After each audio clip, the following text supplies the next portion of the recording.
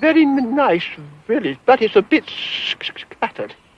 It's a bit scattered, awfully scattered. It's a scattered community. Well, hello everyone. Welcome to my special Judge Nap Israel versus Iran special springtime spectacular. It's like what was a springtime event? Was Super Brawl a springtime event? I suppose WrestleMania is a springtime event. WrestleMania! The mega powers explode! Here we are. Right, yeah. Arab Spring without the Arabs, you might say. All right, so get ready, everybody. Get ready. What were some other springtime events? Was a Super Brawl? No, Super Brawl was in the winter. Slamboree, I think, was an April event. Slamboree. All right, here we go. It's the Super Bowl of geopolitics. It's in the red corner. No, in the blue corner, it would be. In the blue corner, it's Israel. And in the red corner, it's the Islamic Republic of Iran. Now, this is a bit of a booking dilemma for the powers that be, because Iran has been booked as the babyface, as the heels going into this. Israel booked as the babyfaces, of course, but there are shades of Hogan versus The Rock at WrestleMania 17, I think it was, where the crowd was just started cheering Hogan, even though he was booked as the heel. And I feel like elements of this are creeping in a little bit. Anyway, there's a lot to get through. What we're going to be doing, I'm going to be watching literally four, count them, four Judge Nap streams. We're going to start with Alistair Crooke. We're going to go on to we're going to do all the spooks. Alistair Crooke, McGovern, Johnson.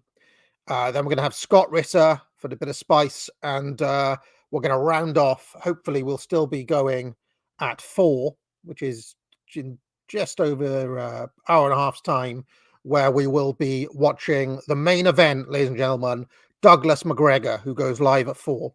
Hopefully, we'll still be on air when that comes.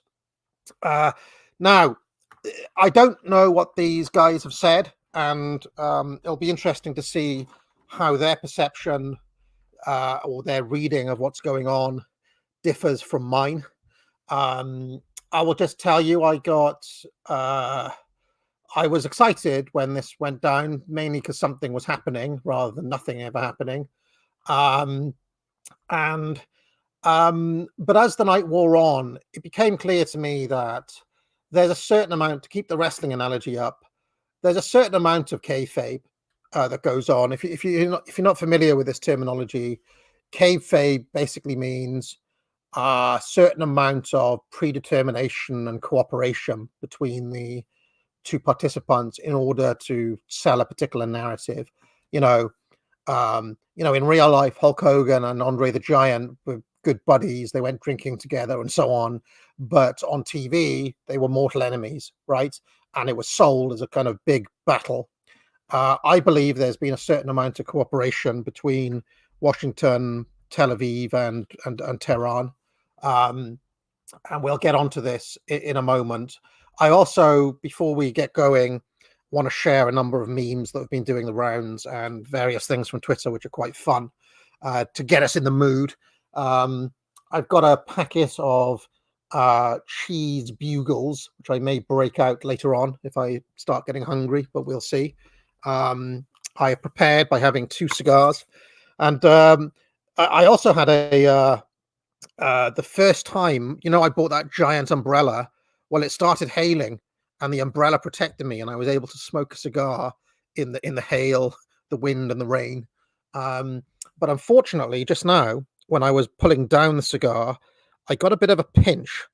Now, when I was growing up back in the evil and racist 80s, disavow, That was known, well, certainly when I was growing up, as a black man's pinch. I've heard that Americans may call it an Indian pinch. Is that right? But unfortunately, on my ring finger on my right hand side, I have what used to be known as a black man's pinch. I don't know what the politically correct name is for that.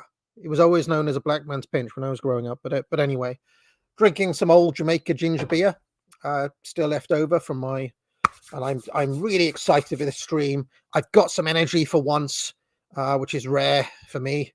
Had a decent night's sleep, raring to go. I'll just remind everyone. I do have my sale. Promo code Mellow, 25% off.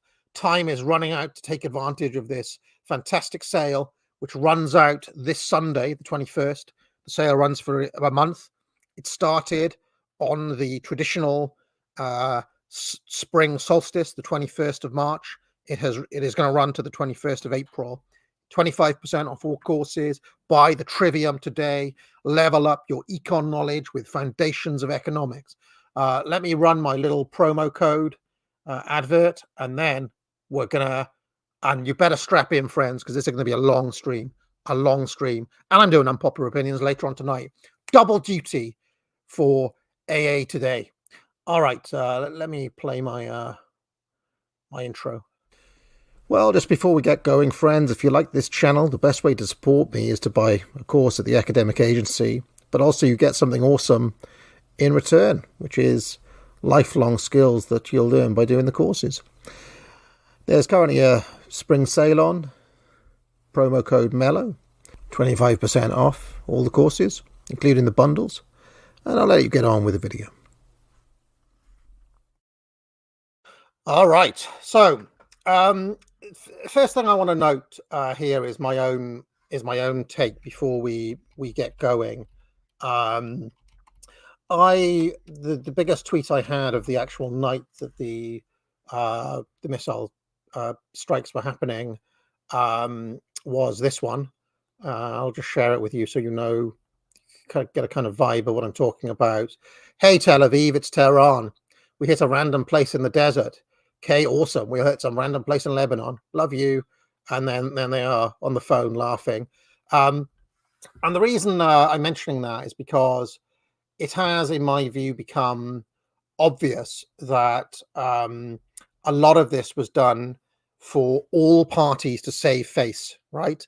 You've got to remember that with any conflict, there are different audiences. There's the Western audience, and there's the audience of the what they're calling the resistance, or the axis of resistance in the global south. The Islamic world is a different audience, and probably most importantly of all for this is the Iranian domestic audience, who, I mean, given there was a strike by Israel on the Iranian embassy in Syria, after saber rattling, the Iranian regime couldn't exactly do nothing. They had to do something.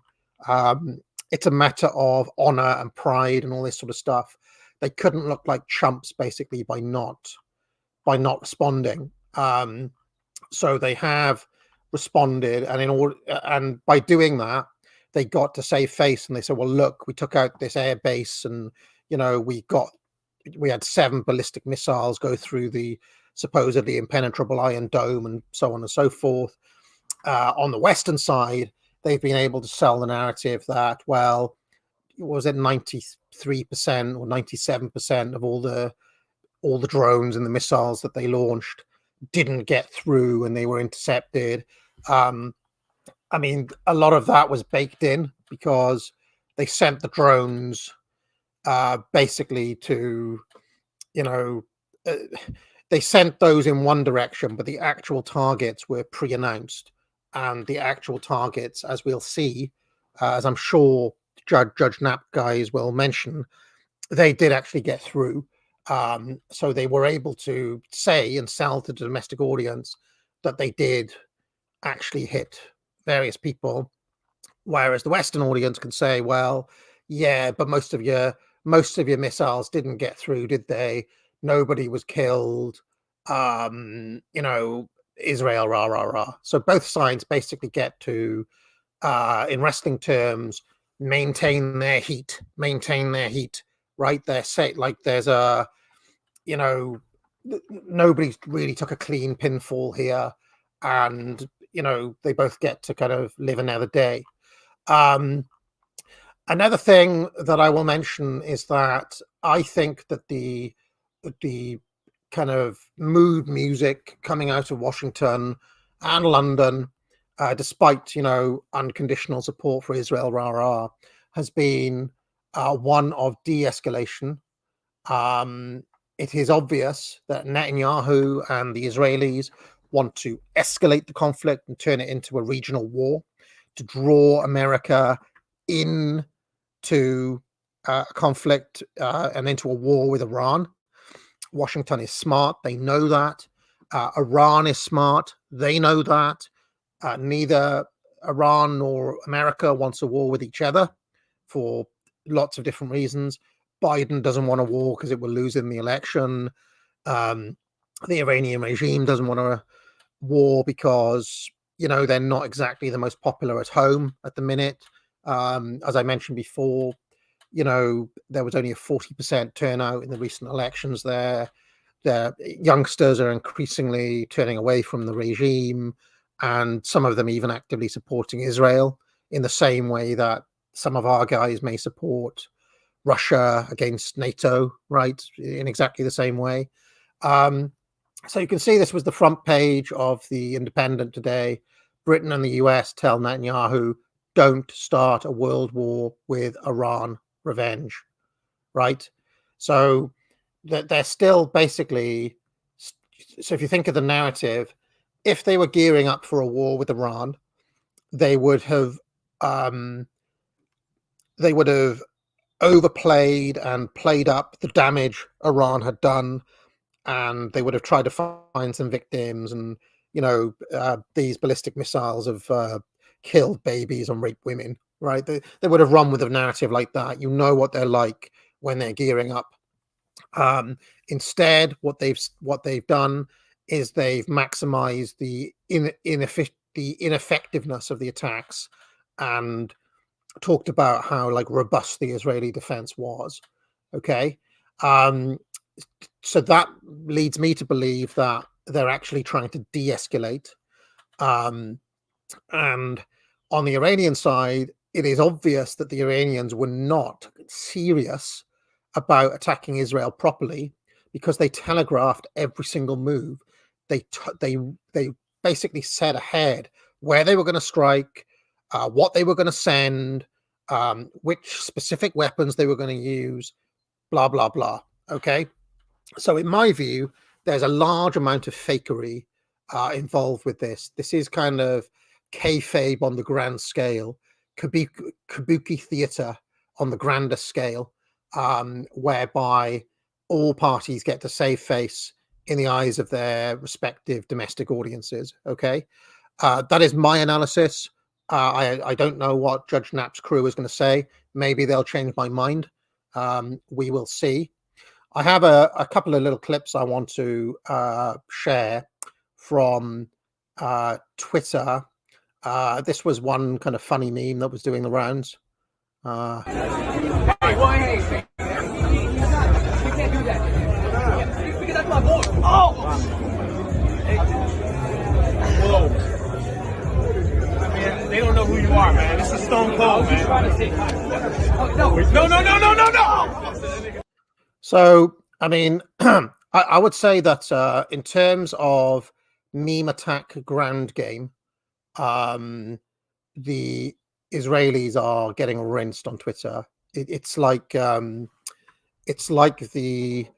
anti-Israeli side completely owns the algo, completely owns. I mean, I was looking for pro-Israeli memes and pro-Israeli content using various kind of search terms and hashtags and so on.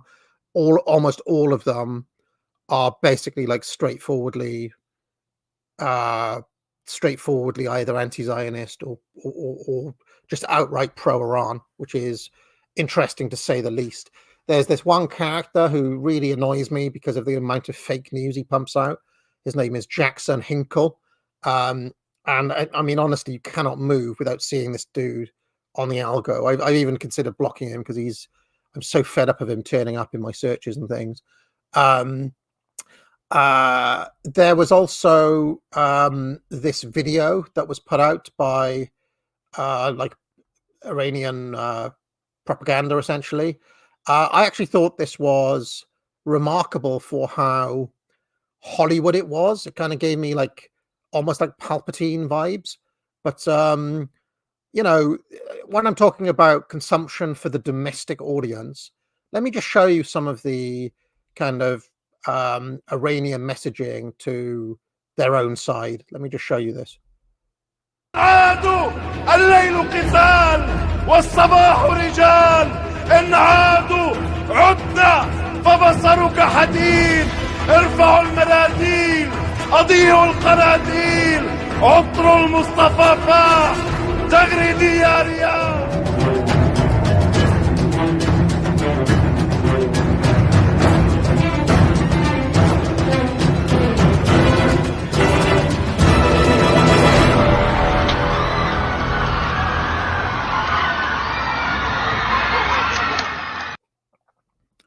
So you can see how they're selling it basically to the like the pro-Palestine side, and you know, I think it can be underestimated the extent to which this sort of material is galvanizing to that side. Iran and the Iranian regime wants to present themselves as the kind of heroes in this situation, the one power that's prepared to stand up, the one. You know, this is like from my point of view, watching it, I just think this just looks like Palpatine or something like that. But to their side, the way they're trying to present it is, listen, we are standing up for righteousness and justice, and we're gonna, you know, we are gonna bring the wrath of God down on our enemies, type thing. And this is, you know, classic saber rattling from that side. So the fact that they've done this means they've got that imagery that they can share in this sort of material. Okay. What else did I find on Twitter before we get going? This was an exchange in the House of Commons between George Galloway and Rishi Sunak. I thought this was interesting because George Galloway was sitting right next to Jeremy Corbyn. You can see Corbyn is sitting right next to him, which means that they must be chatting and on reasonably friendly terms just to be sat next to each other here. This is Galloway basically calling out the Tory party and the Labour Party's double standard in condemning the Iranian attack without condemning the Israeli attack on the Iranian embassy. Speaker, I knew your father well for a very long time. He was a fine man, and I am sincerely sorry for your loss. There was not one single word in the Prime Minister's statement of condemnation of the Israeli destruction of the Iranian consulate in Damascus, which is the proximate reason for the event everyone is here in concert condemning. He was not even asked to do so by the front bench opposite. Kay Burley is the only person so far to demand that of a government minister. We have no treaty with Israel, at least not one that Parliament has been shown. And the Iranians are not likely to listen to him. When Britain occupied Iran, looted its wealth, and overthrew its one democratic socialist government in my own lifetime.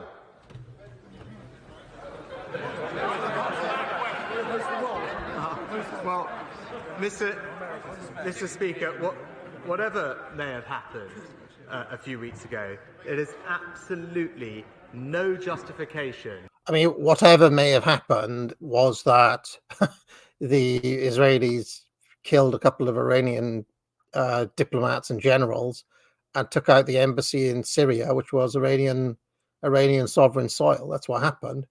So the way that Sunak is able to just hand wave that as saying whatever happened is pretty slimy and gross, to be honest. For launching more than 300 drones and missiles from one sovereign state towards Israel. It's as simple as that. And in the honourable gentleman's question, not once did he condemn that action, or indeed the actions of Hamas in the region. There is no equivalence between these things whatsoever, and to suggest otherwise is simply wrong. I mean, just pathetic from Sunak. Another video that I came across, which I found pretty funny, to be honest.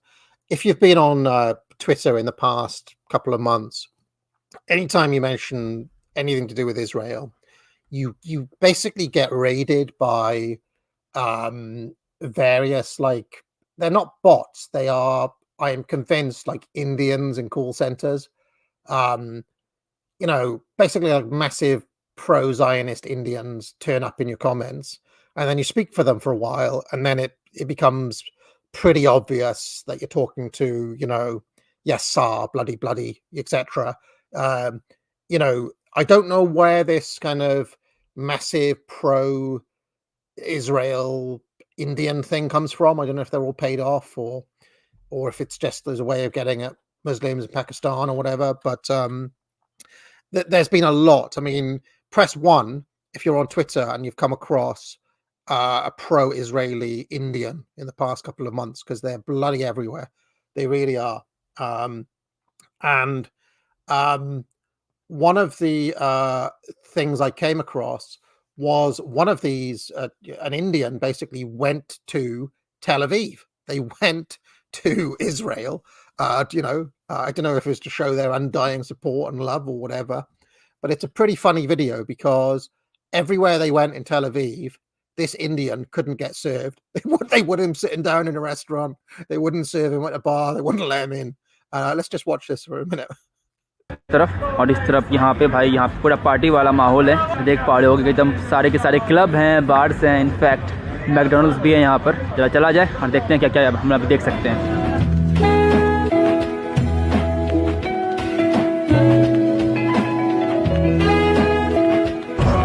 Is it a club?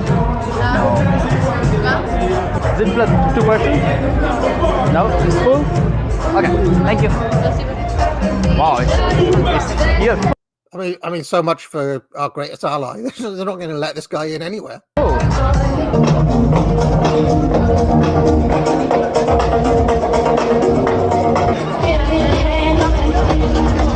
Sit at the bar? You want takeaway or you want sit? Sit at the bar. Takeaway? No. Oh, just drink. Just drink. Okay, you want drink? Okay. You want sit or you want takeaway? Sit in the bar, in the bar. And so, sorry. The place, all people. The place is full. But in the bar? Yeah, the bar is full right now. Full. Full of people. People need to come. Oh, there's reservations. Yeah, there's reservations. Okay. We're just not going to let you in because you're in India, basically, and they're racial supremacists, essentially. So there we are. I just think that is interesting, to say the least. The only bit of pro-Israeli content I found was from this Eric Bischoff-looking motherfucker, who is explaining why Christians should support Israel. So this was an American Christian dude. This is the only, and I literally scrolled for about 5 minutes. This was the only truly pro-Israeli content I could find. So let's have a listen to this poor man's Eric Bischoff. Asking the question today, why should Christians support Israel? I recently heard from a noted theologian that you all know his name. He said, as of right now, Israel is illegitimate. The existence of Israel is illegitimate, and the Jew has no longer any promises from God. This guy is famous, and I almost fell off my chair. And the truth of the matter is, friends, listen up carefully. Number one, understand that Israel is a secular government, just like Chile, just like Canada, just like the United States. It's a secular government.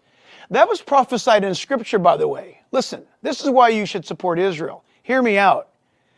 God said in the book of Ezekiel and in the book of Isaiah that he would draw the nation of Israel. He called them a nation from all the four corners of the earth, Isaiah 43, and bring them back into their own land in unbelief, Ezekiel chapter 36. He would speak to them as... Because this isn't mental or anything. All right, let's see what else Bischoff has got to say. Dry bones lying in a field upon the ground, and he would cause the bones to come together and that they would stand up, and then God would assemble the tissue, the muscle, the sinew, until they were standing. And then Ezekiel 37 tells us, 36, 37 tells us that he would at some time breathe into them life, and they would be an actual physical nation again. BS, BS, BS, BS, therefore support Israel. Christian, listen. You need to divorce yourself from feelings and from what is trending on social media and find out what the Bible has to say. God says, I'm going to build my nation. And listen, there's a big reason for this. I'm going to build my nation once again in the last days. It will be an indicator of the end times. Daniel chapter 9, verses 24 to 27, because it sets up many prophetic end-time events that are key. One of which, by the way, is that all nations will turn their back on Israel in the last days. Book of Zechariah, chapter 12 to 14, but also, again, Ezekiel chapter 38, including America. Like, what the fuck is this? I just don't understand. By the way, we may be in the throes of doing that right now. You might say, yes, good. America needs to get away from Israel. This is terrible what's going on. Wait a minute, listen. What's happening right now is that the nation of Israel think they're strong enough on their own. They think they've got enough technology, enough airplanes, enough tanks, and enough military prowess. As of this time speaking, Israel is not leaning on God. But we know that according to Scripture, there's going to be some war or series of wars that's going to bring Israel to the point of breaking in the sense of leaning upon itself. And then Ezekiel tells us, 38, 39, that the Jews will begin to turn their eyes toward God. Nations... This is fucking mental. I'm sorry. Sorry if you're a Christian or American or something, but this is just batshit. I mean, if you thought that video from Iran was batshit, what the fuck is this? Do what nations do. God presides over them. He watches them. Is Israel sinless? No. But is Israel God's chosen people? Without a doubt. God said they are. Is his covenant with Israel eternal? Yep, he said so. In fact, in Judges chapter 1, you can read about the... Okay, Ezekiel, Daniel, Judges, okay, all right. All right, I'm just not noting all this down. The land layout, the parameters of the land promised by God way back to Moses, but it's recounted in Scripture in most places, or many places, but one of them is the book of Judges chapter 1. Remarkable. Here's the thing. We need to pray for the peace of Jerusalem. God says to do that.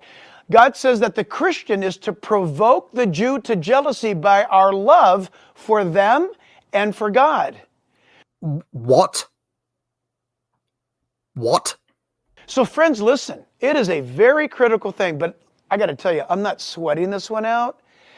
When I say it's a critical thing that you stand and pray for Israel, Christian, what are you doing? Jesus is going to ask you this in the day of judgment. Tell you what, I much preferred Eric Bischoff when he was, running the NWO, like back in the 90s or what the fuck is this? What did you do to the least of these, my brethren? Matthew chapter 25. Matthew. What did you do? 25, okay. Did you know that? When Christ returns, he's going to ask, what did you do to me when I was hungry and thirsty or naked or sick or in prison? Jesus was talking to, what did you do to my brethren? Well, who is he referring to? He's not referring to the church, I'll tell you that. Read it in its context. He's referring to in Matthew 25, what did you do to my brethren, the Jews? Oh, fucking hell. In their time of need. Oh. So, friend, listen to this. If God does not keep his promises to Israel in their eternal covenant, Abrahamic covenant, if God doesn't keep that covenant, you're not going to go to heaven. I'm not going to go to heaven. I don't care who you are. I don't care if you're the Pope right now or you're a brand new Christian giving your heart to Christ. You're not going to heaven. So if you don't support Israel, you're not going to go to heaven. Okay? Because if God can't keep his promises to Israel, he has no obligation to keep his promises to you. Of course, I'm being rather sarcastic right now because the fact is, God will keep his promises to Israel. That's why the Christian should defend and protect and to watch out for Israel. Because God who promises Israel, he's going to keep those promises. He's the same God that made promises to you that he would save you and that the cross is effectual, that what Jesus did do as a Jew, died on the cross in Jerusalem, in the occupied land that the Romans... See, when I hear this stuff, I've always been a bit skeptical of like the... I've got a book here by that French dude, Laurent, whatever his name is. What's the name of that French dude? Laurent. What the bloody hell is that book called? Ah, yeah, it's called Our God is Your God Too, but He Has Chosen Us, by Laurent Guillonneau. And I read that book a good while back, and I was a bit skeptical about a lot of the stuff he was saying. I was like, this sounds a bit kind of far-fetched, all of this. But now I'm watching this, I'm thinking, actually, it's just pretty on the nose, isn't it? It's just pretty straight up. Romans occupied called Israel. Nowhere in the Bible, by the way, is Israel ever called Palestine. Okay, that's just not in the Bible. It's never been, it's never going to be. It's always been the land of Israel. So, friend, listen, find a Jew and love on them. That's why, by the way, Satan is grabbing... I've just got this image of like random Christians going up to Larry David and trying to give him a hug and stuff, and he's just being like, fucking get off, what are you doing? People right now and manipulating people to attack and kill Jews. You need to pick sides. That's right. You need to pick a side. Which side are you on? Are you trying to be cool and flow with your friends at school or university and be pro-Palestinian? To be pro-Palestinian. It's so much Poochie the dog energy. Hey kids, you trying to be cool? Yeah, well, it's not cool. You need to side with God and you need to protect Israel. Just it could indicate that you're pro-Hamas. You better watch out. You see, Hamas has taken advantage of the Palestinian argument to destroy Israel. Watch out which side you pick, friend. Make sure that when you land, you're landing in the pages of the Bible. Okay, all right. So I just wanted to, in the interest of balance, show the Iranian propaganda, show what is being shown to nut jobs in America, and so on and so forth.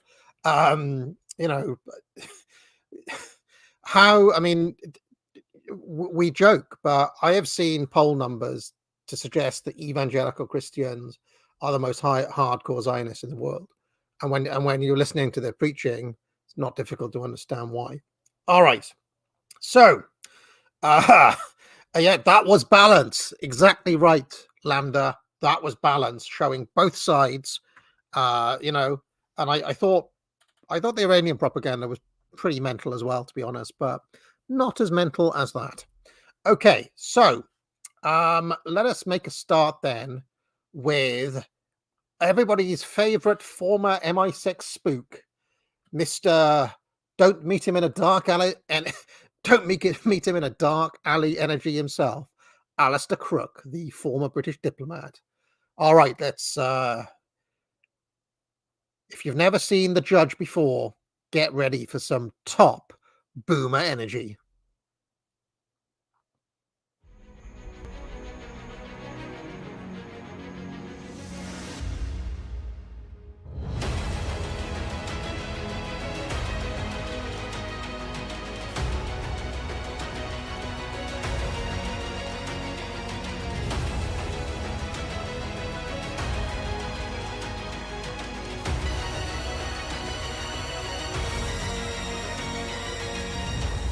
And because I want this to be an entertaining marathon, if he starts shilling gold, if he starts telling you to, start what do they call it when you start prepping for the end times and all this, I dig all of that stuff. I love the Judge's kind of boomer libertarian energy. Hi, everyone. Judge Andrew Napolitano here for Judging Freedom. Today is Monday, April 15th, 2024. Alistair Crooke is here with us on his... Now, I just want to tell everybody, lay my cards on the table. I love the Judge, okay? I love Judge Knapp. I love the fact that all his mates are former CIA guys and military dudes.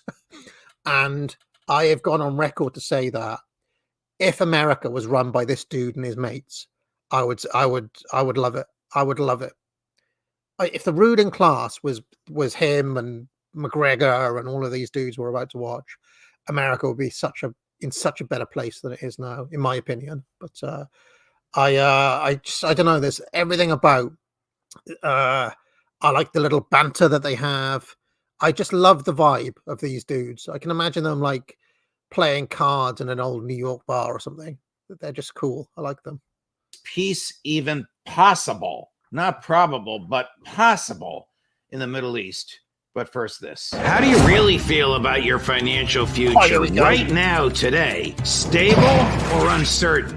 Despite all the happy talk, gold? Is gold coming? That the Fed and the banks want you to buy into, I believe that 2024 is going to be a very unstable year, politically and financially.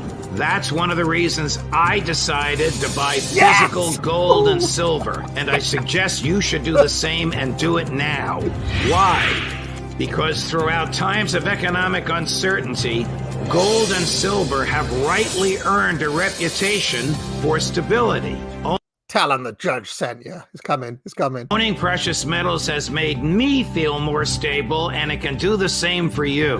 Reach out to my friends at Lear Capital and get their free wealth protection guides. You can reach them at 800-511-4620. Lear has earned an excellent reputation by helping thousands of customers just like you move portions of their retirement savings into Lear gold and silver IRAs. It's easy to do, and it's tax and penalty free. Don't be caught off guard. Experts predict the markets may tank again. You'll be happy if you have protection in place. So call Lear at 800-511-4620, 800-511-4620, or go to LearJudgeNap.com and tell them your friend the Judge sent you. Based. Alistair, good day to you, my friend, and welcome here. Does Benjamin Netanyahu need a war against Iran for his own personal political?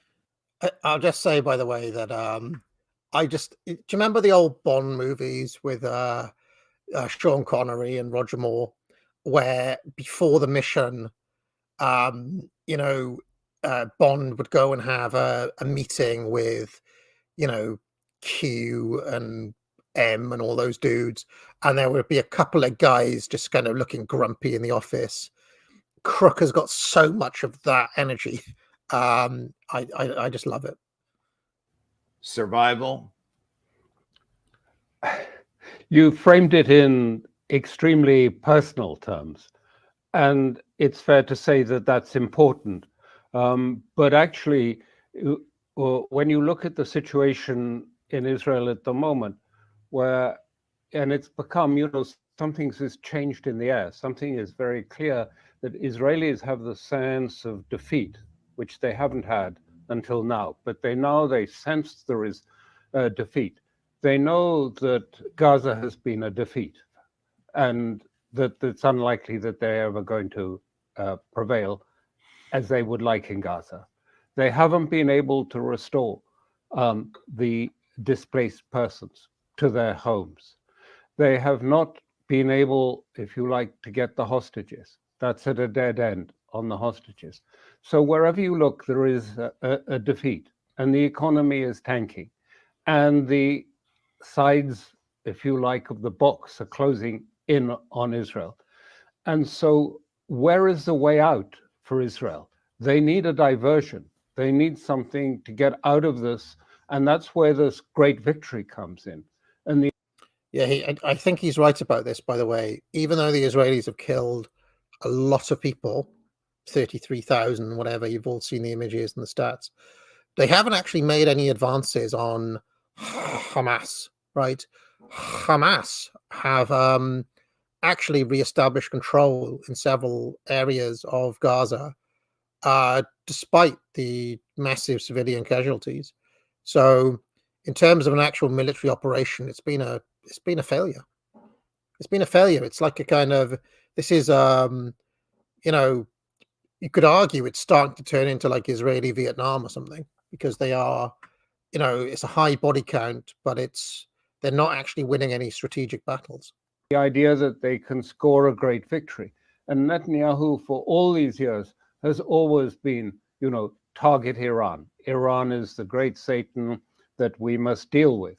And this is why I think, that we may see this conflict actually escalate further and widen further in this time, even though everyone has been trying very hard to not allow that to happen. But now it is really Israel that is the juncture in the road, the fork in the road. Either it has to accept where it is now and assimilate a defeat, military defeat, a defeat of its deterrence, a political internal defeat, or it has to go all the way, Armageddon. I predict, knowing the character of the people and the nation, their doctrine of revenge, which is codified all through European literature, by the way. You just have to read Shakespeare to know that revenge is extremely important to these people. I predict they escalate. I predict they don't take the L. They don't know how to take an L, and that they go all in. That's my prediction, knowing their psychology. War, Amalek. And the point is, we all look at this in sort of rational, extremely rational terms and say, well, it's not sensible to do that. But it's become increasingly, an eschatological war, a war about the end of times. And for Israel, you even hear them talking about it. Either it's got to be a great victory, or else we're talking about some sort of complete failure. And sort of the famous example of those Israelis who committed suicide on the mountaintop. So I think it's not so much just his personal interest, although it is that, but it is also, secondly, the sense that Israel has got nowhere to go except escalation at this moment, unless it's prepared to accept defeat. So on Netanyahu's watch, October 7th occurred, either by indifference or intentionally looking the other way or incompetence. He promised that he would crush Hamas. He hasn't been able to do so. He promised he would get the hostages back. He hasn't been able to do so. Hamas is not a sophisticated military. There are a lot of them, but they basically live in tunnels and they don't have any defensive weaponry whatsoever. As we speak, I understand that the Israelis have such a sense of defeat that Ben Gurion Airport itself is deserted. Nobody wants to go there today. Interesting, very interesting indeed. Especially when you list all the failures in that way. The trouble is that I'm not convinced that psychologically they know how to take an L. I don't know if they can take an L. And one of the issues that I think everybody has, the West, Israel in general, the world, is that is the extent to which Netanyahu, I mean, it's a little bit like the Russian situation where everybody was like, oh, Putin's a warmonger and stuff. But the majority of the country is kind of to the right of where Putin is. Putin is a moderate in Russian terms, right? And I think it's underrated the extent to which Netanyahu is kind of a moderate in their politics. And a lot of the people of the country, a lot of Israelis, are all in bloodlust, all or nothing, push, double or quit. This is the way these people are. This is how they were in World War II as well. Frankly, that's how they've always been in history. So it's kind of interesting. Why attack Iran? Let me try and 10 times the size of Israel. It has obviously a much greater population and economic base and sophisticated offensive weaponry. Quite true, but the key has always been, and the reason for doing this has been to try and persuade and draw the United States into attacking Iran's supposed nuclear weapons program. Correct. None of the Western intelligence services believe they have a weapon at all, or even begun making a weapon. They are, if you like, a nuclear threshold state, but there's no evidence that they've moved to weaponization at all. But it has always been a theme. It was not only Netanyahu's theme, it was his father's theme. That Iran is only about 2 months away from a nuclear bomb. We cannot allow Iran to have a nuclear bomb. And what I suspect... By the way, there were rumors that Iran will be nuclear weapon ready by May or even April, which is, it's April now. They were saying that back in February. And it's interesting that things are kind of kicking off now. And I wonder if that is actually driving Israel's need to escalate here.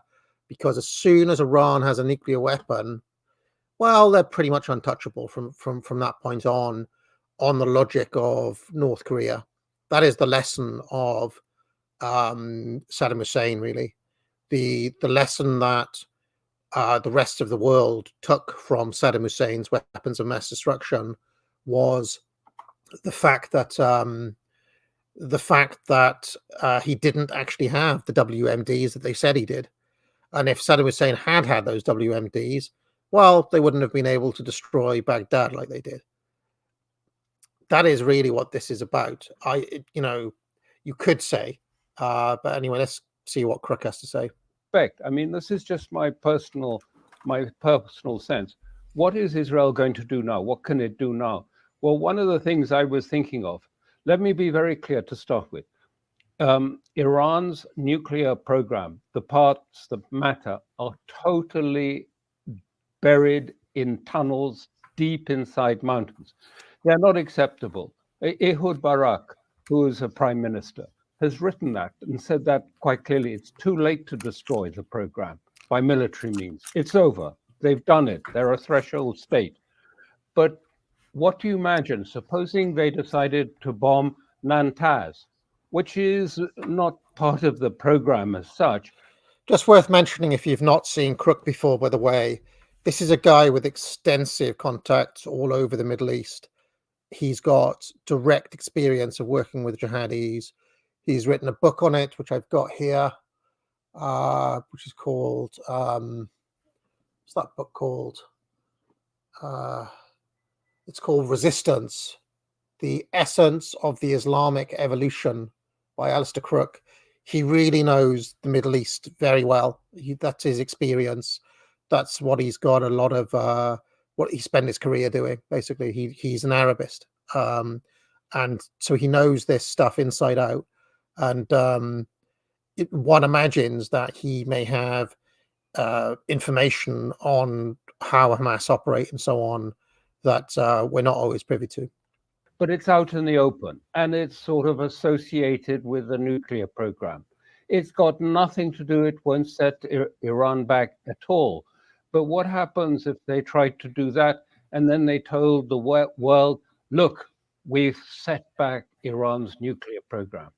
There would be applause in the United States and Europe and in many areas, and they would say, oh, well, that was great. And then possibly congressmen would start to say, well, it's right. We need to do something about this nuclear program. We need to destroy it. And then you can try and see him trying to draw. I'm not going to say he's going to succeed in this, but I could see some tactic like that appealing to him after what he's experienced last night in terms of the missile attacks. Right. How badly or how poorly did the Iranian missiles attack IDF assets? Well, first of all, you have to understand what Iranian objectives are, because otherwise people will get it wrong. But the Iranian objectives really have been, first of all, to control the intensity. This has been the resistance objectives, to control the intensity of this war and to control the escalatory ladder, the steps up the ladder of escalation, and to manage that in such a way that it doesn't go to all-out war.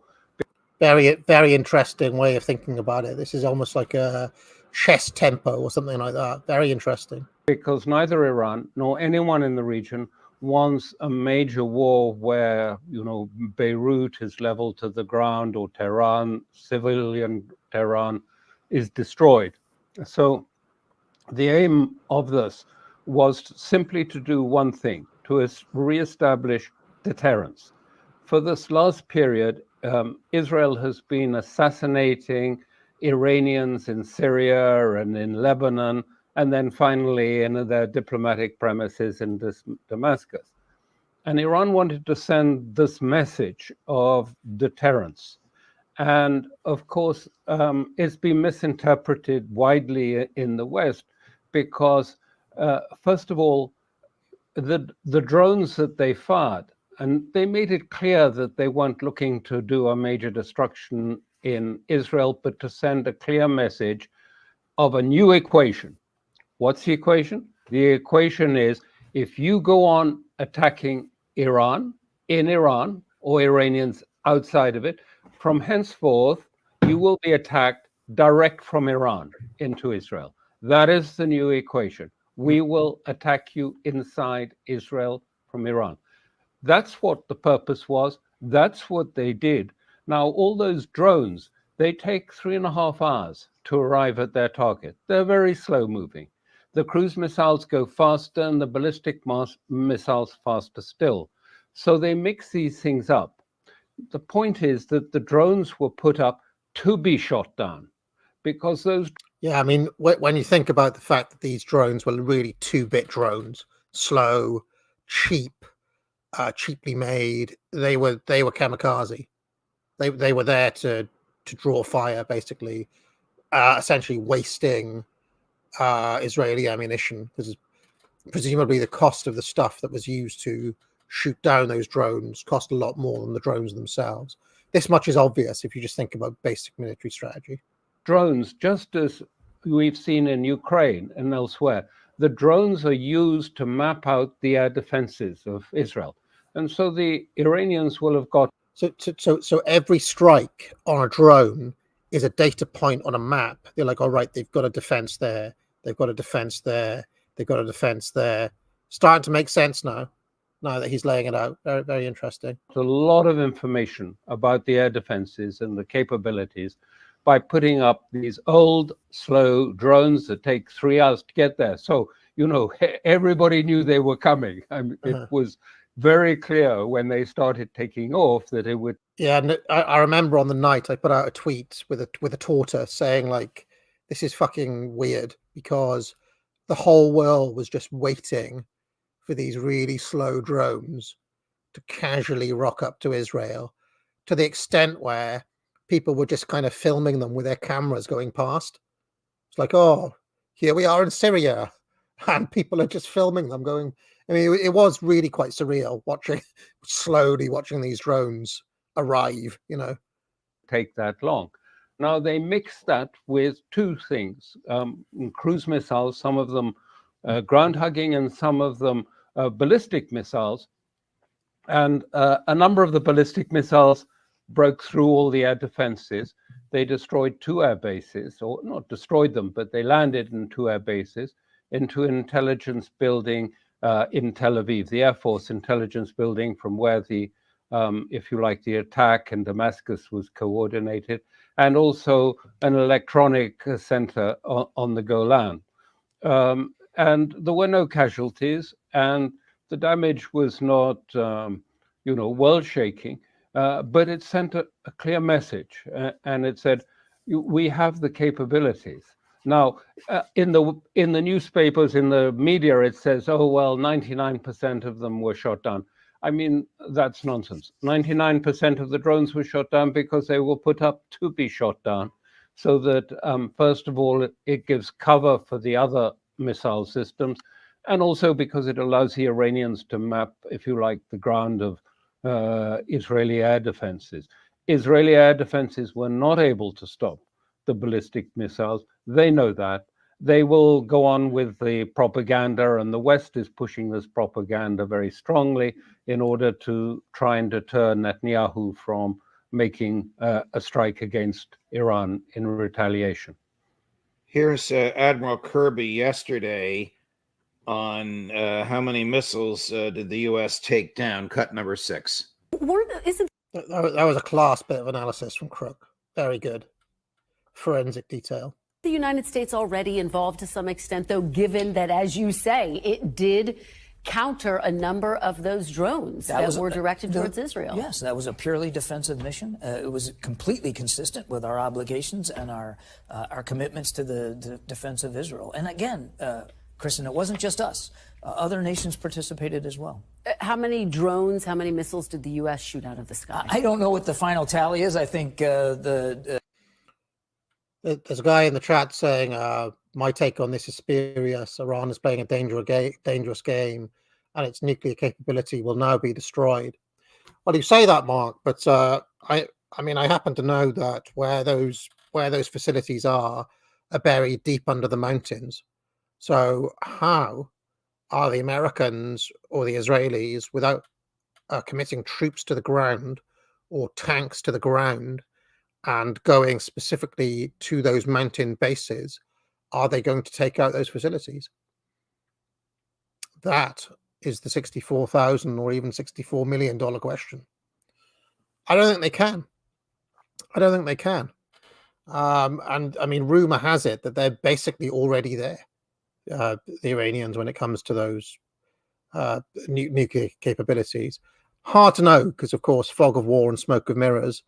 But I believe that if they could have taken them out, they would have done it already.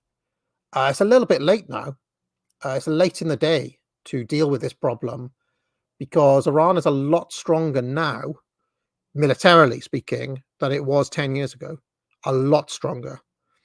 And the geopolitical situation has changed vis-a-vis Russia because of Ukraine and various other things. So it's not going to be as easy as saying, oh, well, we're just going to take out Iran's nuclear capabilities. How are you going to do it?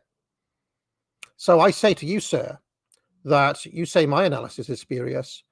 I question the extent to which you're operating with outdated and basically wrong assumptions. How do you take out a nuclear facility that's buried deep under the mountains in the middle of the desert without committing troops to the ground? You could say, oh, well, we're going to use the Air Force. What, you're going to bomb through a mountain? How are you going to do it? And that is assuming that the Air Force could get there without being blasted out of the sky with, modern Russian-made anti-Air Force technology. The Department of Defense will probably be looking at that, but I think you could safe to say several dozens of drones and missiles that the United States helped down. The mainstream media here in the U.S., I would imagine it's the same in Western Europe today, is making it sound like not a scratch was inflicted on Israel, and that this was a failure on the part of Iran. You have, of course, articulated for us the true purpose of why all those drones were set out. Let me ask you this. I know you're not intimate on the military aspects, but maybe you know this. The U.S. and the U.K. that helped shoot these down, were U.S. and U.K. assets that were shooting down the missiles and drones in Israel, or did they come from naval ships stationed nearby? Do you know? Yes, mostly naval ships, some from aircraft, but mostly from naval ships that they were used there. Israel used various of its missile defenses, and they used a lot of it, which was again a thing that the Iranians were very interested to discover. How many they would use. I mean, the Israelis have calculated that the missile cost for them, Israel, was about 1.3 billion in terms of the missiles that they used. They can't go on doing that every day. Yeah. I mean, it was... So they used $1.3 billion to take down those shitty drones. You've got to be kidding. I mean, Iran basically used like old and, kind of shit parts of its arsenal to do this. That is very interesting indeed. I hadn't heard that number before. I mean, these things for Western missiles are hugely expensive, whereas the drones they were shooting down probably cost, I think at most $1,000, $2,000 each. I mean, that it's chicken feed. The Iranians may have spent $3 million, but Israel, rather, with the Western services, spent probably well over $1 billion on this process. But they've got a good sense. Iran has now got a good sense. As I say, it wasn't intended to be a destructive. Right. It was intended. See, the thing is that if Alistair Crooke knows all of this, NATO will know all of this, but also all of the other countries in the region will be taking note. Every single one of these people, like everybody, will be taking note. All right, so they had to spend that amount. They'll be making, they'll all be making this kind of mental calculation as to what may be possible.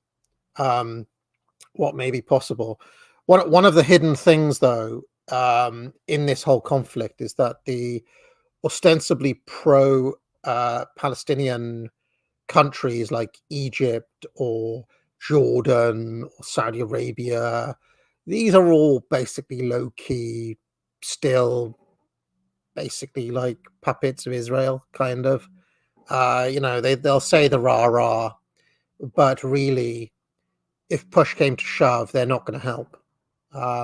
And that is part of the calculus. What Iran will be hoping to do, again, this is just my analysis, I don't know this for a fact, is basically to win the hearts and minds of the populations of these countries against their own rulers. Okay? The King of Jordan, for example, is in quite a precarious position because the country that he rules over is livid and could actually overthrow him. Sounds far-fetched, but it's possible. Could actually overthrow him.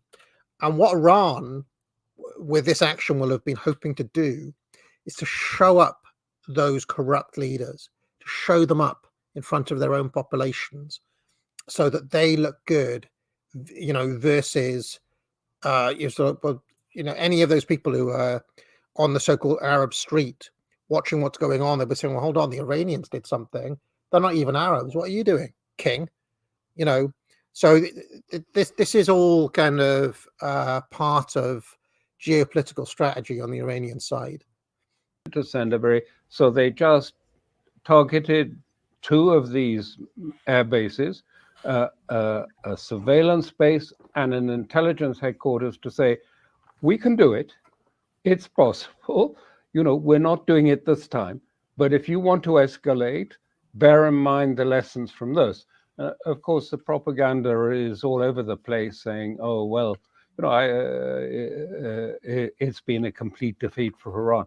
On the contrary, it's established this new equation, which is a very important equation, that henceforth, if Israel attacks any Iranian assets anywhere, it will be Iran that will respond from Iran into Israel.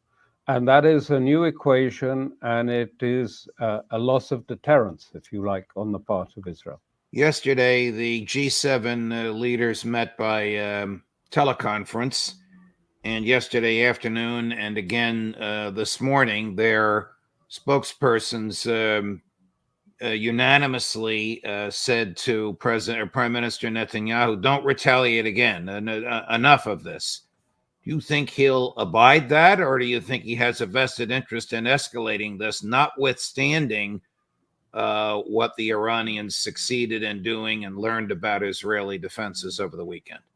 Well, as I say, I don't see any other way out for Israel. They've been defeated on all accounts in Gaza, in if you like, in Lebanon, where they have a no-go zone, where they've removed all of the inhabitants, and which is effectively sort of a part of Lebanon now.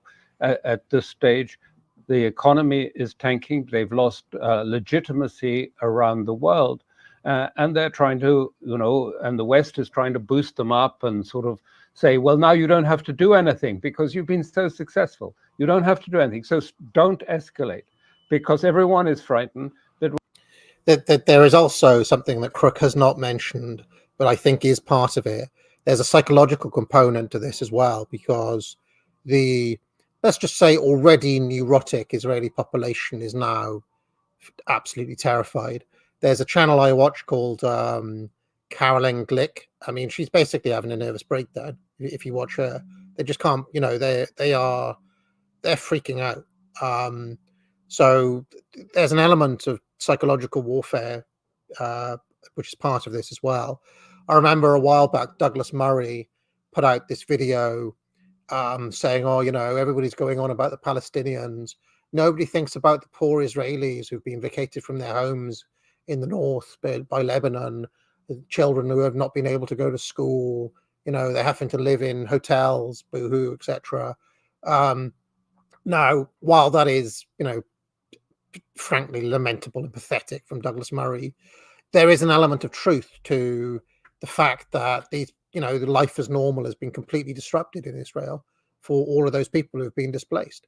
And now on top of it, you're getting, it'll be just, imagine you were living somewhere where, you were having to watch drones being shot out of the sky, or, ballistic missiles are coming, shit, there is an element where this sort of stuff is going to be like scary for the people who are living there. We're on the precipice of escalation, which we might be, because what else is the government going to do after the defeats on all the fronts and the loss of, if you like, both Israeli legitimacy around the world and the loss of its deterrence? This is what matters most to them. There's no longer any deterrence. How do we get that back? Well, the only alternative I can think would be then that they would have to divert attention from Gaza by opening a front with Lebanon. But the army is not that keen on it.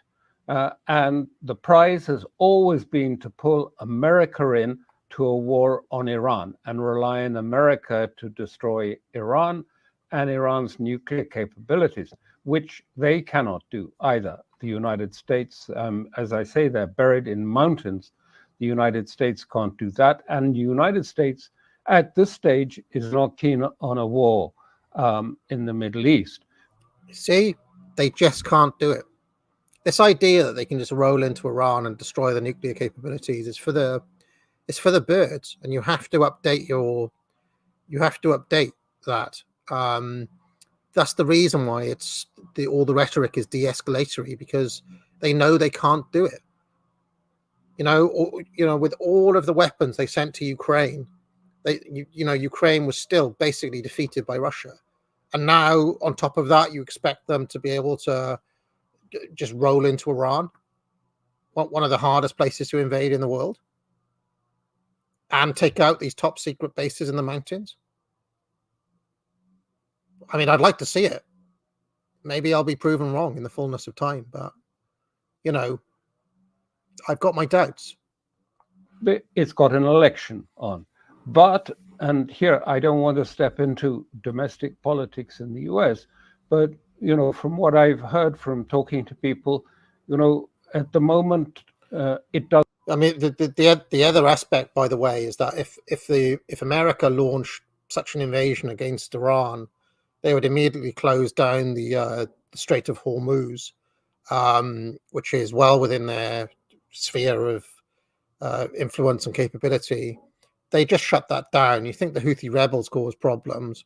If the Iranian state and all its proxy forces was focused on closing down the Strait of Hormuz, they could crash the global economy tomorrow. It just capsized the global economy overnight. So the risk reward from the American point of view just isn't there, right? I mean, let's pretend they could do it. The costs of doing so would be astronomical. Not just the military costs, but the cost of lives and so on, but the economic costs, because it would just cause a huge problem. And at the end of the day, to do that to save Israel's bacon is probably too high a cost to pay, which is why I think all of the mood music is de-escalation at the moment, because it's just not worth doing. Doesn't suit, but maybe later in the campaign, perhaps becoming a war president might have some advantages. But so somebody's saying, do you have any idea how easy it would be to cripple Iran's infrastructure? The US could do it in an afternoon. How are you going to power the mountains base or move military assets around? Well, if they could do it in an afternoon, the question would be, why haven't they done it?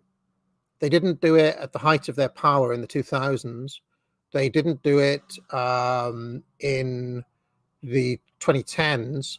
Now Iran is probably twice, possibly even 3 times more powerful militarily than it was back then, with implicit security guarantees from Russia. They still haven't done it. The Americans were unable to oust Assad from Syria. They lost a proxy war against the Russians and the Iranians in Syria, and they were not able to, take out Syrian core infrastructure. Assad is still there. So I put it to you, sir, that your estimation of American capability is just out of date, frankly. It's just out of date. Because if it was as easy as that, they'd do it. They'd have done it already. And they haven't done it, have they? So, all right, let's carry on. Not now, not yet. Maybe perhaps later. Who can tell? It depends how the campaign goes. It's an unknown, really. You recently gave a brilliant and gifted address in St. Petersburg, Russia, and I just want to ask 1 or 2 questions about it before we conclude. Is the United States of America today a republic or an empire? It's an empire, without doubt, a nihilistic empire. Empire of nihilism. Yes, that was in it. I got it. No, it is. I mean, the atmosphere here is it's quite striking because it was a big conference, and it was. What is so interesting is that this conference was paid for, managed, and organized by the trade unions. I mean, all these people coming, the government participates, there are members of parliament and various people taking part. But it's the trades union. And this is the sort of bottom-up politics that no one outside sort of sees or believes exists. But it was, I can tell you, it was, really, I was amazed by the energy and the sense of, politics all the time. People sniping at one side or sniping at the other side, but that's good. So it was very lively and it was very energized looking at what's the future of the world. And there are not many places where these discussions are taking place. What is the attitude, as you were able to perceive it, of Russian people, whether they be trade unionists, government officials, young professionals, about the wish of the United States to use violence against Russia and the anger of American government officials towards their counterparts in Russia?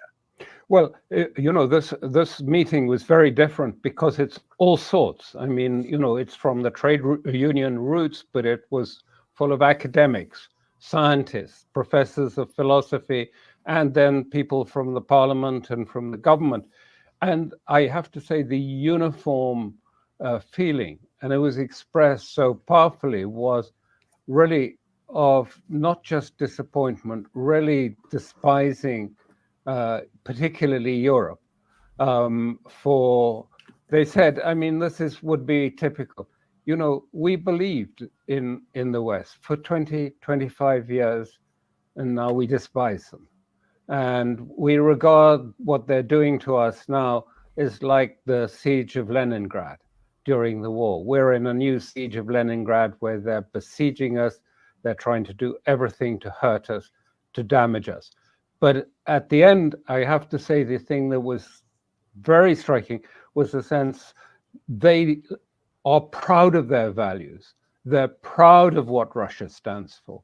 They're proud that they've managed to sort of, through all of this, get their values back. And that those values are good and true values. And they believe that ultimately these will bring, if you like, some sort of accommodation with the West. But first of all, the West has got to go through its own revolution, if you like, and come out the other side before that is probably possible. They must look down on so-called Western values. I mean, here in the United States, as you know, the President of the United States of America, outwardly Roman Catholic, proclaimed Easter Sunday a day to commemorate sexual transition of men becoming women and women becoming men. This must be repellent to the Russian mind. Absolutely. The idea that a man can become a woman or a woman become a man, they see this. They don't understand why we in the West don't see that this draws a line under Christianity as a whole, whether it's Orthodox or Latin Christianity or Catholicism. I mean, this is a striking at the very core of all of Christianity, and they just do not understand how this could happen, and they laugh at it, and they laugh at how stupid we seem to be allowing ourselves to be put through these contortions. And I used the words, but they understood exactly. I said we have our Bolsheviks now. This is today in Europe is, if you like, early February 1917 in St. Petersburg. The same between us. There's a sense of normality on one side, and there's a sense of the turmoil and the revolution that is sort of forming at the same time, but beneath the surface. They understood that perfectly. Last question. If based Israel attacks Iran, and if the United States backs up Israel, would Russia get involved? Would Vladimir Putin let Iran be destroyed? No, I can say to you, I mean, I don't think I'm, this is probably fairly evident, but Russia has been in continual and close contact with Iran every day during this period that certainly the time I've been here, but before. Now, this is the biggest question mark, because a lot of analysis that comes from the West basically say when push comes to shove, the Russians won't be there, and that Russia is like loyal to Israel and other such things. Interesting that he is kind of in close contact with them and is saying the opposite.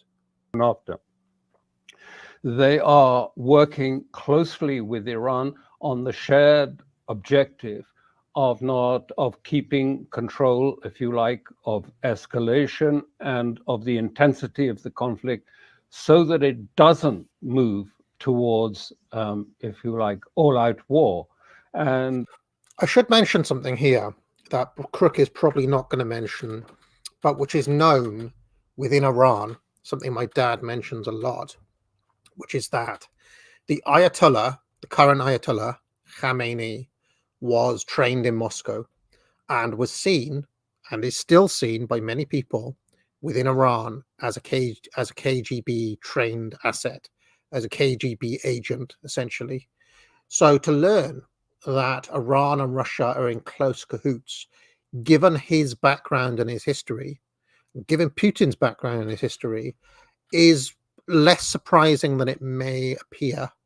And certainly the way Iran have been playing this, the kind of chess moves that they've been making, how can I say, it does bear some hallmarks to kind of Russian thinking as well as Iranian thinking. I would say that the Russians generally are better at this sort of thing than the Iranian regime has been historically.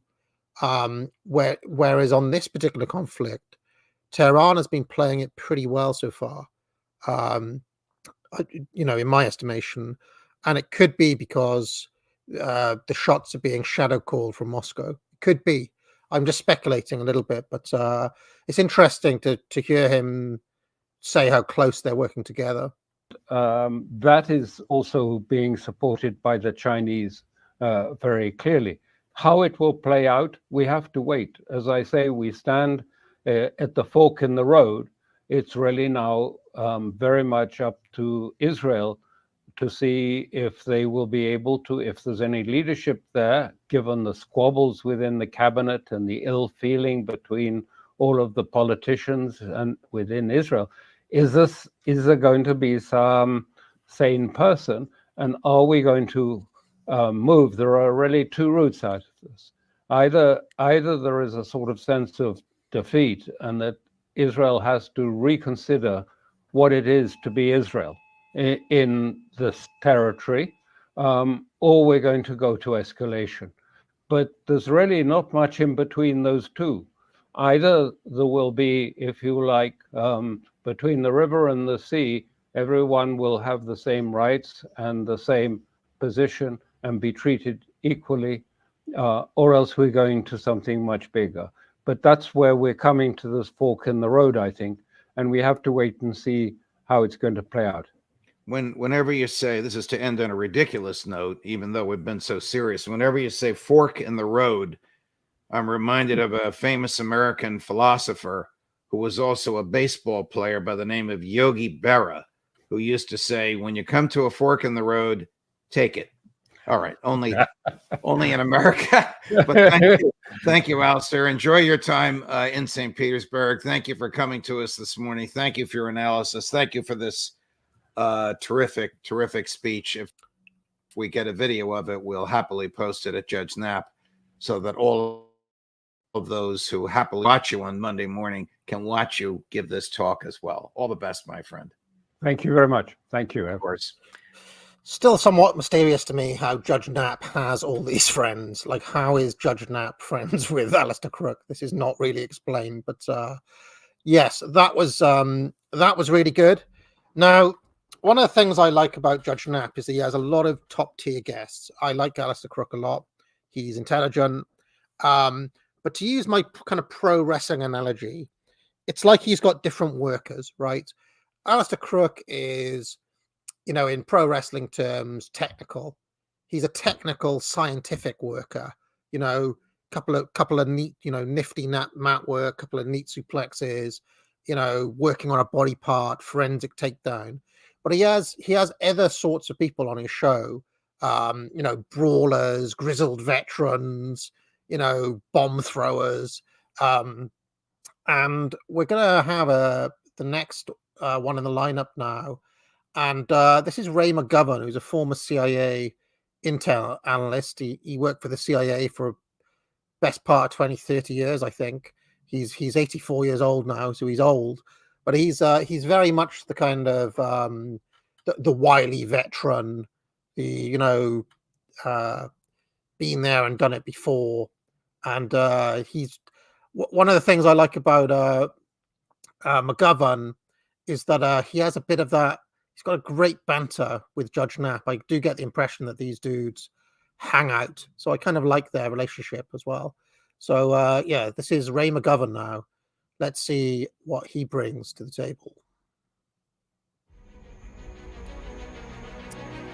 And as we'll go forward, I mean, I'll just skip ahead a little bit. We won't watch the gold.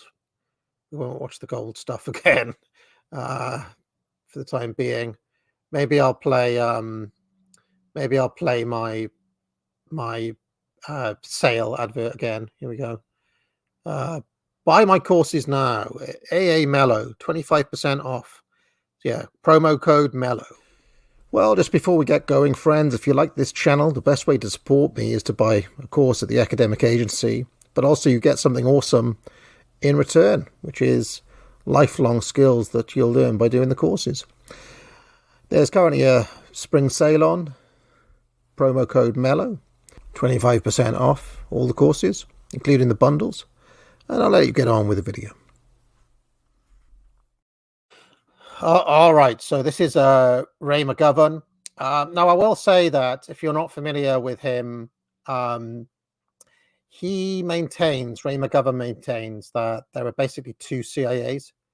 There's the CIA, there's the bit of the CIA that he worked for, which was basically involved in classic spy work, intelligence gathering, analysis, information retrieval, things like that. That's what he did. But he maintains that there is another part of the CIA, one that almost has like a firewall between people like him and this other part of the CIA that is basically dedicated towards regime change, infiltration, sabotage, those sorts of operations. And, in Ray McGovern's ideal world, the CIA would only do the sort of work that he did, which was in the realm of information and spying, essentially, not in the realm of regime overthrow. And so this is basically where McGovern comes from. All right, let's take it away. And the judge sent you. Ray McGovern, a pleasure, my dear friend. Welcome back to the show. Thank you for Thanks, Judge. Good morning. Your time. Good morning to you. Let's start with the hot news over the weekend. The Western media and, of course, the Western governments would have everybody believe that what Iran did was reckless, not militarily advised, and not successful at all. Alistair Crooke points out that a lot of the drones were sent as sort of lost leaders, if you will, so as to compel the Israelis to reveal the location of their defenses, to force them to spend a lot of money, and that, in fact, the missiles that Iran wanted to get through did get through. And unlike the Israelis, who killed innocent civilians, the Iranians targeted and attacked military and intelligence installations. Where do you stand on this? What do your sources tell you? What is your intuition on what Iran did to Israel? Now, Judge, it was most unusual. It was indeed unprecedented to send the drones out 3.5 hours before they're going to strike Israel. I honestly, I love the vibe of McGovern. You can just imagine like propping up an Irish bar or something like that. There's just something about the vibe of this dude that is awesome. And then send the cruise missiles and send the ballistic missiles. It was very artfully planned. It should have been anticipated, and it was, I suppose, because the Israelis and the United States and others shut up all their anti-aircraft missiles to the tune of $1 billion, I'm told. And yet we haven't seen a damage assessment completely, but we know that 2 Israeli airfields and an intelligence center in Tel Aviv were hit. Now, how much damage was done? It really doesn't matter, because what the Iranians have done now is show the potential of what they could do in the future. And they could do this like every day, and the Israelis would run out of $1 billion a day. The artful thing here, I mean, it's a very interesting prospect that if they just did this, let's say 50 times, that would be $50 billion. And in a way, the kind of the prototype for this was the Houthi rebels, if you remember, where it's like, well, the Houthi rebels did this, then they have to strike them, then they just do it again and again and again and again. And I can't really see what would stop them doing it, because I'd imagine Iran has got a shitload of those drones, and it's got a ton of missiles as well. They didn't use a fraction of their arsenal. So they could just keep on doing this, bankrupt Israel, basically. This was all coordinated with the United States of America beforehand. There were talks between, actually the Financial Times in London had this story. There were talks between the Americans and the Israelis. The Iranians said, look, this is all we're going to do for now. But you tell your Israeli clients that if they retaliate for our retaliation, then all bets are off. We could do a lot worse. So we'll have to wait to see how damaged those Israeli airfields and that military intelligence center from which the strike on the Iranian consulate in Damascus was planned, and the fighter jet, the F-35s, took off from those airfields. So it was a very, very pointed response. We'll have to see whether the damage is great, but as I said, that's less significant than the demonstrated ability of Iran to hit Israel directly. That changes the whole ball game. They're willing to do that. The ball now, of course, is in Biden's court. Will he be strong enough to tell the Israeli leaders, look, I mean it this time. You retaliate for this warning attack, and we're not with you anymore. God, I don't know if Biden is up to that, but that's where it comes down to. One of the things I love about McGovern, by the way, and I don't know if it's because he's an old Irish dude and so is Biden, but McGovern fucking hates Biden. He really hates Biden. And I just love it. Like, every once in a while you get a flash of just how much he hates. He's just got utter contempt for the man, which is makes the shows kind of entertaining. The idea that Iranian intelligence informed American intelligence of what the Iranians were going to do ahead of time, is this novel or is this standard? I'm not sure it was through intelligence channels. It may have simply been between the people who talk on the sidelines or sub rosa, and we do conduct talks with the Iranians, or it could be through the Swiss or some other diplomatic entity acting on our behalf, or it could be the Russians, it could be the Chinese. Bear in mind, Judge, this time the game is completely different, because the Russians and the Chinese are decidedly on the side of Iran. Sure, they wring their hands and say, oh, we don't want any further escalation, and they do not want any further escalation. But we'll have to see how strong they come out in condemning Iran. They haven't just yet. I don't think they will. Because they can see the logic in this thing. The whole thing depends on Biden and Netanyahu, whether Netanyahu will take Biden seriously this time. And if he doesn't, as I suspect he won't, then whether Biden will really follow through and say, no more aid. You know, it's really, really crazy. We're back to where we started. Are you surprised that mainstream media is touting the success of British, American, and Israeli defenses, notwithstanding the cost, making it sound like Israel didn't even get a scratch? Well, 99%, sort of like you buy something for $3.99 or $5.99. 99% is a little sketchy, okay? But even if it was 99%, you have to understand that those 99 were the drones sent as sacrificial lambs to a cost of $10,000 a piece, and these missilery that shot them down were very, very expensive. Hey, can anyone explain to me? I don't really understand the dynamic where these 2-bit drones are being sent and they have to be shot with missiles. Why couldn't the drones be hit with, guns or weaker weaponry? Why do they have to blow these expensive missiles on them? I'm not a military guy, but can people explain that to me? Somebody in the chat can explain it, maybe. And you have to realize that this was a demonstration, and the demonstration is really quite vivid here. We, Iran, have the capability now that you used to have, Israel, when you threatened us with nuclear weapons. We don't have nuclear weapons. We're not working on nuclear weapons. U.S. intelligence recognizes that, but we have all kinds of other stuff, including hypersonic missiles, which you, Israel, don't have, and which your patron, the United States, has not yet been able to develop either. This guy would make a magnificent, like, slightly crazy old wizard, wouldn't he? If you put him in the wizard getup, he'd look awesome. How did Iran get the hypersonic? From Russia?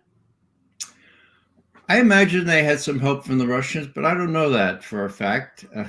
The Iranians are quite clever people and witnessed the sophistication of the ballistic missiles that got through the Israeli air defenses after the Israelis shot down 300 decoys, or what we call those hovering little things that came first. So the drones cost $10,000 a piece, and maybe a few hundred of them were destroyed. The Israelis spent $1 billion in one night shooting these down. How much longer can they afford that? That's the question, of course, Judge. Not too many more nights. And that is the threat that's dangling out like a sword of Damocles now. Yeah, but by the way, a lot of people were questioning. They were saying, "Oh, I overestimate how much weaponry the Iranians have, what their arsenal is like." What people forget is that the Iranians have been supplying the Russians with weapons all through the Ukraine conflict, and they have big manufacturing capacity. But a hidden part of all of this is that the North Koreans also have huge arsenal. I think one of the biggest in the world, and they have been supplying both the Iranians and the Russians all throughout this whole conflict. So the total weapons cache is bigger than people realize or estimate, I think.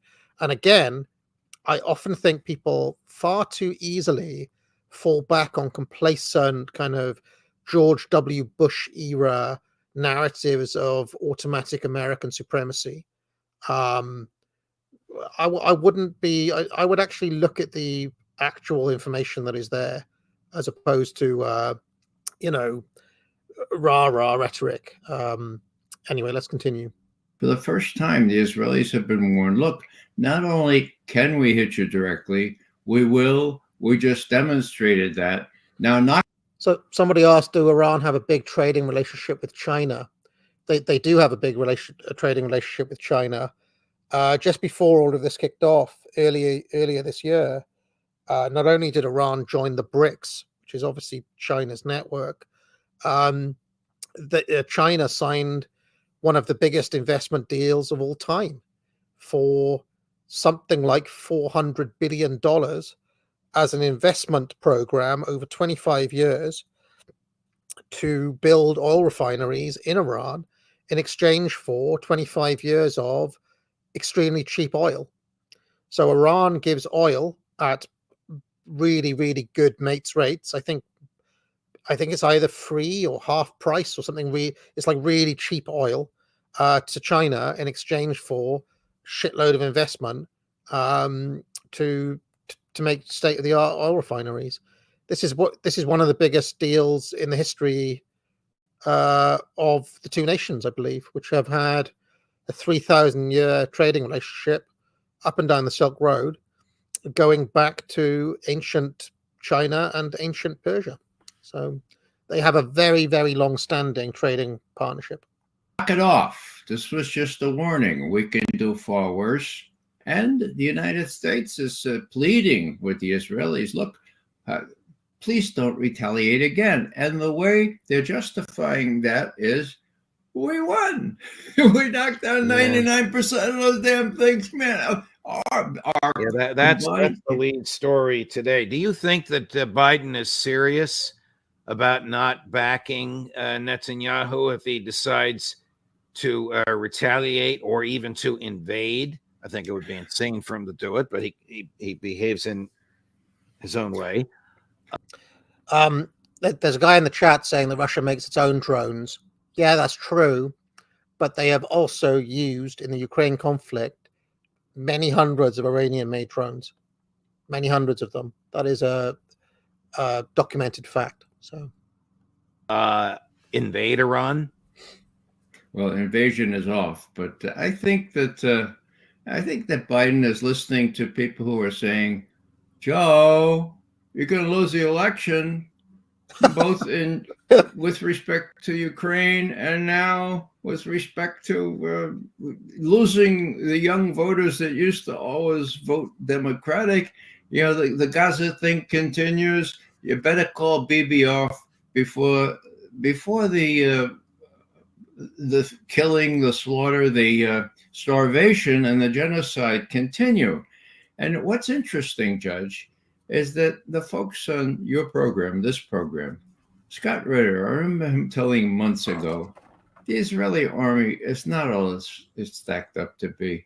They're going to lose. Take it from me, says Scott. They're going to lose. Now, they have lost. They've pulled out their last brigade from Gaza. What does that mean? Well, they're refitting. They're getting ready to go in. Well, no. It means that they've lost. And Netanyahu called off the invasion of Rafah as well, which was a major Israeli cuck, by the way. He said he's going to go all into Rafah, and he hasn't, after the Iranian strike, he's not going to do that anymore, which is, for Netanyahu, a pretty big cuck. And they're really up against the wall now, and what Netanyahu and his coterie of right-wingers are going to do is really scary because they have a lot at stake, including personal stake. Netanyahu, if he leaves office, will end up in jail with his wife, a nice little bridal suite. Has anything changed in Gaza while all this is going on with Iran? Not that I'm aware of. My friends are preparing to leave Turkey with that 5,500-ton cargo of medical supplies and food. We'll have to see how that comes off, whether Biden will protect them. Well, Biden will say, well, we couldn't get stuff in, but let these people in, or more likely, he'll give Netanyahu carte blanche to do to my friends what he did to the World Central Kitchen folks. Oh, deliberate killing. Well, you and I literally have friends on that boat with the ship. It's many ships. Would the Israelis sink those ships? I don't think they'd sink it. They could easily do what they did in 2010 to the Mavi Marmara, a Turkish ship laden with supplies to break the siege of Gaza. They landed on that ship. They killed 9 people, wounded about 20. And one of the people that they killed was Furkan, get his last name. He was an American citizen, dual citizenship, Turkish and American. The Americans never said a word about it. Just as a codicil here, the next year, we fixed up a boat called the U.S. Boat to Gaza. We called it the Audacity of Hope. Okay. And we were set to sail for Gaza too. And Netanyahu said, Obama, you better call those people off because I will not guarantee that they'll be safe. And Obama told the Greeks not to let us leave from the port of Piraeus outside of Athens. That's how that one came out. So Obama was really afraid, and he couldn't persuade Netanyahu not to do a sin, as he had done those 9 people on the Mavi Marmara the year before. And so our boat to Gaza got 9 nautical miles out of Piraeus harbor when it was confronted by Greek patrol boats apologetically saying, my God, we have orders. You got to turn around. You got to turn around. After an hour standoff, our captain said, and Ian Wright, our co-captain, said, okay, we better turn around. We want them landing on us and killing some of us. Switching gears, after our there's such scumbags, aren't they? Really are. Colleague Karen Kwiatkowski gave a terrific presentation to the United Nations Security Council last week, which we'll discuss with Karen in her regular time slot on Tuesday. The Russian ambassador who was there, who heard her, had some very, very strong statements to make. The first of which was, where's everybody from the West? Where are the other ambassadors? This woman's an American citizen. You didn't even want to hear what she had to say, but he began to tick off what the Russians believe is fairly observable from the concert hall attack, that Ukraine was behind it and that it may very well have been financed by, you're not going to believe this, I mean, you know this, but Burisma, the same gas and oil holding company that Joe Biden's son was once on the board of. But let's go back to the Russian ambassador himself. Why would he be making these statements at the UN now? This was a very tough and all-encompassing speech. I recommend people read it. It's only about 4 or 5 pages long, okay? Now, he said a number of very interesting things. I made some notes here. Already at this stage, somebody who's calling McGovern a third worldist, I would recommend reading the piece that I have just linked in the chat, which is a very good. In fact, I'll link it again because the chat is flying by. Let me just hold on a minute. Chat is there's too much of it flying by. Hold on a minute. Let me try to put it here, maybe. Can you see that? I would give that a read because it is a systematic demolition of the whole argument style and the exposure, really, of what "quote unquote" third worldist means in this context. I thought it was a fantastic piece that really demolishes and exposes that line, basically as a tool of pro-Zionist propaganda in the current conflict. So yeah, read that piece. All right, carry on. there is no doubt about the direct involvement of Ukraine in the terrorist attack of March 22nd. The question of involvement of Western intelligence services remains open. So they're looking for evidence. You know, it's a strange way to proceed, to look for evidence in investigating something like it. But they have the goods on the Ukrainian. Now, Burisma, you mentioned, so did, of course, Nebenzia. And, you know, what was really interesting is Nebenzia finished up this way. He said, you know, now who's Nebenzia? Is this the ambassador? He's the Russian ambassador to the UN. Okay, the person we're talking about. I'm sorry. Go ahead, please. Right. Yeah. So, quote, the Ukrainian leader Zelensky, quote, has already lost touch with reality and is no longer capable of adequate judgment. Your Frankenstein, he says to the West, may turn on you at any moment. The sooner you realize this, that you have created this monster and contain the Ukrainian crisis, the better for you. Now, get this, quote, it's a matter of months, not a matter of weeks. Now, coupled with that, Putin met with Belarus President Lukashenko, okay? And what was distinctive about that was that Putin kept saying, we're ready for talks. We're ready for talks. Of course, not on the formula that has been offered by Zelensky, but, you know, we don't really we don't want to get even. We don't want to shame people. We're ready to talk. He said that 5 times, if memory serves. So what does that mean? It means that the Russians are ready to talk if they get somebody to talk to. And there have been hints by Lukashenko, for example, that, Zelensky's not going to be around forever. We're quite prepared to talk to new or more sensible Ukrainian leaders. So this is approaching a denouement, Judge. And the Russians, when they talk about it's a matter of months or maybe even weeks, they have the capability of moving forward now.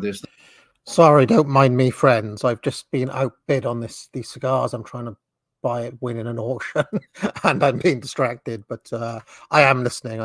Nothing standing in their way. They can do more than just attrition. They can, if they wish, go to the Dnieper River. I, for one, think that Putin would much prefer to negotiate before swallowing that much of the other part of Ukraine. Does the West recognize and by the West I mean Western Europe as well as the U.S., the futility of continuing to pour arms and ammunition and cash into Ukraine? The New York Times ran an op-ed by J.D. Vance on Sunday or Saturday, I guess it was. Incredible. J.D. Vance says everything that Larry Wilkerson and I said 6 weeks ago, saying, look, there's no way that the Russian trajectory of victory can be stemmed, okay? Ukraine doesn't have enough people. Even if the U.S. had the armaments to give Ukraine, which it doesn't, they couldn't get there early enough. So what are you talking about? 60 billion more makes no sense. Now, of course, J.D. Vance is in the Senate, right? Junior senator from Ohio, I think. Now it's the people in the House that has to decide this. But I think we have this bet. I hope I win very much, not only for the 25 cents, Judge, but if what's the bet that we have? I forget it. The bet is that.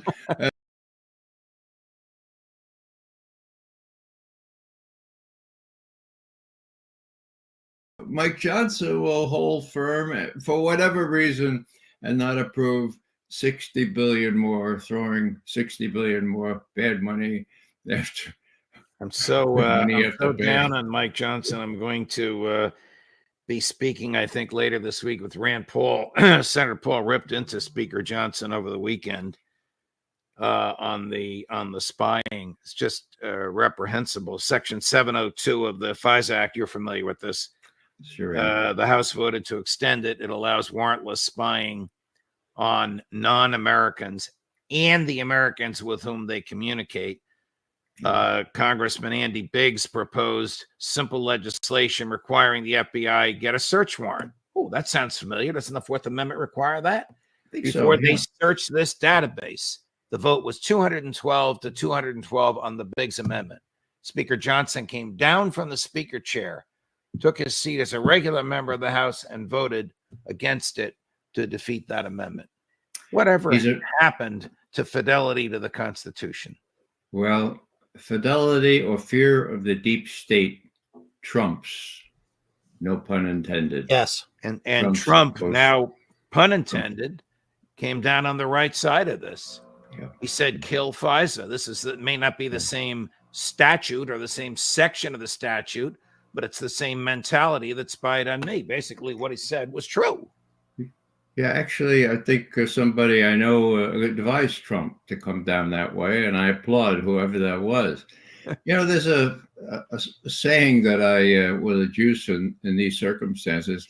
We were in Berlin, that is Sam Adams Associates for Integrity and Intelligence, and we visited the old Stasi, the old East German secret police thing. Well, we asked a fellow named Wolfgang Schmidt what he thought about Americans who say, I have nothing to fear from collection. If they catch a terrorist, I don't care if they all have money. And Wolfgang Schmidt said to us, this is very naive. The only way to prevent them from going after you is to prevent them from collecting it in the first place. I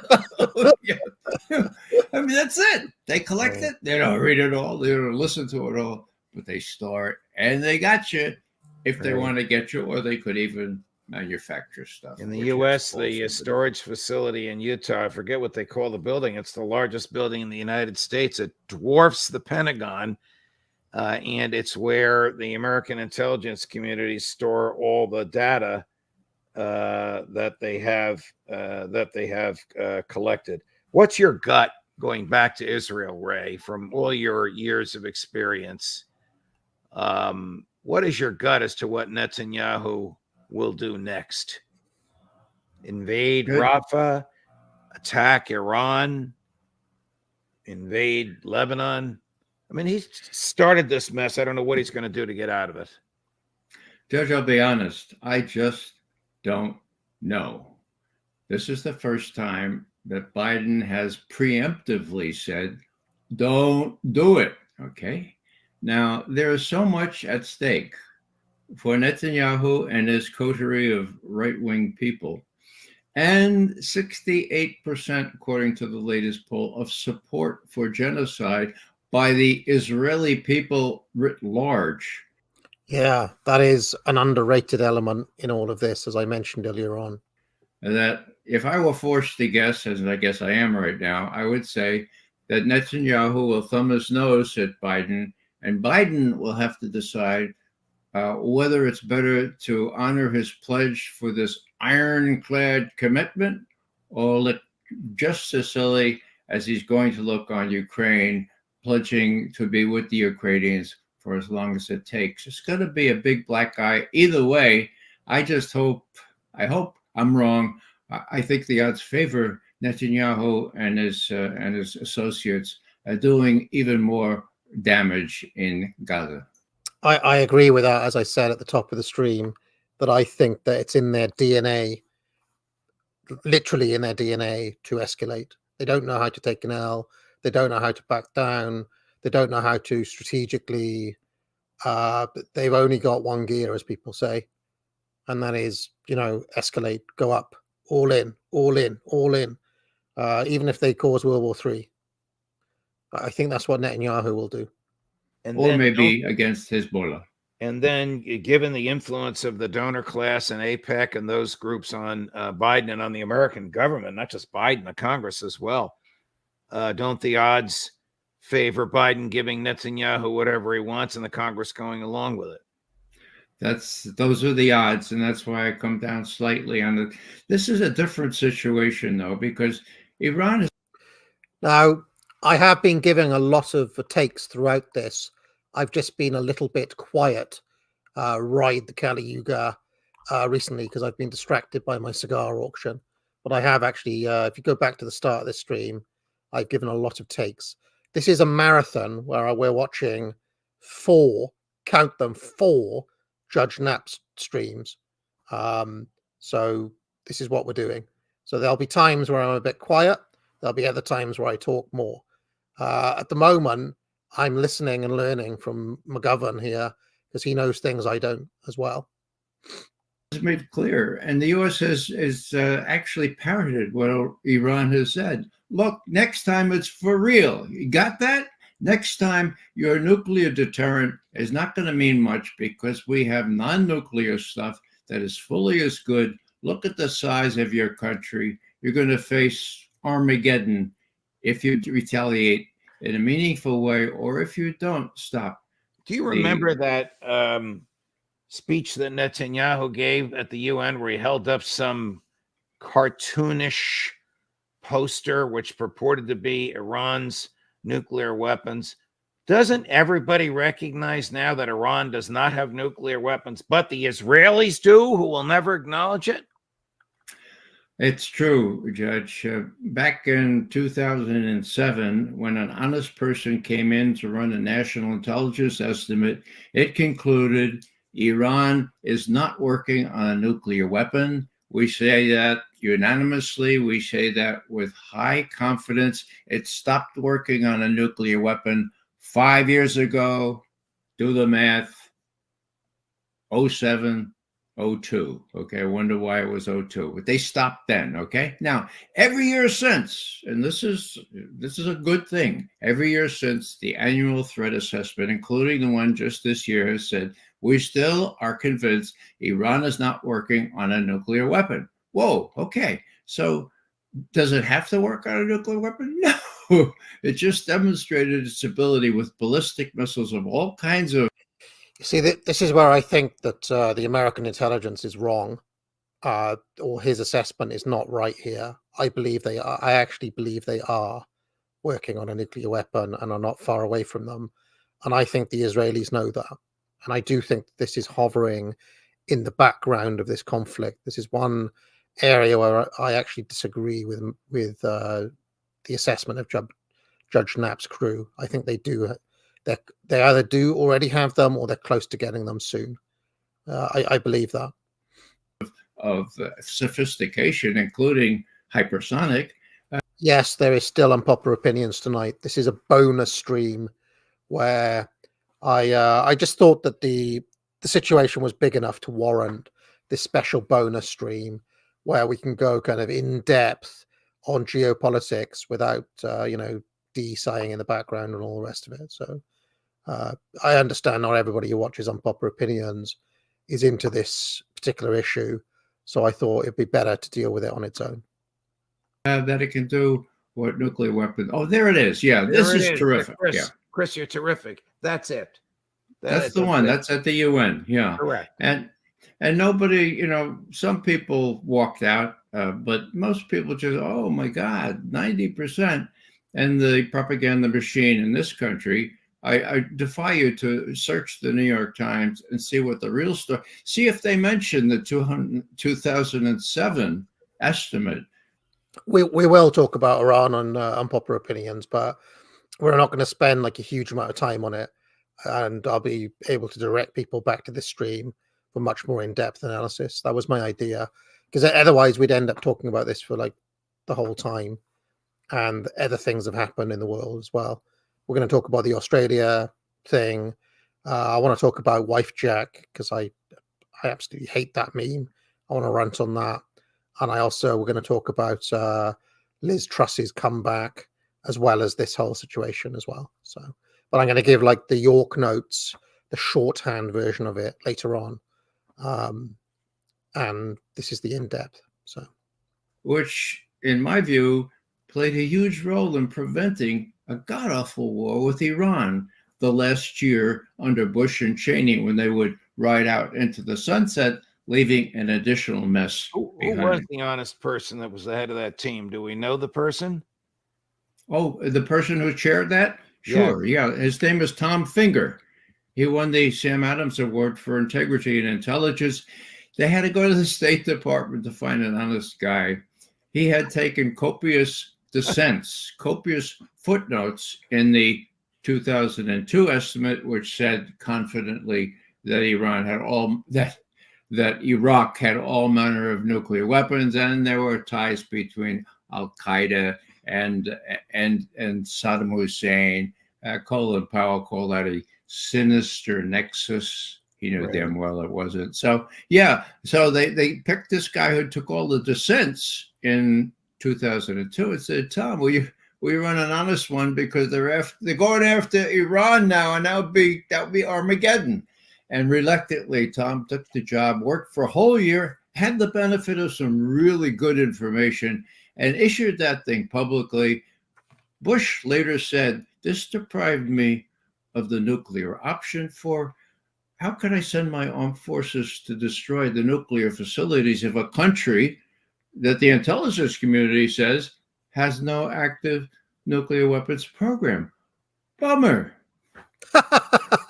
Did Netanyahu know he was lying, or was he duped by Mossad? Oh, no. Mossad and Netanyahu are in this together.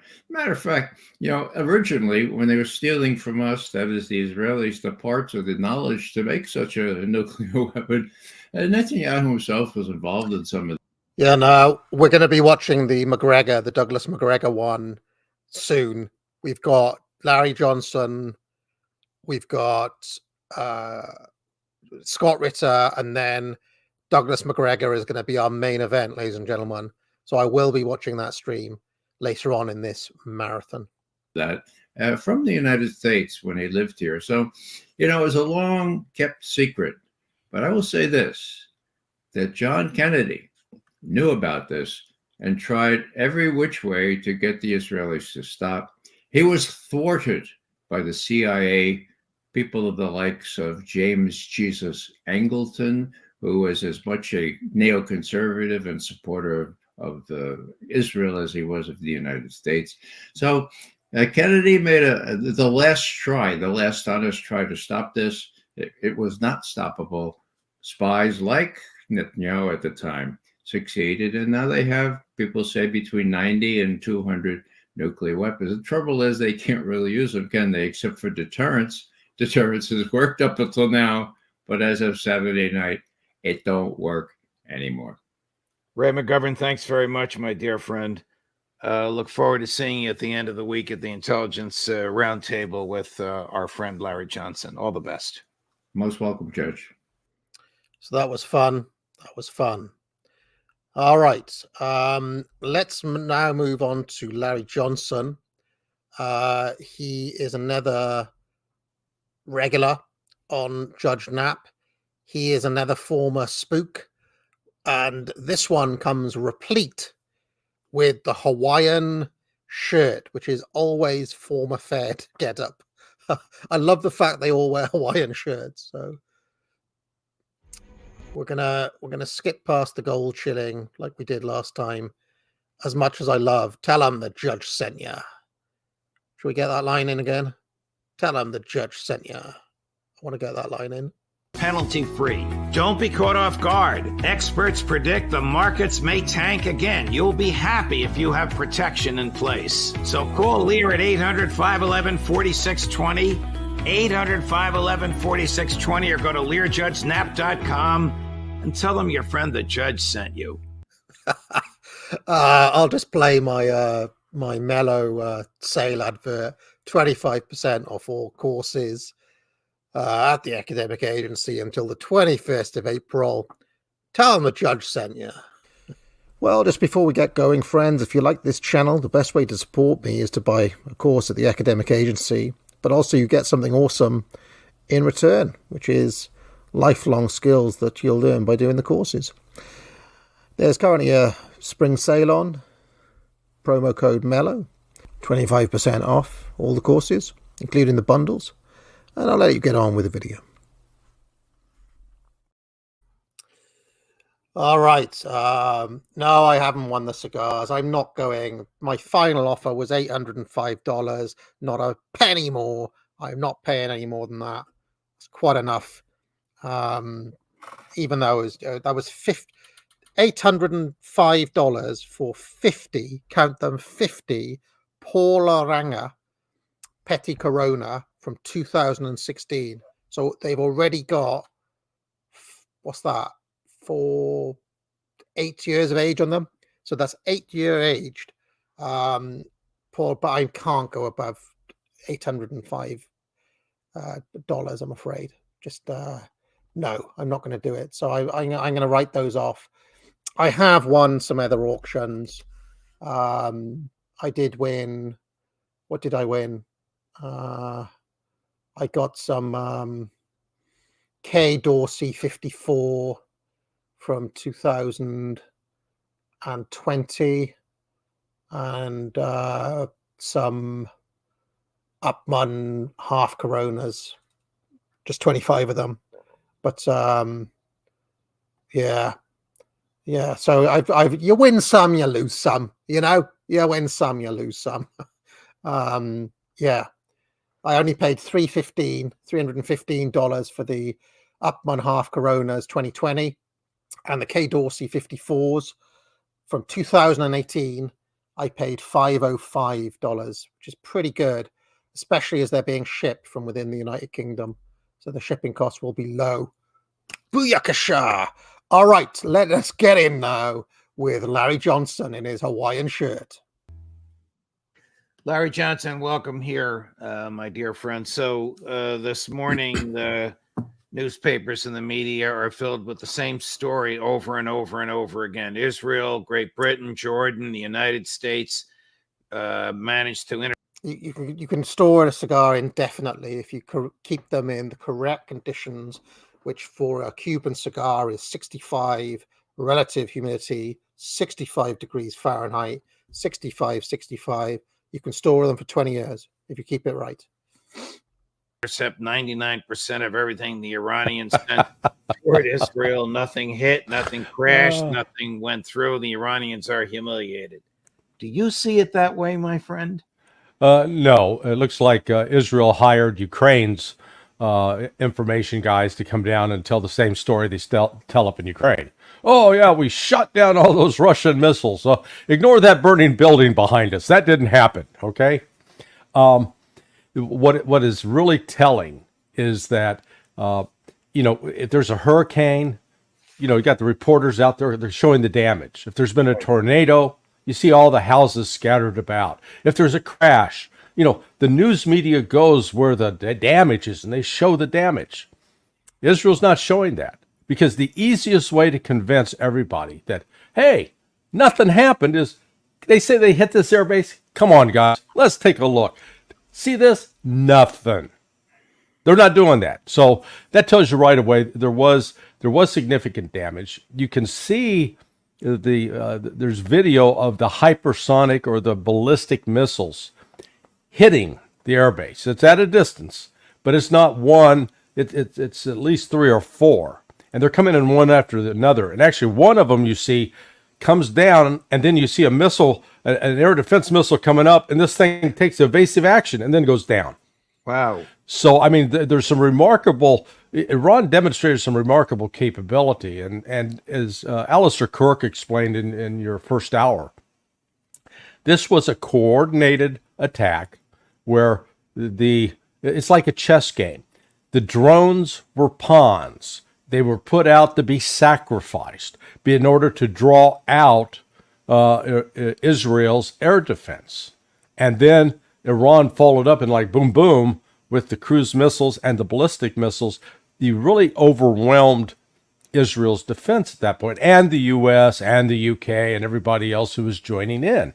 It was really a very smart tactical operation by Iran, but it also gave them, it was symbolic because they were demonstrating that for the first time in 75 years, a country outside of Israel was able to send missiles into Israel and hit targets. Is it fair to characterize? You see, when they put it in these really, really simple terms, it shows you just how much the media, the mainstream media, obfuscates and kind of denies you the obvious story in a way. The fact that they have to point this out over and over again is really something. But he just put it in extremely plain terms, and I think everybody will have got that message. Everybody will have got the message. Oh, they can actually get through. I mean, it's all well and good saying, well, 99%. But imagine you were robbing a bank, right? Somebody robbed a bank. Oh, but 99% of the doors were secure. The thief only needs one door to get in, and you're only as good as your weakest point of security. This is kind of, I remember I used to work years ago as a research analyst for a firm that worked on cybersecurity issues.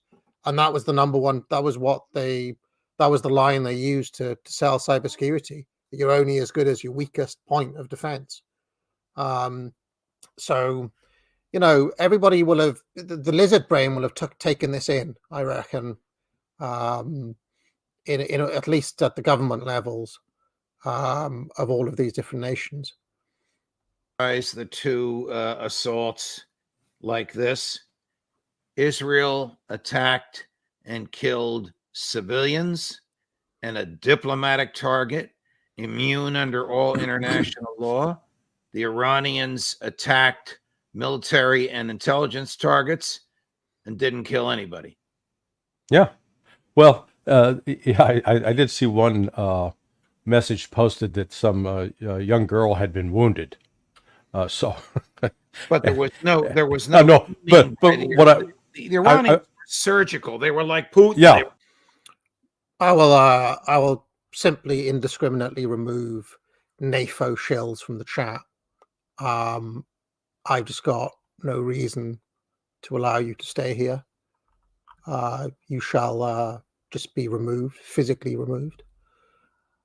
Yeah. Military and intelligence assets. Yeah, no, I'm agreeing with you. I'm just noting, the word chutzpah in Yiddish applies in this case. Here's Israel trying to report out. Oh yeah, there was this one girl that was wounded where they've killed over 13 or 15,000 children in Gaza.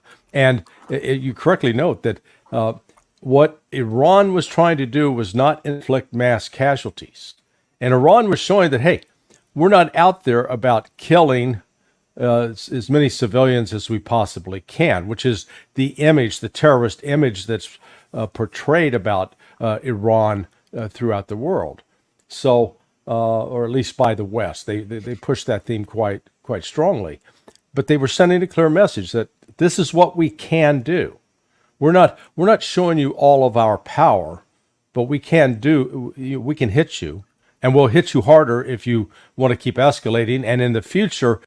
By the way, it was a line. I remember on the night, it was a line from NAFO types and Zionists and so on Twitter to claim that Iran had hit Israel with, quote unquote, everything they had, that this was Iran's best. This was kind of them at full capacity, and all they could manage was minimal damage on this airbase. It so obviously wasn't that. And if you're unable to discern between that line and what actually happened, frankly, you deserve the leaders that you get.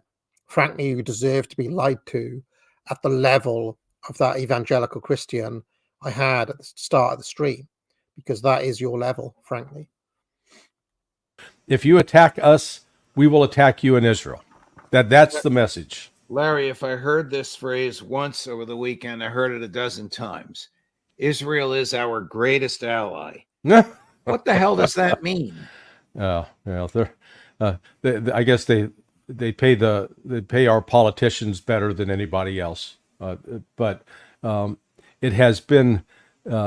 This is really, I think, a creation that goes back to the American-Israeli Public Affairs Committee when it got up and rolling in the 70s, in the aftermath of the 73 war, because Israel it's an independent nation, almost totally dependent on the United States for financial and military assistance. See, this is one of the things that I find utterly baffling about people like Ben Shapiro and Carolyn Glick and all of these kind of American Israel aligned gobshites, essentially, which is they try to deny what Larry Johnson just said. They try to, if you listen to Shapiro, and they try to argue that actually Israel can stand on its own 2 feet. Israel is independent. Israel is not reliant on American support and aid. And I don't know why they tell that lie to themselves, because it's so obviously a lie. And it's so obvious also that without American support, there'd probably be a crater where Israel is right now. And it baffles me as to why these lies are told. Why do they, what is the utility of telling that lie? I mean, this is where my 147 IQ cannot touch the 160 IQ of Ben Shapiro, because obviously they're on some level of kind of wizardry or 52-dimensional chess that I can't understand. But I don't really, because telling those lies creates hopeless contradictions that are then exposed, where Shapiro on Monday can be saying that, and on Thursday he's begging for aid and support from his boomer evangelical Christian marks. I just don't understand it. But anyway, let's carry on. Israel, if the United States cut it off today, Israel could not stand. Israel would not survive.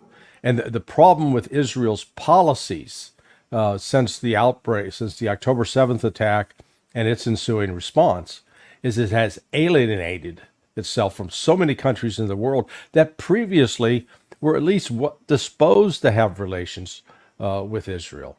But that's not the case. Israel is largely being ostracized, and it's only the West that is, providing, sort of hanging in there with it. I think the one thing people need to understand about the West's relationship with Iran, we're just angry at Iran because it's the one place where we took over, we overthrew the government, we thought we had it under control, and the Iranian people took it back, and we've never gotten over that. You're referring to the popular election of Mossadegh in the Eisenhower administration. We took it over. We found the Shah, the young guy, made him the king, and then the people took it back from the Shah after 20 years of subservience to the United States. And you're right, we never got over. We probably also never got over what their people did to the workers in our embassy in the last year or two of the Carter administration. Well, and take that parallel.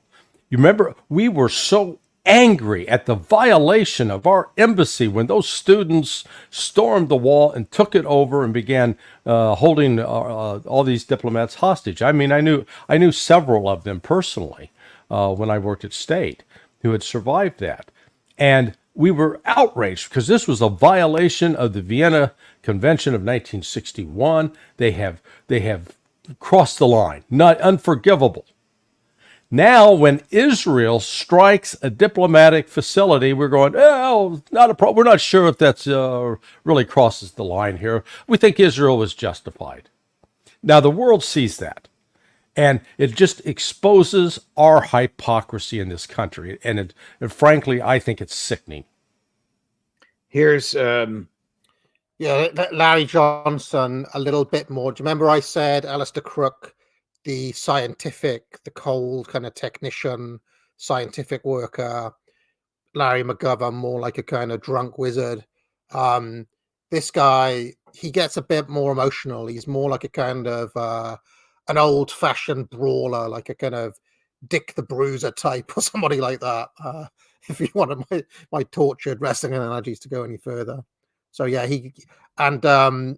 even more emotional, as we'll see, is Scott Ritter, who's coming up next. Getting back to the events over the weekend, the military events over the weekend, here's David Cameron.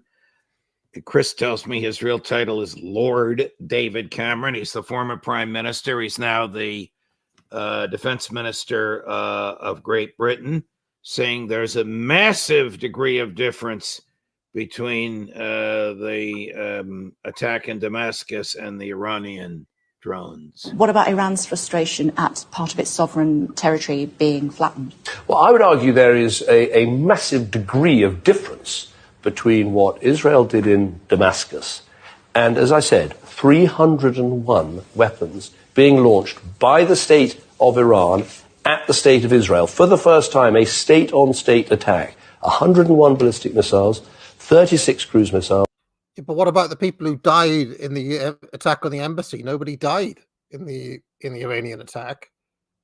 Lord Cameron, with respect, sir. I mean, come on. These are such weak lines that they're slinging. Wouldn't it be nice for any one of these fuckers not to be paid off? Stooges. Wouldn't it be nice to have leaders who weren't stooges? That's what I would like to see. How about just not being in hock to a foreign power, Lord Cameron? 185 drones. That is a degree of difference. Yeah. And I think a reckless and dangerous thing for Iran to have done. And I think the whole world can see all these countries that have somehow wondered, well, you know, what is the true nature of Iran? It's there in black and white. Yeah. Yeah. True nature of Iran. Hey, they get punched and they punch back. Boy, there's a novel concept. It's really absurd particularly in light of what you just talked about, the comparison of the invasion of the two embassies. I don't think the Iranians killed anybody when they invaded the American embassy in the Carter administration. The Israelis killed about 15 people when they demolished the Iranian consulate adjacent to the Iranian embassy. Everybody knows what international law is. The Israelis know what international law is. They don't care. Look at what they're doing. Look at what they're doing in Gaza. Do you think that Joe Biden is serious when he lets it be known publicly the United States will not back Israel if it retaliates on Iran? Larry? Oh no, he's frozen. Larry, looks like you might have frozen. Looks like we lost you, my friend. Are you still there? Can you hear me? Oh no.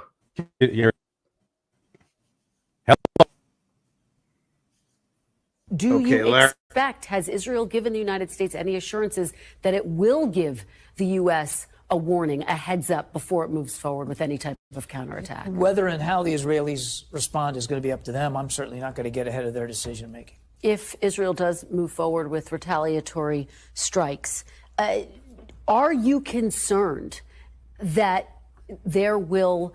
that he will not be responsible about it, given that the United States was not given a heads up before Israel lobbed that attack in Syria against Iranian officials? We have and we will stay in touch with our Israeli counterparts so that the information flow is as robust.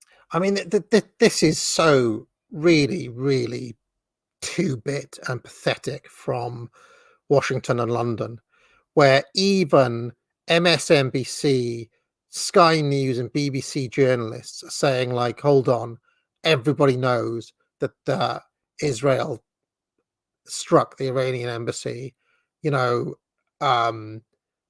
that, like, what I'm saying is that even the media is saying this, and they're still running these gaslighting lines like we saw from Cameron and now from this douchebag Kirby. Well, if Israel does decide to move forward with retaliatory strikes, will the United States support Israel, or will Israel be going it alone? I won't get into hypotheticals one way or another here, since Israel hasn't made any decisions that I'm aware of about what the next step is.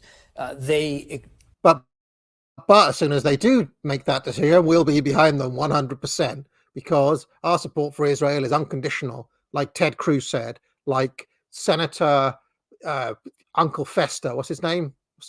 Big Joe Fester, what's his name? That guy, the guy in the hoodie.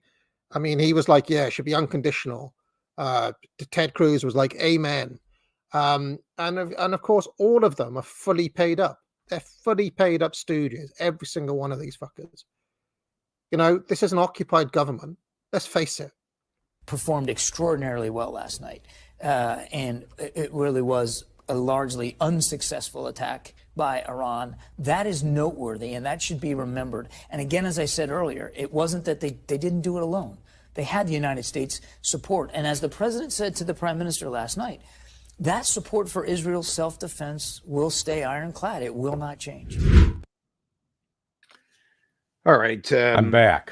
Yeah, I know one of the viewers said Larry is frozen. The NSA is at it again. Yeah. Yeah. What I was going to point out, and it's relevant to what we're seeing is a lot of political theater.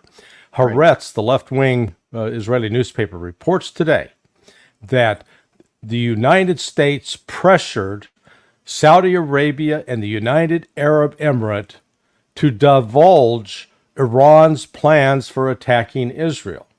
Now think about that. That means Iran told the Saudis and the UAE what they were going to do. There are other reports that Turkey was fully advised. And frankly, the United States was told by Iran as well what it was going to do in Israel. And Iran was playing a smart game here.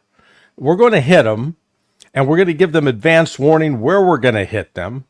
And they can put out all their air defense systems to shoot us down if they want, but we're still going to be able to hit what we're going to come after. But we're sending a message. We can get you if we want.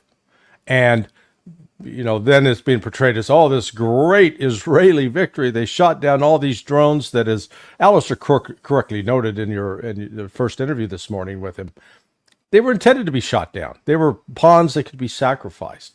What got through were the ballistic missiles. And these were not the best, the most sophisticated ballistic missiles that Iran had. But they got through.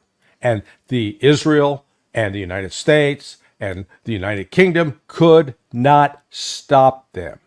That's the result of this, that Iran has now put Israel on notice. And if Israel decides to retaliate, Iran has been very clear. If you do that, we will come back at you again, only bigger this time. And what they demonstrated here is this pattern, this plan of using drones in combination with cruise missiles, in combination with ballistic missiles. They each travel at different speeds. The drones are slower. They go. So now, one question I have about this, right, is that, thinking like a football manager, I'd be thinking, well, all right, so now Iran have said, well, this is our game plan, and we've seen what your defense against that game plan is. So next time we're just going to do the same thing. Now, if I was if that was a game of football and I was the manager, I'd be thinking, well, okay, so we know what they're going to do. We know what our defense was last time. So maybe we'll change it up. So I guess my question is, if Iran do that again, could the West, could Israel, backed by America and Britain, do anything different? Or is how they responded to the drones, missiles, etc., the only possible way to respond? That's my question, I guess. Is there any other way this can play out? Because, this is what tactics is about, right? Counter. Is there any other option for Israel in how to defend against this? Open question. First, and then the cruise missiles are faster, and then the ballistic missiles are really fast. Well, you have to do math. It's like that if the train's traveling in one direction at 60 miles an hour, and but to get them all to arrive about the same time, because if they're arriving like one after another in that wave, it overwhelms any, not just Israel, not just the United States, any defense system, if you do it in sufficient quantity. And so that means Israel's really, they can put out all this bravado about, oh boy, we put that down, but it's really dangerous what they face now. Well, somebody is revealing. You see what we have up on the screen: damage done by Iran's missile attack. You can see that's substantial. That's not a campfire. Yeah. Are you hearing this morning stories that Iran informed the U.S. of the nature of its attack ahead of time? So who would they have informed? Is this diplomatic or intelligence? And why would that have been done? They'd go to Israel, their hand to Israel. The story reportedly is that they went through Turkey. And that's what I was referring to when, it said the U.S. pressured the Saudis and the UAE to divulge Iran's plans. No, they knew it was coming. And that's why Iran wanted to make sure that even the United States knew, so that the United States would not, take an unnecessary step of launching direct attacks on Iran.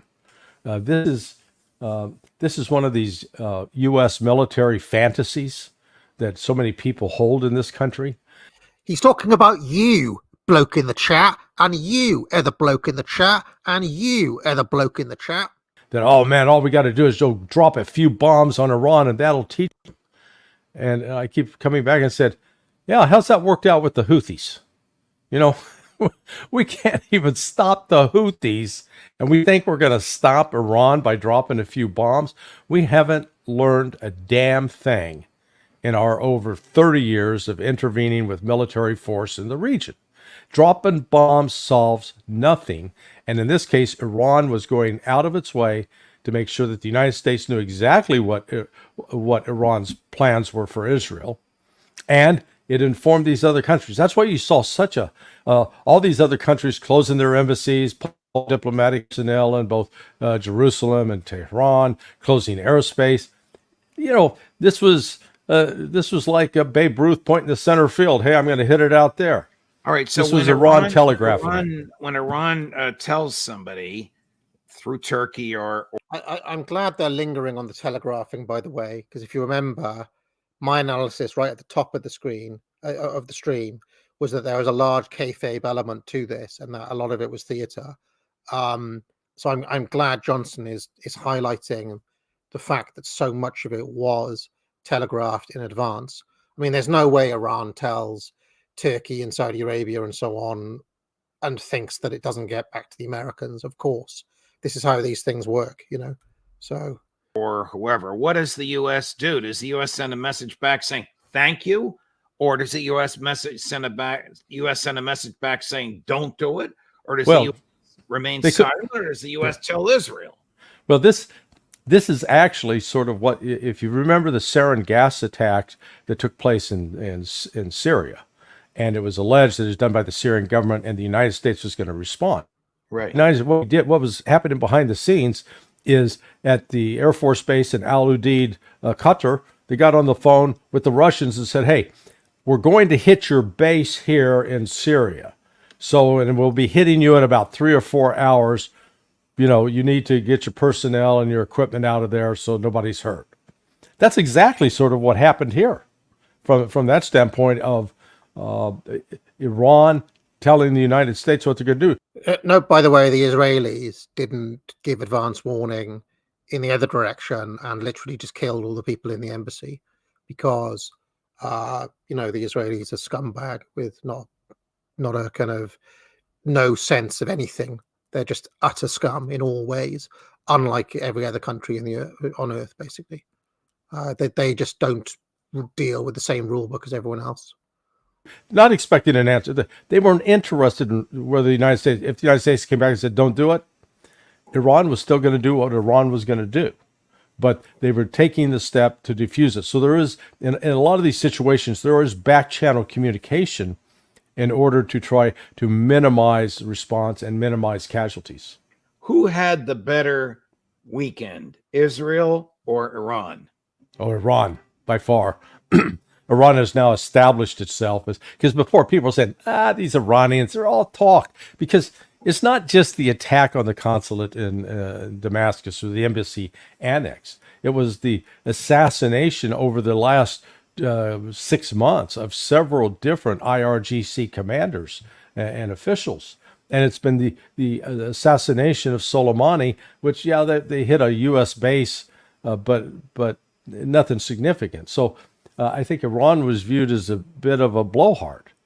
That's disappeared, and that's part of the West propaganda effort is to try to portray all of the Iranian missiles as failures in order to try to counter that propaganda victory by Iran.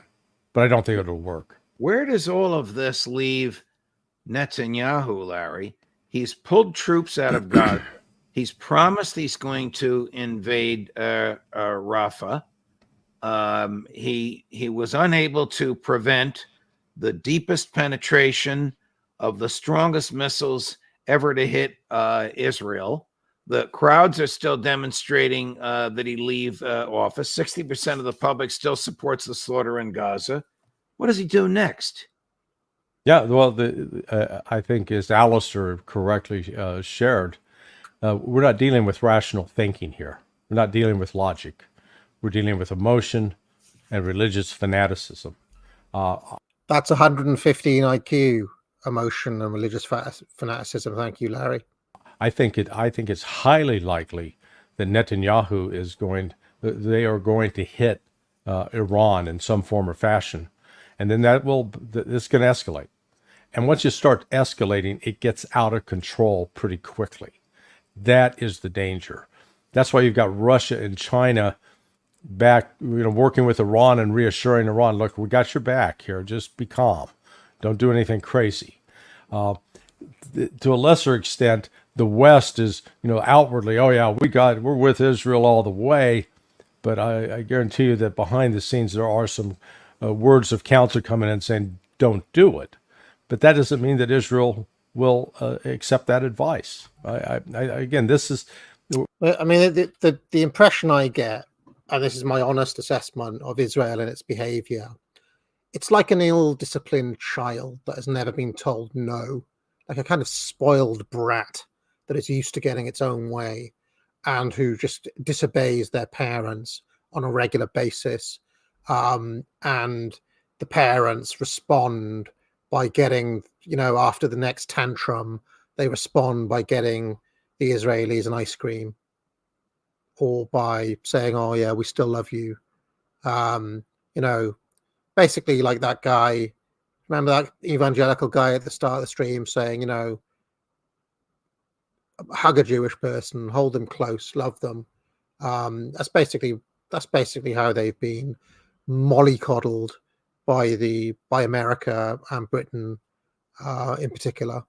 So of course, when you have an ill-disciplined, bratty, spoiled nation used to getting its own way, of course they don't behave in the same way as everyone else. They behave basically like Veruca Salt from Willy Wonka. That is what Israel is. It is the Veruca Salt of nations.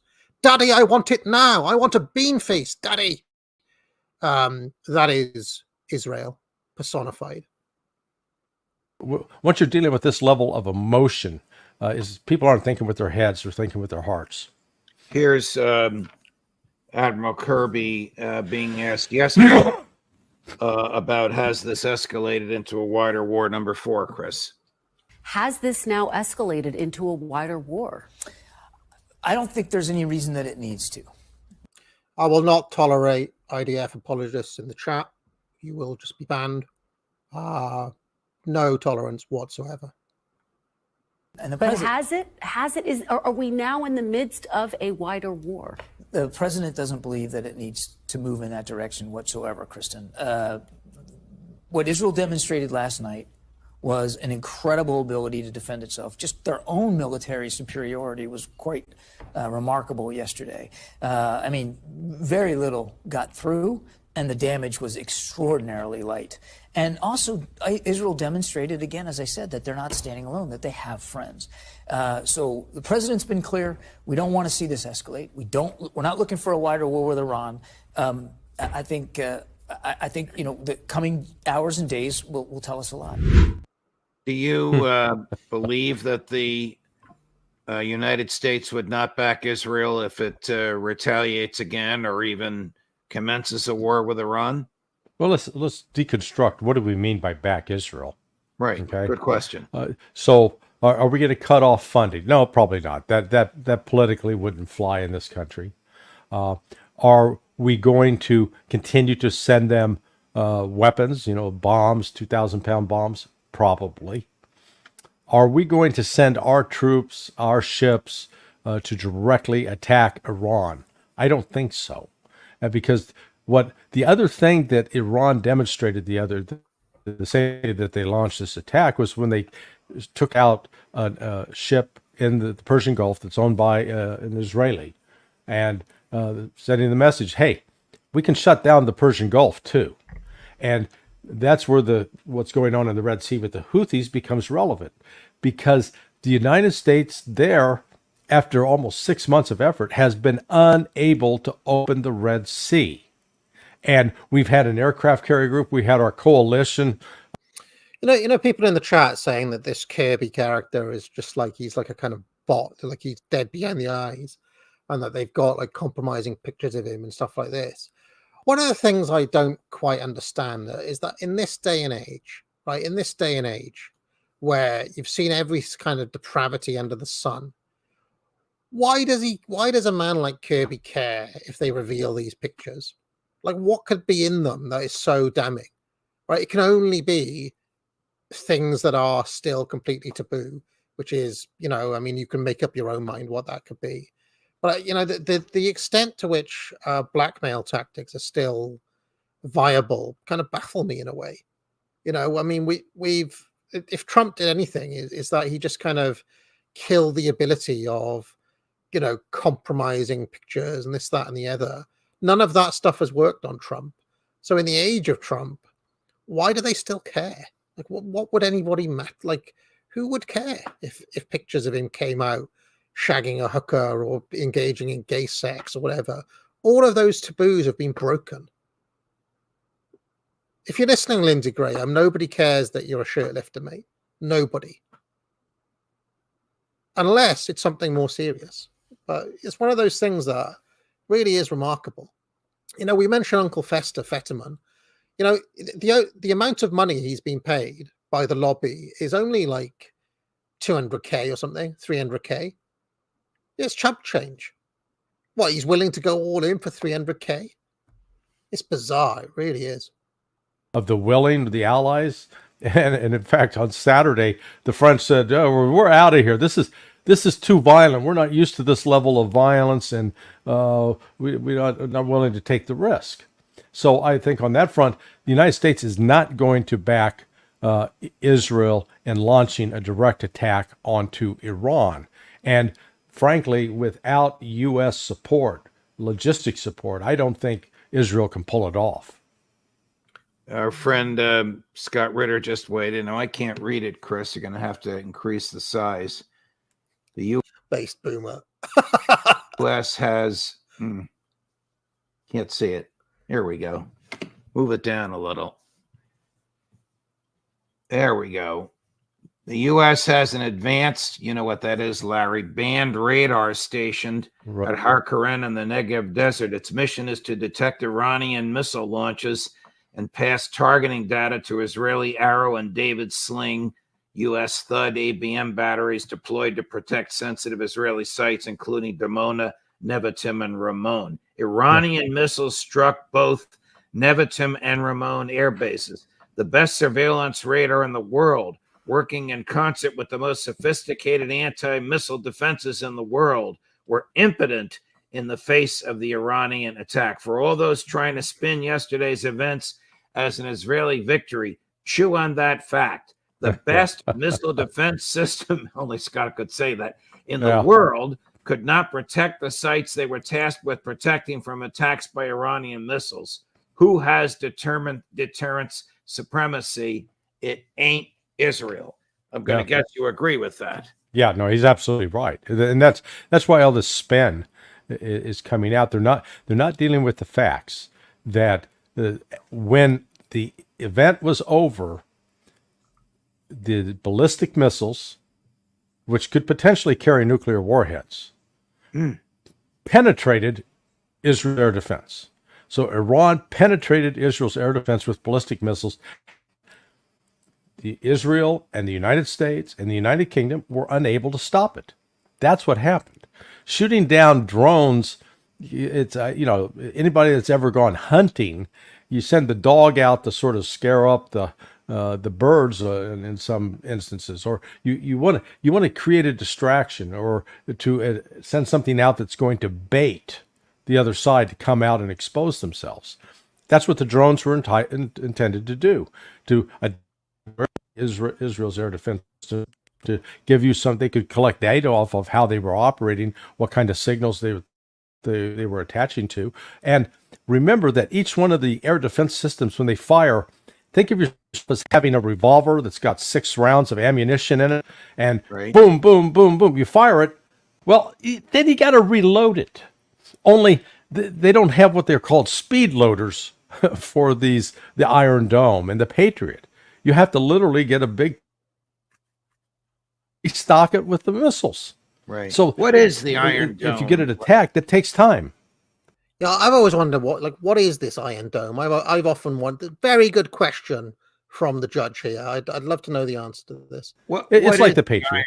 What is the Iron Dome, Larry?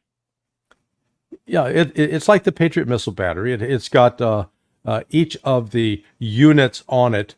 It's a combination. You got radar, and then you have the launchers. And in each of those launchers, there are like 3 or 4 units that contain about 20 missiles apiece.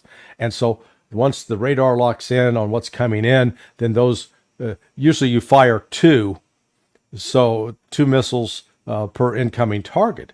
And those missiles can be expensive. Some of them can range upwards of a... Oh, so it's not actually a dome. It's not like actually like a kind of force field. Because it kind of sounds like it's impenetrable, right? It's just like a kind of, all right, okay. I understand now. $1 million. I think the Iron Dome is down around 100,000. But again, this creates another problem for Israel. When it fires them, it's not like they've got an unlimited stockpile sitting back there. So the Iron Dome is just basic anti-air defense, just with a few radars, automated, missile defense system.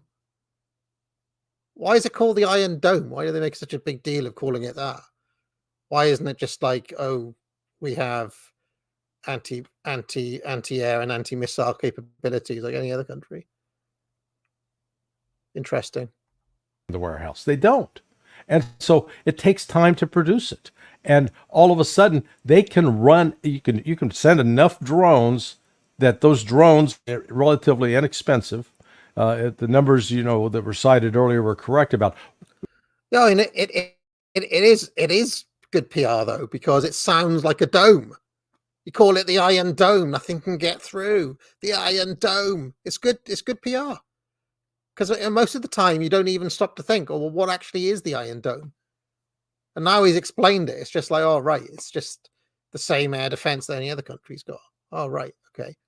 Israel, that entire counter-offensive with these missiles, air defense, costs $1.3 billion. Whereas the Iranian may have spent $100 million, if probably not even that much. But, that kind of disproportion in the cost benefit is... You can't sustain that.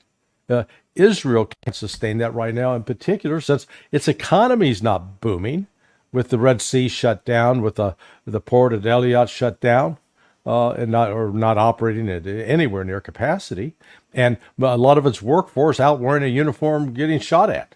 So Netanyahu is really between a rock and a hard place. He is blamed for either indifference or incompetence on October 7. He hasn't defeated Hamas. He can't defend Israel from Iran. The boys want to go back and girls want to go back to their civilian lives, and the economy is tanking. And they spent $1 billion, which they don't have, over the weekend to try and stop the Iranian onslaught. Right. What does he do? What does he do next? But beg Joe Biden to go to war? When all else fails, they take you to war? I think where this is headed is there will be a move afoot to get rid of him, to take him down out of power, put in Benny Gantz, someone else who has a far friendlier face, is seen as more likable to many of the Western nations, because Netanyahu's just not liked. He's not a warm, cuddly human being, and then try to see if they can dig themselves out of this hole, because as I predicted at the start, it will, at the start of the conflict, I mean back in October, I said when all is said and done, Netanyahu will be put away and Israel will have to be a more normal nation. And I still think that Netanyahu will escalate. Like I said, they've only got one gear, these people, right? But I think that America has to, in its own interests, do what Larry Johnson said and what I predicted. It basically has to play out that way.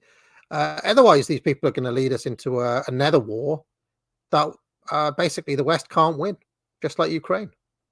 They started off with, let's call it the one front war in Gaza. It's a lopsided war. They've got the guns and the Gaza civilians largely don't. They're now talking about going into southern Lebanon, and now they face a war with Iran that they are not equipped. They do not have the ability. Just when you look at the size difference of the two countries, Israel faces more problems launching missiles and aircraft to get to Iran than Iran does getting to Israel. How much of its arsenal did Iran use over the weekend? A fraction. I'm not even sure you could classify it as less than 1%. Nothing. Take that, guy in chat earlier on. Again, I mean, either all of these guys, different guys from different backgrounds, are all full of shit, and you, bloke in chat, have got it right, or they're telling the truth and you're full of shit. And, you know, call me stupid, but I think it's you, bloke in chat, who's full of shit. And they used old stuff reportedly. You know, they weren't sending out their best stuff because they could just swarm it. And this is really an interesting tactic that when you use 3 different types of weapon systems, or the drones, the cruise missiles, and then the ballistic missiles, each traveling at a different rate of speed, and you do a coordinated launch so that they can arrive roughly in the same time frame, or they come in waves one after another, so that Israel would not have time to reload its air defense systems. That's what Iran was demonstrating. It was a very sophisticated military tactic, and the West ought to pay attention, because they really, Iran and this sort of showed the future of warfare. Thank you, Larry. Very, very astute analysis. All right, folks, we're 3 hours in. I told you it's going to be a marathon, and I'm Greg Valentine today. Takes me 15 minutes just to warm up. I'm in for the long haul. We've got coming up the semi-main event, which is Scott Ritter, who is an absolute maniac. Of all of the judges' guests, I would say Ritter is the most kind of emotional. If I was to make the wrestling analogy, he's like the kind of the Roddy Piper of the crew or something. He's just mental at this point, but he's always fun. And then our main event is going to be Douglas McGregor. But let's have a quick break. I'll remind everyone, 25% off all courses. And because I need to nip to the loo quickly, let's play my longest ad, which is Foundations of Rhetoric, if I can find it. That's a good 3-minute ad, so I can safely get there. Or the logic ad is 3 minutes long. Shall we do the logic one? Let's do the logic one. I don't even know what happens in that 3 minutes. I'm impressed, by the way, that there are still 1,600 people watching, almost 1,700 people who are 3 hours in to this marathon who've stuck with me. That is some good dedication from those people. According to this, there's another 1,200 people on Twitter, where I know the way Twitter does their views is a little bit unusual. I'll be back. Remember, promo code MELLOW if you want to buy any of the courses. See you in 3 minutes. Friends. Romans. I still picked the wrong one. This one. I'm delighted to be launching the second part of the Trivium, Foundations of Logic. This will help anyone who is regularly in the habit of making arguments, whether at work, for study, for example in essays, or just in the cut and thrust of everyday life. We are surrounded by arguments. We are surrounded by people making truth claims about the world. And logic gives you the tools to analyze and assess those claims while also ensuring that your own arguments are sharp and on point. And I know a lot of you want that. Foundations of Logic is a very traditional course, drawing chiefly from the tradition of Aristotle, which was inherited and built upon by the medieval scholastic logicians and carried forward into the 19th century and the 20th centuries by many a schoolmaster and university don. Unfortunately, this system of logic that had endured for over 2,000 years largely fell into disuse over the course of the past 100 years, which is a great shame because despite its seemingly arcane and obscure-looking diagrams and mnemonic formulations, it has tremendous practical use, and it would be of advantage for anyone to learn. Of all of the courses that I have produced, this one is particularly exciting for me because it gets underneath the very order of thought itself. The tools of logic are a BS shredder. They will detect any flaw in an argument's terms, for example, unclear definitions. They will zero in on any false assumptions made in the premises of an argument, and they will expose errors in the chain of reasoning itself. This course should teach you how to do all of that. Furthermore, Foundations of Logic includes discussion of over 60 fallacies, both formal and informal, which, while often misused by those who have merely skimmed Wikipedia articles and in internet debates of all kinds, in the hands of someone who is trained in the fundamentals of logic, they will help you locate, with pinpoint precision, any errors or dirty tricks an interlocutor is trying to pull. If anyone still bothers to listen to politicians or watch mainstream news, you might struggle to go even 60 seconds without witnessing a fallacy of some kind. Everyone will benefit from increasing their knowledge of logic and practicing logic on the arguments of others and on their own arguments. Foundations of Logic is available now for £150. Don't waste your time watching Netflix during lockdown. Buy Foundations of Logic instead and give your brain a workout. Hope you enjoy the course. Hello, everyone. Well, I went to get my cheese bugles for the semi-main event and the main event here. And I was shocked and ashamed to discover that I didn't actually buy cheese bugles. What I bought was a packet of Real McCoy's Epic Eats Chip Shop Curry Sauce Flavor Ridge Cut Potato Chips. Crisps. Very disappointing. I don't know how I did that.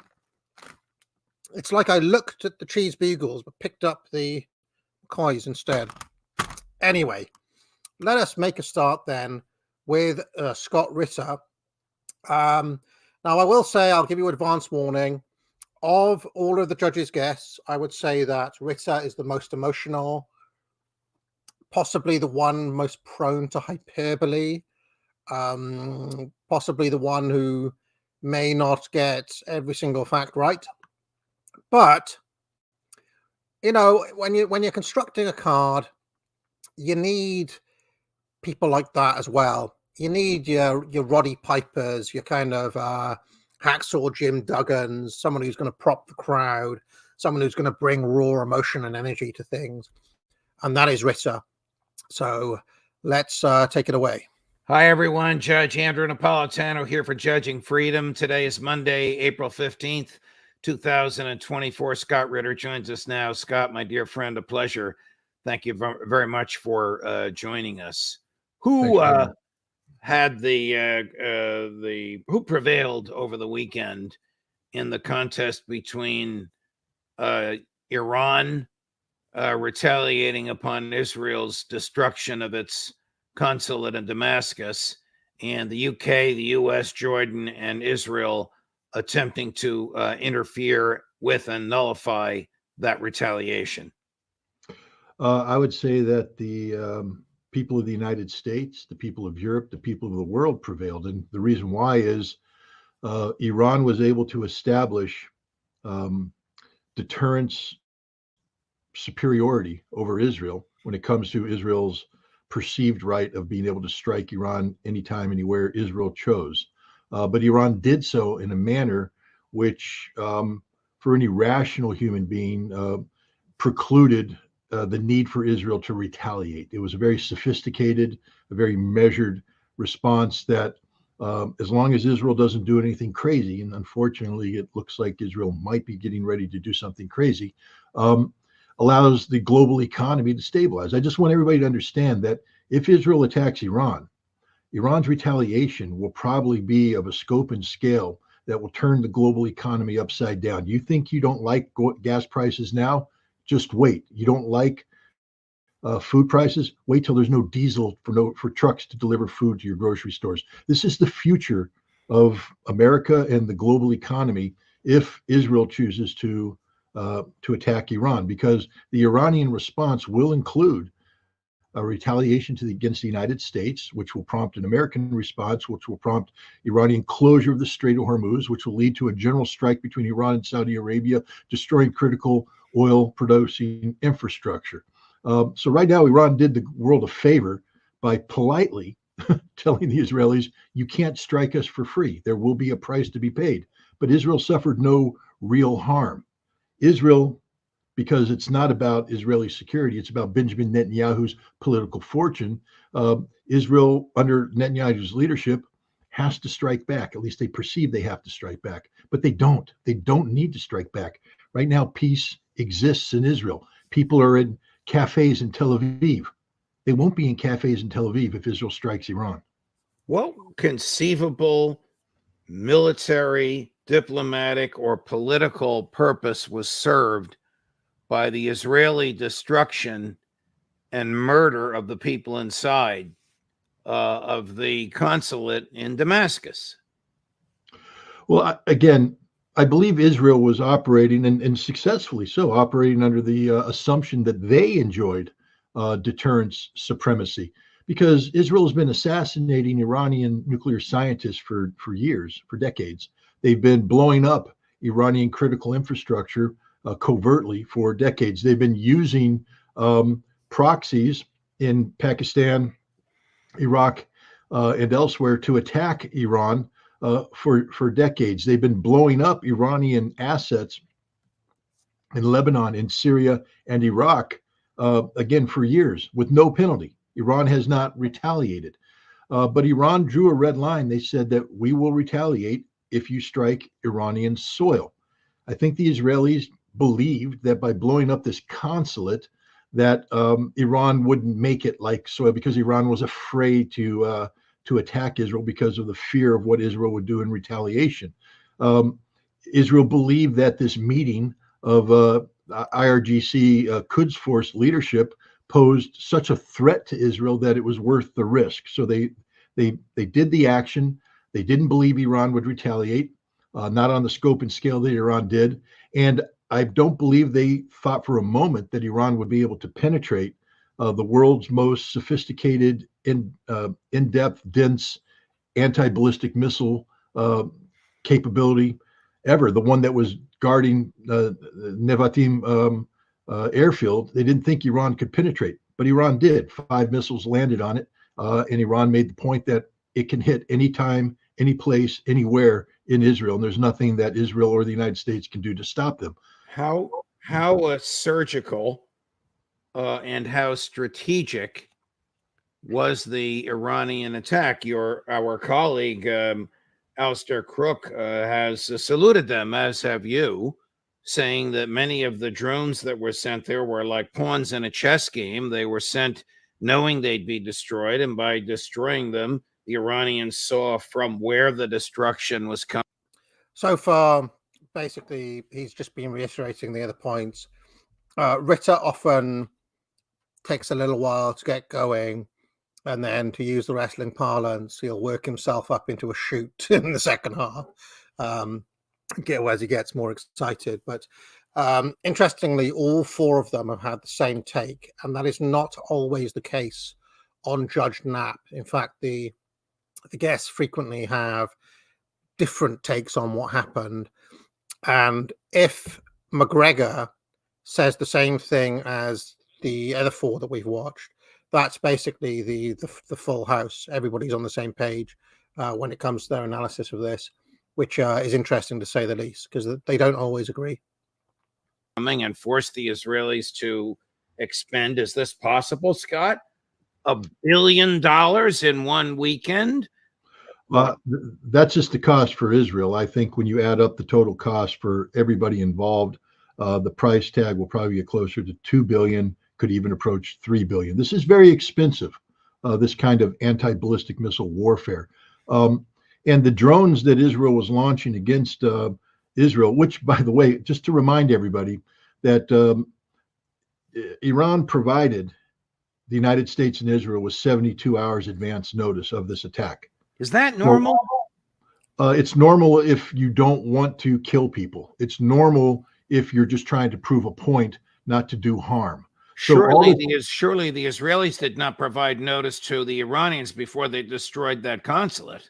No, but we're talking about two different countries, two different objectives. The Iranian purpose here is not to promote and provoke a larger war. It's to make the point to Israel in a way that doesn't kill Israel. Because remember, the goal wasn't to provoke an Israeli retaliation. The goal was to demonstrate to Israel and the United States that Iran possessed the ability to destroy Israel anytime it wanted to. And so they deliberately struck targets that were only military in nature, only military targets that were involved in the attack on the consulate. And they did so in a way that guaranteed that there wouldn't be Israeli casualties. This was just a demonstration. It's not normal unless you're a rational nation not seeking to expand the conflict. So they gave 72 hours advance notice. Then they launched the drones, which gave Israel an additional 5 hours, not an additional, but now that said in 5 hours, you will be under attack.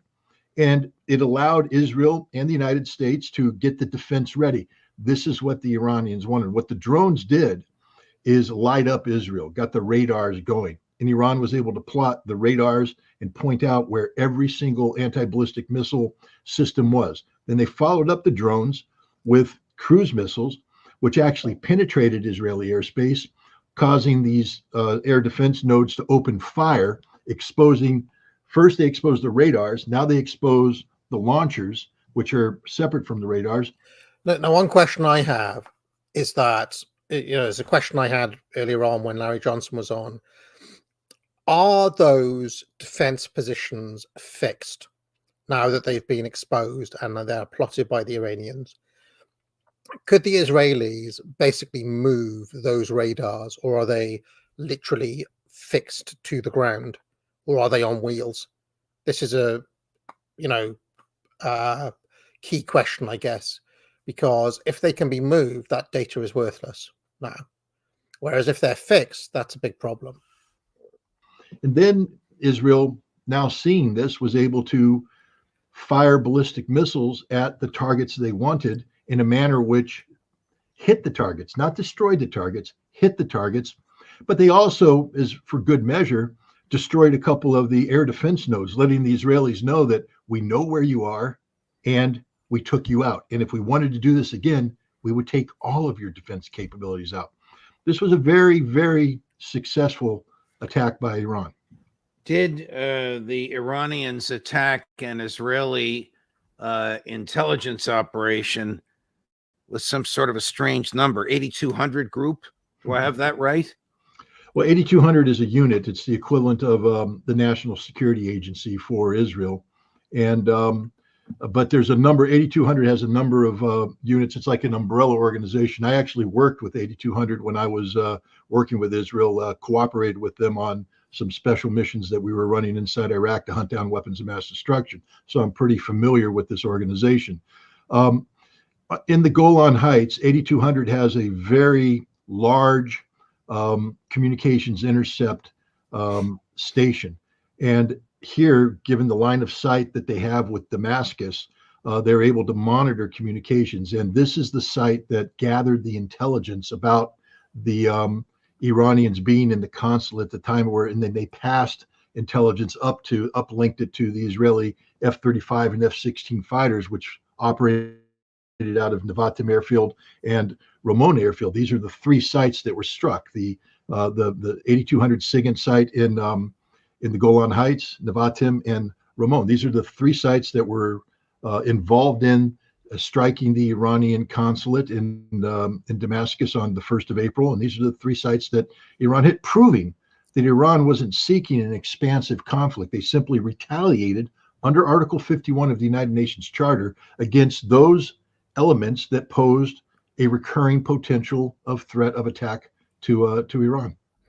I suppose a relevant question or a possible counter argument would be, if Iran was, let's say, trying to hit, I don't know, civilian targets in Tel Aviv or, some other Israeli city, or if they were trying to hit, targets that weren't in the middle of the desert like that airbase, would the response have been different? Would the missiles have been able to get through in those areas? I think that's a legitimate question, because Ritter seems to suggest that yes, they would, using the exact same tactics. But I don't know the answer to that. Didn't the would you characterize the manner of the Iranian assault as such that it demonstrated the Israeli and... I mean, there's a guy in the chat who very quickly said no. Why do you think that? What is the evidence for that claim that they wouldn't? What is different in hitting Tel Aviv versus the airbase? What additional defenses do the civilian targets have that the military targets did not have? Question. The U.S. vulnerability. Let me make this point as clear as I can make it. Please. Nevatim Airfield was the most protected spot on the planet when it came to anti-ballistic missile defense. There's no other place on the planet, not the White House, not the Kremlin, nowhere, that has the level and sophistication and density of anti-ballistic missile capacity than Nevatim Airfield. They have an American X-band radar, which is designed to detect over the horizon Iranian missile launches. That radar is linked to... So, according to Scott Ritter, that particular airfield had heavier defenses than anywhere in the world. So that would suggest, bloke in chat, that your immediate response of no is probably wrong. Because if that airfield, which is so heavily defended according to Ritter, still let a few of those ballistic missiles through, it suggests to me that, I don't know, a commercial center in Tel Aviv would not have such defenses. So, anyway. A ballistic missile defense organization headquarters out of Colorado Springs, which is connected to satellites to give them non-stop monitoring capability. So they monitor the missiles when they're launched. They monitor them as they come in, they track them, and they identify the assets to destroy them. They're linked to Arrow 2, Arrow 3, Advanced Patriot, THAAD missiles, David Sling.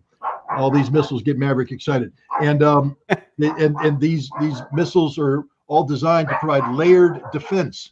They didn't shoot down the 5 missiles. It's my understanding that Iran launched 7 missiles against Nevatim Airfield. 2 of them either malfunctioned or were shot down, probably shot down, but 5 hit despite all of this. It should prove to everybody, Israeli and American alike, that there is no defense against Iranian missiles. Is the United States driving Iran into the Russian orbit? Okay, so JC says AA does not have a solid understanding of how the weapon system works. That is true. I've never claimed to be a military guy, so he is not asking the right questions, and Ritter is being hyperbolic. Okay, so what are the right questions, and how is Ritter being hyperbolic? Foundations of logic. Iran's already in the Russian orbit. I mean, they don't have to be driven. Look, Iran spent a lot of time in the Western orbit under the Shah, and even after the Shah, one can see that I went to Iran back in 2005, and I had a fascinating conversation with an Iranian Revolutionary Guard commander who had been part of the crackdown on the Mujahideen al-Khalq in 1970, 1980, and then he was sent over to Europe, to Germany, where he was tasked with carrying out special actions. That probably means assassination of Kurdish opponents before coming back. And what he said is, instead of learning to hate the West, he and his colleagues came back and told the Iranian government, there's some bad things about the West, but we actually should learn to live with these people because they have high standards, high quality, and we need that for our recovery in the war against Iraq. And so there was within Iran, even in the Revolutionary Guard Command, this tendency to focus on the West, to always say the West will finally figure it out that we're not the bad guys, that we can work with them and we can get along. And the West never did. There was people inside Iran who were talking about pivoting east for some time now, but they were always pushed back by the pro-Western people. Direct parallel to Russia, by the way. Direct parallel to Russia. That day is over. The pivot east has won. Iran has abandoned the West. They will never return to the West. They are now pivoted to east, and Russia is a very instrumental part of that pivot. Chris, can you put up the picture of Prime Minister Netanyahu at the UN with that cartoon? No, we don't have it, or he'll get it. It's that famous picture of Bibi Netanyahu with a cartoon of a bomb showing how close the Iranians are to getting a nuclear weapon. Isn't it true that Iran does not have a nuclear weapon? Not only does Iran not have a nuclear weapon, Iran doesn't want a nuclear weapon, has never wanted a nuclear weapon. I still maintain this is a lie from all of these guys. I maintain this is not true, and that they do want one, and they're close to having one. And has never had a military nuclear program. The military has been involved in procurement of material, of technologies needed for nuclear enrichment. I should say that when these guys are using this, they're not lying. They are going on the available intelligence. I guess what I'm saying is that I believe that American intelligence has this wrong. The intelligence community, as they're called, I think collectively have this wrong. That's my view. That's because the United States and Europe sanctioned Iran in violation of the Nuclear Non-Proliferation Treaty. As a signatory, Iran has every right to have access to this technology so long as it's monitored by the International Atomic Energy Agency. But the US and Europe said, no, you can't have access to this. And so just to come back to the bloke in the chat, he says Ritter is being hyperbolic because he's emphasizing how secure that airfield is, but it is largely irrelevant. He's just trying to highlight the reach of the Iranians' projectiles, which was never questioned. I mean, he said it was it had some of the biggest anti-missile technology anywhere in the world, even more than Moscow, is what he said. So is that a factual claim or is it not? And if it's not a factual claim, can you show me where in Israel or otherwise has greater anti-missile defenses than that particular airbase that was hit? I need you to quantify your claims. Thank you. Covertly, Iran had to go out and acquire this, and the people that were running the covert acquisition programs and the covert production programs, when they were trying to keep it secret from the West that they were actually moving towards enrichment, because they didn't want the West to bomb it, to interdict it, to stop this, so they did it covertly. They admit later on that they needed to have declared it earlier than they did, but they eventually declared it. But the people that were doing that were related to the Iranian Revolutionary Guard Command, the military, but there was no weaponization program. There never has been one. The CIA knows this. Everybody knows this. Israel knows it, but Israel continues to put out false information in order to create the perception of an Iranian nuclear threat that justifies Israel taking a hard stance against Iran. So Iran covertly obtained... To answer your question, Lambda, yes, the Shah in the 60s was obsessed with westernization. And I have a video in my back catalogue called Iran's, what I think it's called the White Revolution, where I go into the Shah's modernization program in the 50s and the 60s in particular, and how that caused a lot of the backlash that ended up overthrowing him in 1979.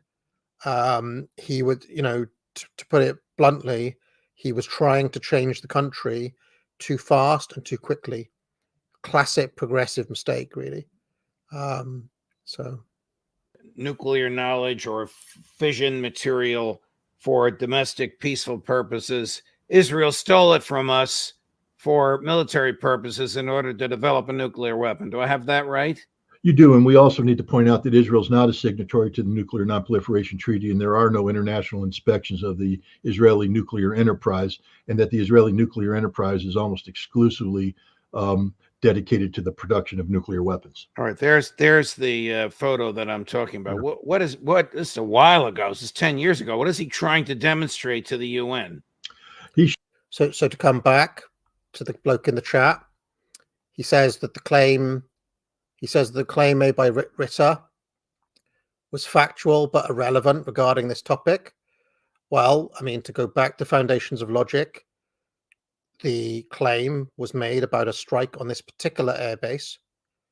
So it strikes me as being pertinent to the topic, absolutely relevant to the situation, because my question was, what happened if they hit somewhere else?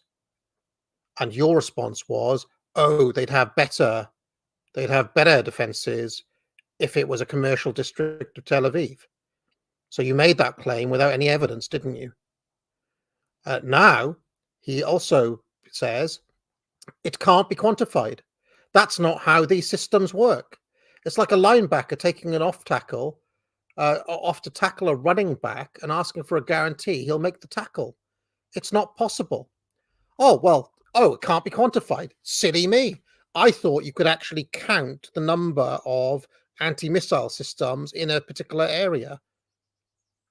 I thought it's the definition of something that is a discrete unit that can be quantified. Bloke in chat.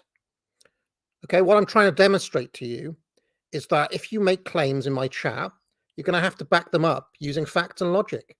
And what you've done is none of that. What you're giving me is gish gallop. So I'm starting to wonder about your DNA, mate. All right, let's continue. Showing the level of percentage of enrichment and how easily it will be for Iran to move from low enrichment up to fissile material. And he was showing via that red line where he thought Iran was, and that Iran could instantly produce nuclear weapons if it wanted to. But that's the case that Netanyahu's been making and Israel's been making for decades now. Back in 1995, Iran was supposedly 2 years away from building a nuclear bomb, and recently they've been months away. But they don't have nuclear weapons, and they don't want nuclear weapons. They deem weapons of mass destruction in general to be an affront to Islam, affront to religion, and the supreme leader of Iran on multiple occasions has issued a fatwa, a religious decree, declaring weapons of mass destruction to be haram or prohibited, forbidden under. Listen, I know you're triggered, and it's difficult, and you're emotional, but you can't just call rhetoric, which is what you're doing, logical. You're just declaring that you're making logical arguments, and you're not. You're demonstrably not making logical arguments. Now, that doesn't mean that what Scott Ritter said is correct. I'm just saying that you have not been able to demonstrate that he's not correct, and you've been unable to back up any of the claims that you've made using logic. Do you understand? That none of the kind of verbal tricks that work on normal people will work on me. I'm afraid none of them, not one. This is a consequence of being on the spectrum. Islam. Chris, this statement from 2 minutes ago, we have it. You would buy my logic book to learn how to make logical arguments, valid arguments that can defend their premises as true. That's why you take my course. Clearly, you need it. Tape of it, or you want me to read it? Okay, so this is 2 minutes ago from the chief of staff, Herzi Halevi. I guess he's Netanyahu's chief of staff, or maybe the chief of staff from the military. 2 minutes ago, this launch of so many missiles, cruise missiles, and drones into Israeli territory will be met with a response. Right, and I think right after that, the Iranians tweeted out, the moment Israeli airplanes take off from their airfield, the missiles will be launched in Iran. Iran's not playing games here. The Israelis are still playing domestic games right now. Well, what you should do, the guy is right. Bloke in the chat needs to give his argument in a 3-line syllogism. That would be the best way. Put it in a logical form. Okay, you're trying to disprove the statement that Scott Ritter made that airbase has the best anti-missile technology and is the most well-defended place when it comes to anti-missile defense in the world, which is what he claimed. Your claim was that it would have been a different story if they were trying to hit a commercial area in Tel Aviv. And I asked you, why did you make that claim? So in a 3-line syllogism, explain to me why you're right. You haven't been able to do that. And you haven't provided nothing but a weak football analogy, in defense of your argument. Then you claimed, I am a rhetorician and I'm not doing logic, and that your argument was logical. You just declared that. So I'm showing you in real time why this is not going to work to anybody who can think. Okay, let's get back to Scott Ritter. You can work on that, and when Ritter's over, we'll see what you come up with. Is a group in Israel that are saying we have to respond. They're putting pressure on Benjamin Netanyahu. But even though Halevi has said this, even though the war cabinet may have voted in favor of it, eventually, it's ultimately up to Benjamin Netanyahu to give the orders, and he's still receiving phone calls from the United States saying, we're not going to be with you on this one. You're going to be alone. And I think what's happening is that the Israelis are trying to pressure Biden into providing the support, because without American support, any Israeli retaliation will be of a vastly limited scope. They can't get sufficient air power sustained over Iranian territory without American refueling capability and other American support, like electronic warfare, suppression of enemy air defense, everything that had been planned for. So it's a very risky operation by Israel to launch an attack that will not achieve the objectives they hope it to achieve, but will instead expose all of Israel to a devastating counterattack by Iran. Why is Israel doing this other than Netanyahu's personal political problems and messianic view of himself? The current Israeli government is in a very precarious situation in terms of domestic politics, and they may lose if there's not a retaliation. There's a chance that several arch conservative members of the cabinet could resign and withdraw from the coalition government, and then Benjamin Netanyahu would collapse. Interesting, very interesting. I have heard this on a number of occasions that Netanyahu has to appease his kind of more extreme right flank because they're propping up his government, basically. I do, however, not believe that this is solely on Netanyahu and his government, because broadly speaking, I think the Israeli population broadly support everything they're doing, and if anything, want them to go further. And how can I put this? I think it's in their kind of collective mindset to seek revenge and to never back down. So I'm not even sure what difference it would make to replace Netanyahu at this point, unless you replaced him with a puppet who would take orders from Washington, and a puppet who was, basically acting in American interests rather than Israeli ones. How can I put this in a different way? Not Israeli interests, because I don't actually think they are doing themselves any favors, but I think the Israeli government is acting in a way that reflects the general sentiments and moods in that country. The only way that you're not going to get that is if the government is replaced with a puppet government, which is within the realm of possibility as well, in my estimation. And so there's a game being played right now within Israel where these very conservative guys get to voice the necessity to attack, to assuage their honor, so to speak.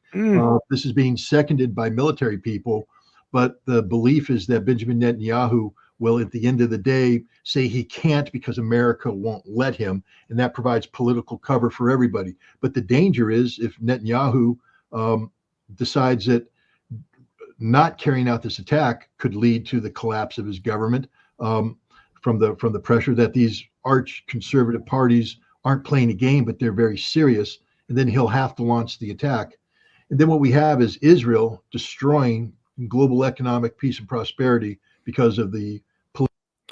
No, so there's another guy in the chat saying, 1, Ritter provides no evidence for his claim. 2, claims require evidence. 3, Ritter's claim is not valid.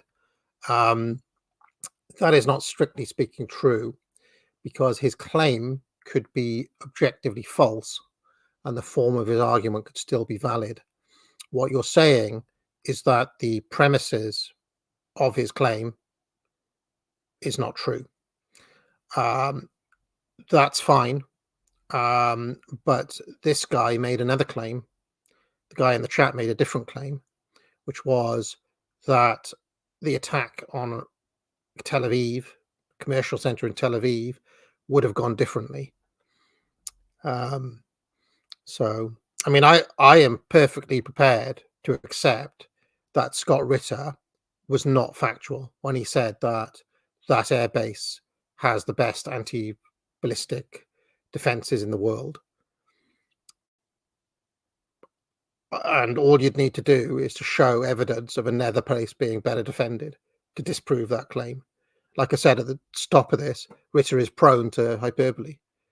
But what I am lasering in on is this other dude's claim that the attack on Tel Aviv would have gone differently. You see the difference? Okay, let's carry on. Political ambitions of one man, Benjamin Netanyahu. There is no moral equivalence between the Israeli murder of 15 people, including 2 generals, when they destroyed the Iranian consulate in Damascus. Actually, Mason Guy, valid claims do not require evidence because validity is an argumentational form. You can have a logically valid argument that is completely non-factual. I could say, all elephants, what could I say? All elephants are yellow. I saw an elephant, therefore it was yellow. Well, I mean, the premises of that are just incorrect, factually untrue. Elephants aren't yellow, and I also didn't see one. But the form of the argument is still valid. This is why people need to do foundations of logic, because they misuse these terms. And Iran's sophisticated surgical attack of just military sites. Isn't that true? 100%. Iran has every right under Article 51 of the United Nations Charter to retaliate against Israel's unprovoked attack against Iranian sovereign territory in Damascus, which, of course, the consulate is sovereign territory under international law. Israel has no right to retaliate in response, because especially given the fact that the Iranian retaliation was proportionate and deliberately subdued so as not to kill and create damage that could provoke Israel. Or this will raise your blood pressure. Lord David Cameron, the British foreign minister, yesterday on the British talk show Cut Number 8. What about Iran's frustration at part of its sovereign territory being flattened? Well, I would argue there is a massive degree of difference between what Israel did in Damascus and, as I said, 301 weapons being launched by the state of Iran at the state of Israel. For the first time, a state-on-state attack. 101 ballistic missiles, 36 cruise missiles, 185 drones. That is a degree of difference. Yeah. And I think a reckless and dangerous thing for Iran to have done. And I think the whole world can see all these countries that have somehow wondered, well, what is the true nature of Iran? It's there in black and white. Does the man know what he's talking about? No. First of all, what was in black and white is the restrained nature of Iran's response and how responsible it was in terms of limiting damage and creating sufficient off-ramps for Israel and its allies to avoid the need for escalation. What was missing in that clip was part 2, where she said, what would Britain do if one of their consulates was destroyed? And he said, well, of course, we'd respond with a very strong and robust response. So why can't Iran do that? See, there's the hypocrisy of the British right there. Right. Pure hypocrites. Here's another member of the British Parliament earlier today, the great George Galloway, commenting on Rishi Sunak, the Prime Minister, and you'll hear the Prime Minister's response. Mr. Speaker, I knew your father well for a very long time. He was a fine man, and I am sincerely sorry for your loss. There was not one single word in the Prime Minister's statement of condemnation of the Israeli destruction of the Iranian consulate in Damascus, which is the proximate reason for the event everyone is here in concert condemning. He was not even asked to do so by the front bench opposite. Kay Burley is the only person so far to demand that of a government minister. We have no treaty with Israel, at least not one that Parliament has been shown. And the Iranians are not likely to listen to him. When Britain occupied Iran, looted its wealth, and overthrew its one democratic socialist government in my own lifetime.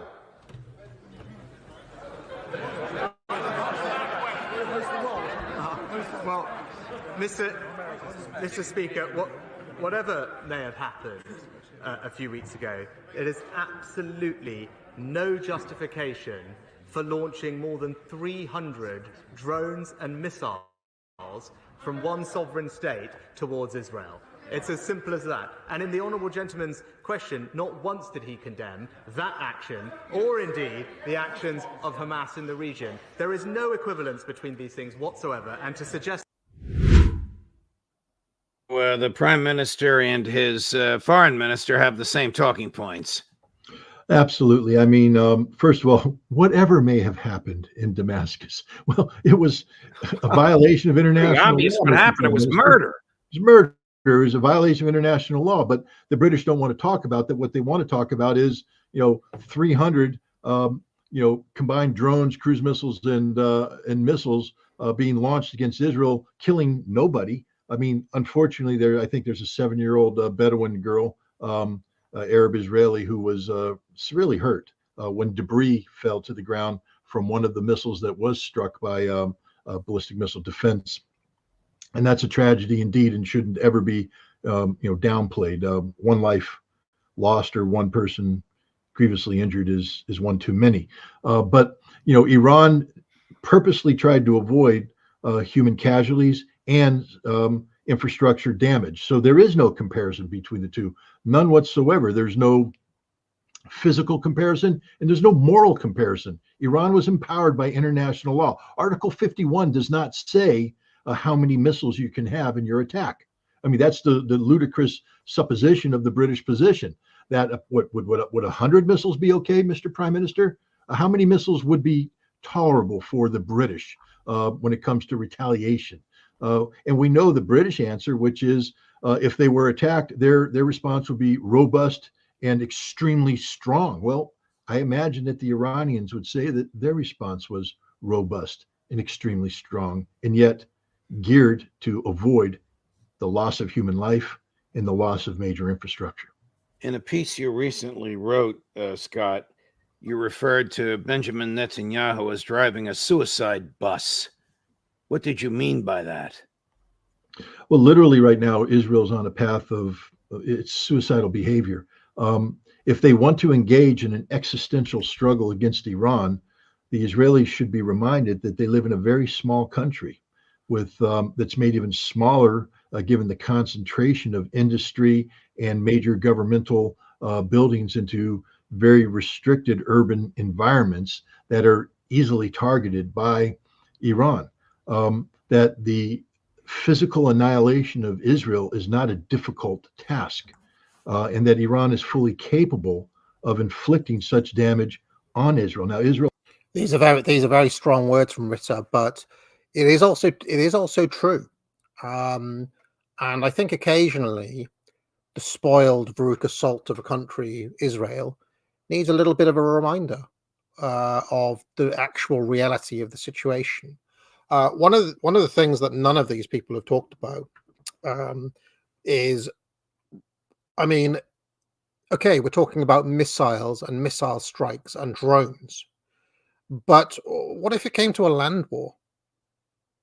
An actual land war between the Iranian army with troops on the ground, tanks and all the rest of it, and the IDF. And all of Iran's proxy forces and the Revolutionary Guard and all of these people and Hezbollah and all the rest of them, troops on the ground war. Would the IDF be able to withstand that? I mean, in that circumstance, they then you'd have to see American troops on the ground and British troops on the ground. And that would almost invariably mean casualties for America and casualties for Britain. And then they'd be asking a real big question, which is how many American lives for Israel or British lives for Israel would the respective nations of both respective populations of both those countries be willing to stomach at this point? You know, we haven't reached that point yet. None of them have mentioned that, but I do think that is part of the calculus that everybody has to think about. You know, everybody think it's all this kind of tit for tat, long range strikes, but if it came down to an actual war in that way, how on earth would the IDF, who, as far as I can see, are an ill-disciplined bunch, to, you know, at the best of times, geared towards essentially civilian quote unquote police work and mowing down kids, as we've seen for the past 6 months, how would they deal with an actual professional army against them?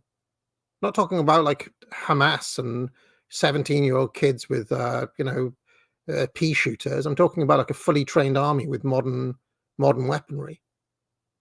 I just don't think they'd have any chance in such a war at all. And I'm not being hyperbolic. I'm just saying that's the reality of it. All right, let's let Ritter play out. Has nuclear weapons, the so-called Samson option, and they can fire them at Iran and other nations as they see fit, but it won't change the outcome. Suicide isn't about the taking of other people's lives. Suicide is about the taking of your own life. And Benjamin Netanyahu right now is at the wheel of a suicide bus, driving Israel and indeed all those who seek to attach themselves to Israel off the edge of a cliff with lemming-like insistency.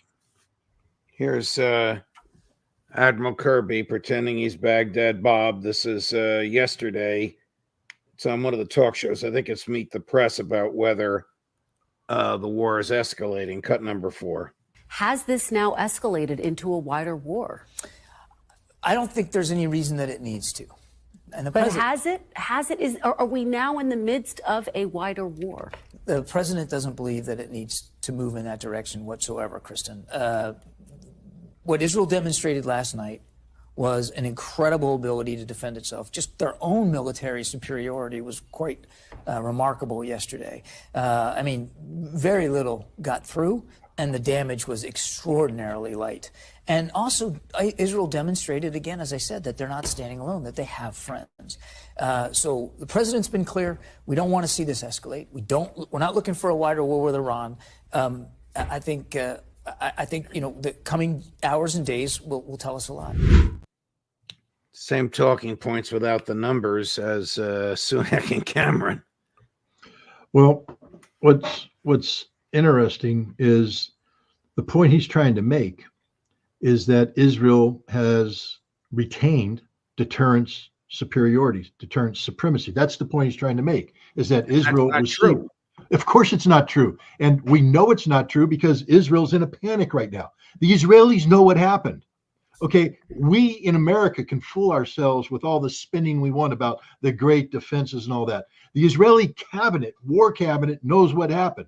The most highly defended space in the world from ballistic missile attack was touched 5 times by Iranian missiles that aren't even the best that Iran has, but they were good enough to get through the defenses.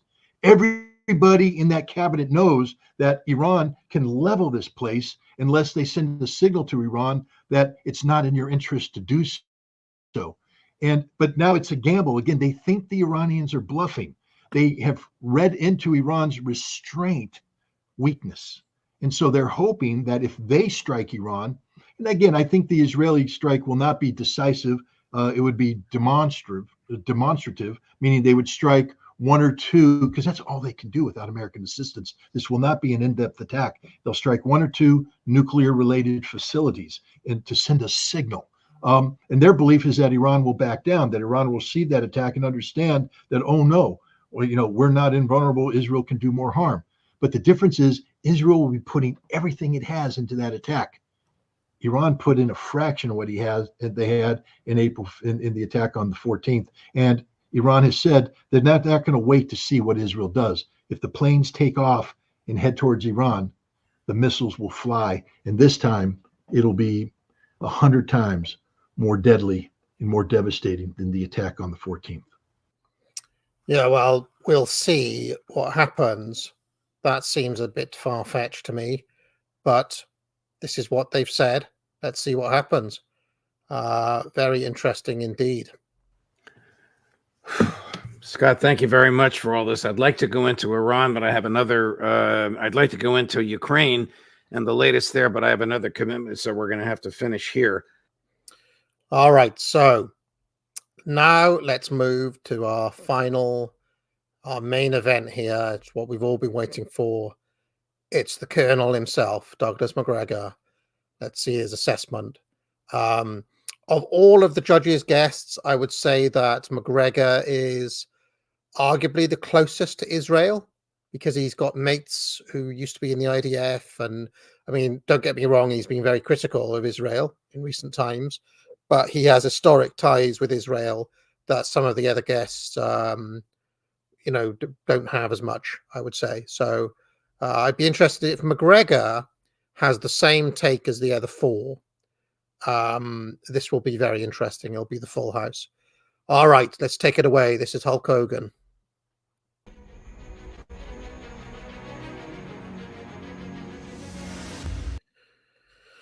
Just remind everyone, promo code MELLOW gets you 25% off all courses. I'll be doing super chats after this. Then I'll have to go and take a walk and a break before Unpopular Opinions. Now let's hear the Colonel. Hi, everyone. Judge Andrew Napolitano here for Judging Freedom. Today is Tuesday, April 16th, 2024. Colonel Douglas McGregor joins us now. Colonel, thanks very much for your time. I would like to spend the bulk of our conversation with your analysis of... Now, look, I'm not going to ban this guy, despite his faulty logic throughout the stream and despite his spluttering. This is not the same guy as earlier, as the second guy. He said the IDF are pretty competent at war, as shown in 48, 67, 73. I will just say it is 2024 now, not 1973. The stripe of man serving in the IDF today is not the same as the stripe of man who served in the Yom Kippur War, or in the various wars against the Arabs in the 40s and the 60s. So that's one mistake. The other mistake is that Iran as a power is vastly stronger than Egypt back in the 6-Day War or any of the Arab powers in the Yom Kippur War. That much is demonstrable. The geopolitical situation is different as well. America is nowhere near as strong today as it was back in the 70s. It's just magnitude of, so you have to kind of update your analysis a little bit to respond to what is actually happening now, rather than resting on these historical kind of platitudes, because that's all they are, really.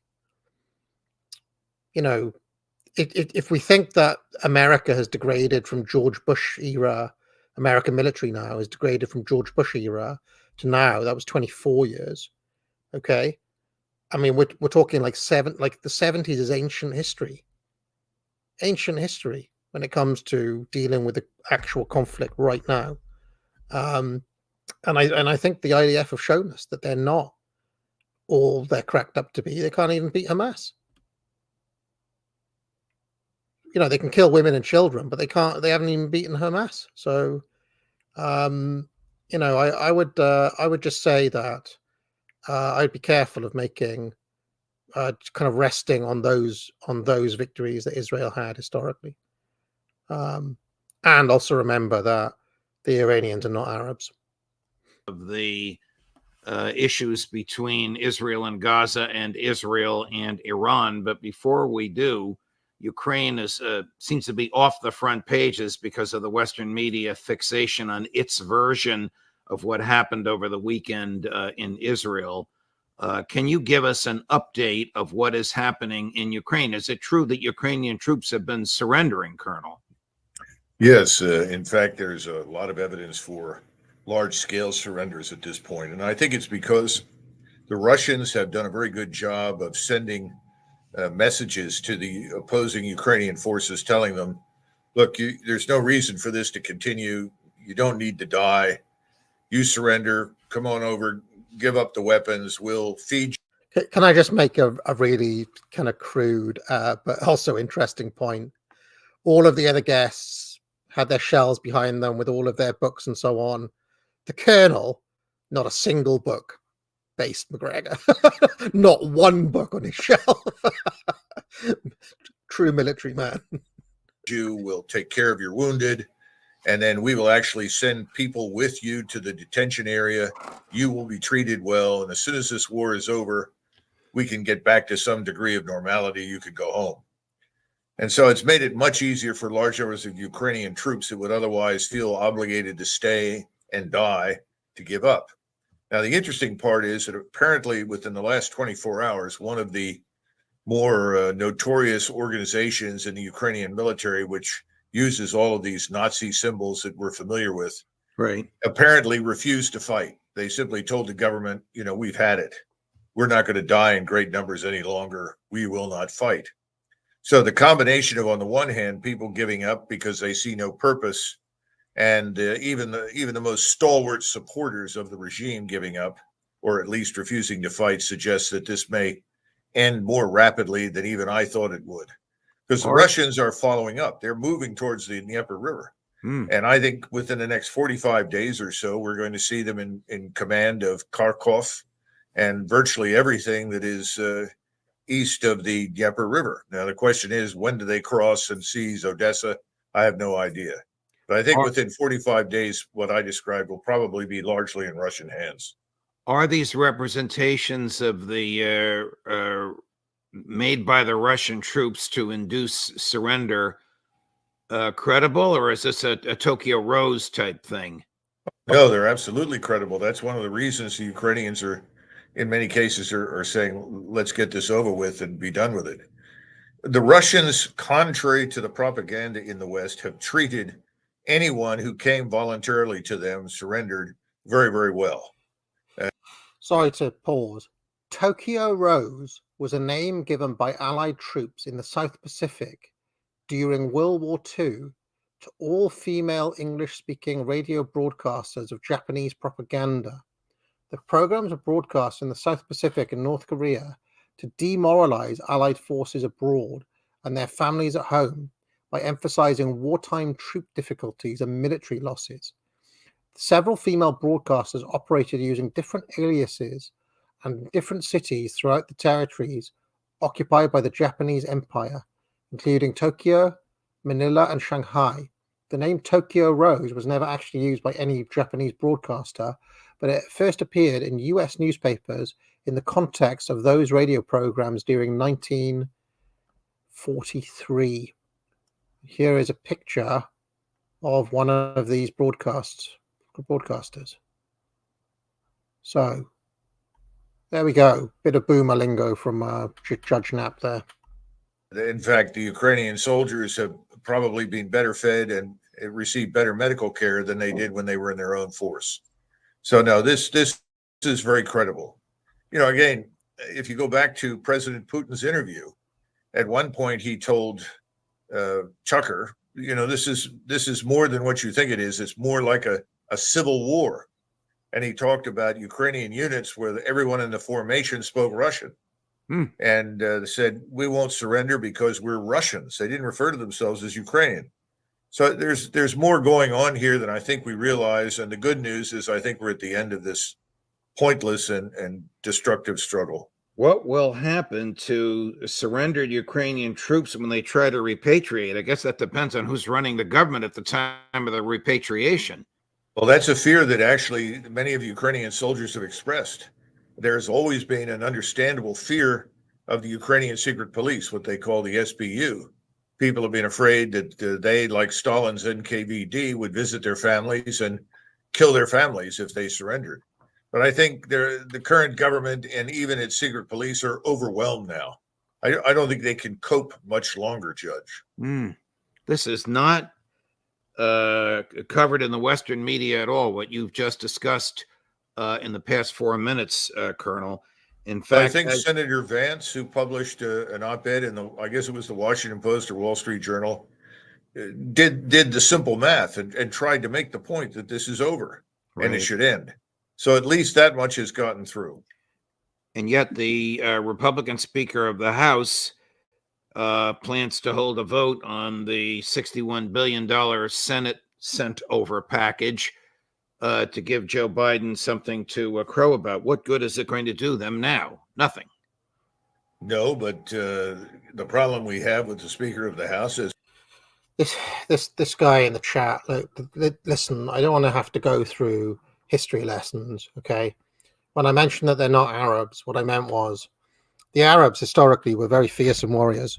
Actually, have a great history in terms of military conquest, and actually conquered Persia famously in the 600s. The direct descendants of Muhammad, those original Arabs, were extremely fearsome. The trouble with the Arabs is that they have failed to adapt to modern military tactics, modern military warfare, technology, etc., and have had a very dismal military record in modern times, basically. That is what I meant by that. And it's a good example, as the record of history on military prowess is not always a guide, because the same people can be strong in one era and weak in another era.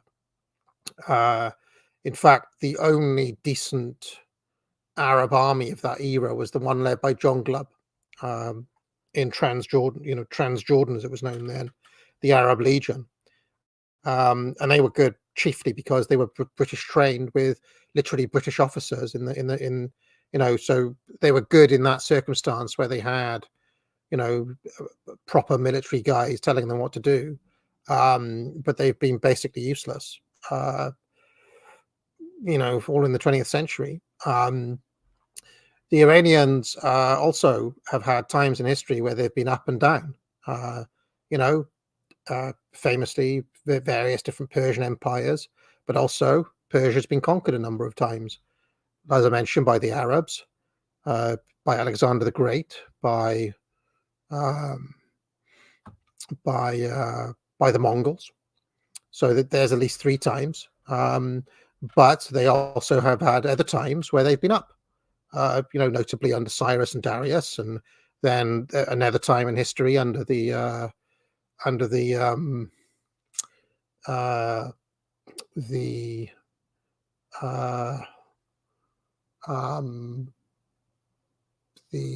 Safavids, and also a little bit under the Qajars as well when they conquered India. There was the second Persian Empire, the one that had wars with Rome. That lasted a long time, like 600 years. So people have times of being up and times of being down. And you mentioned the Iran-Iraq war in the 80s. Actually, what happened is that the Iranians, you've got to remember that Saddam invaded Iran, and they absolutely got their asses kicked. The Iraqis, they absolutely got their asses handed to them in that war. The trouble is that once they had, and don't forget, they just had a revolution as well, so the country was in turmoil, but they still delivered. It was an easy win for the Iranians in terms of repelling the initial attack by the Iraqis. The trouble is that they then started a counter-offensive, and the mullahs, being crazy as they are, were like, right, we're going to go all the way to Tel Aviv. We're going to go all the way to Tel Aviv, and maybe we won't even stop there. We'll get all the way to Israel. Fuck it. And it was at that point that the Americans decided that they were going to arm and prop up Saddam's regime and give him all the weapons possible. And what they were able to do was basically bog down that counteroffensive into trench warfare. That is what happened in the Iran-Iraq War. So yeah, it was not a very good Arab performance in that war. And had it not been for Western intervention and propping up of Saddam, they probably would have lost the counteroffensive too. But obviously America, made sure that didn't happen. We do with, I would say, the majority of people sitting on the Hill is that they don't really represent America. But Baghdad, that's what I meant. American interests. They represent the. Yeah, sorry, I meant Baghdad. They said they're going to go all the way to Baghdad, and then I'm pretty sure they also said, like, once they've stopped there, they'll carry on going all the way to Israel. I think they literally said that. So anyway, let's carry on.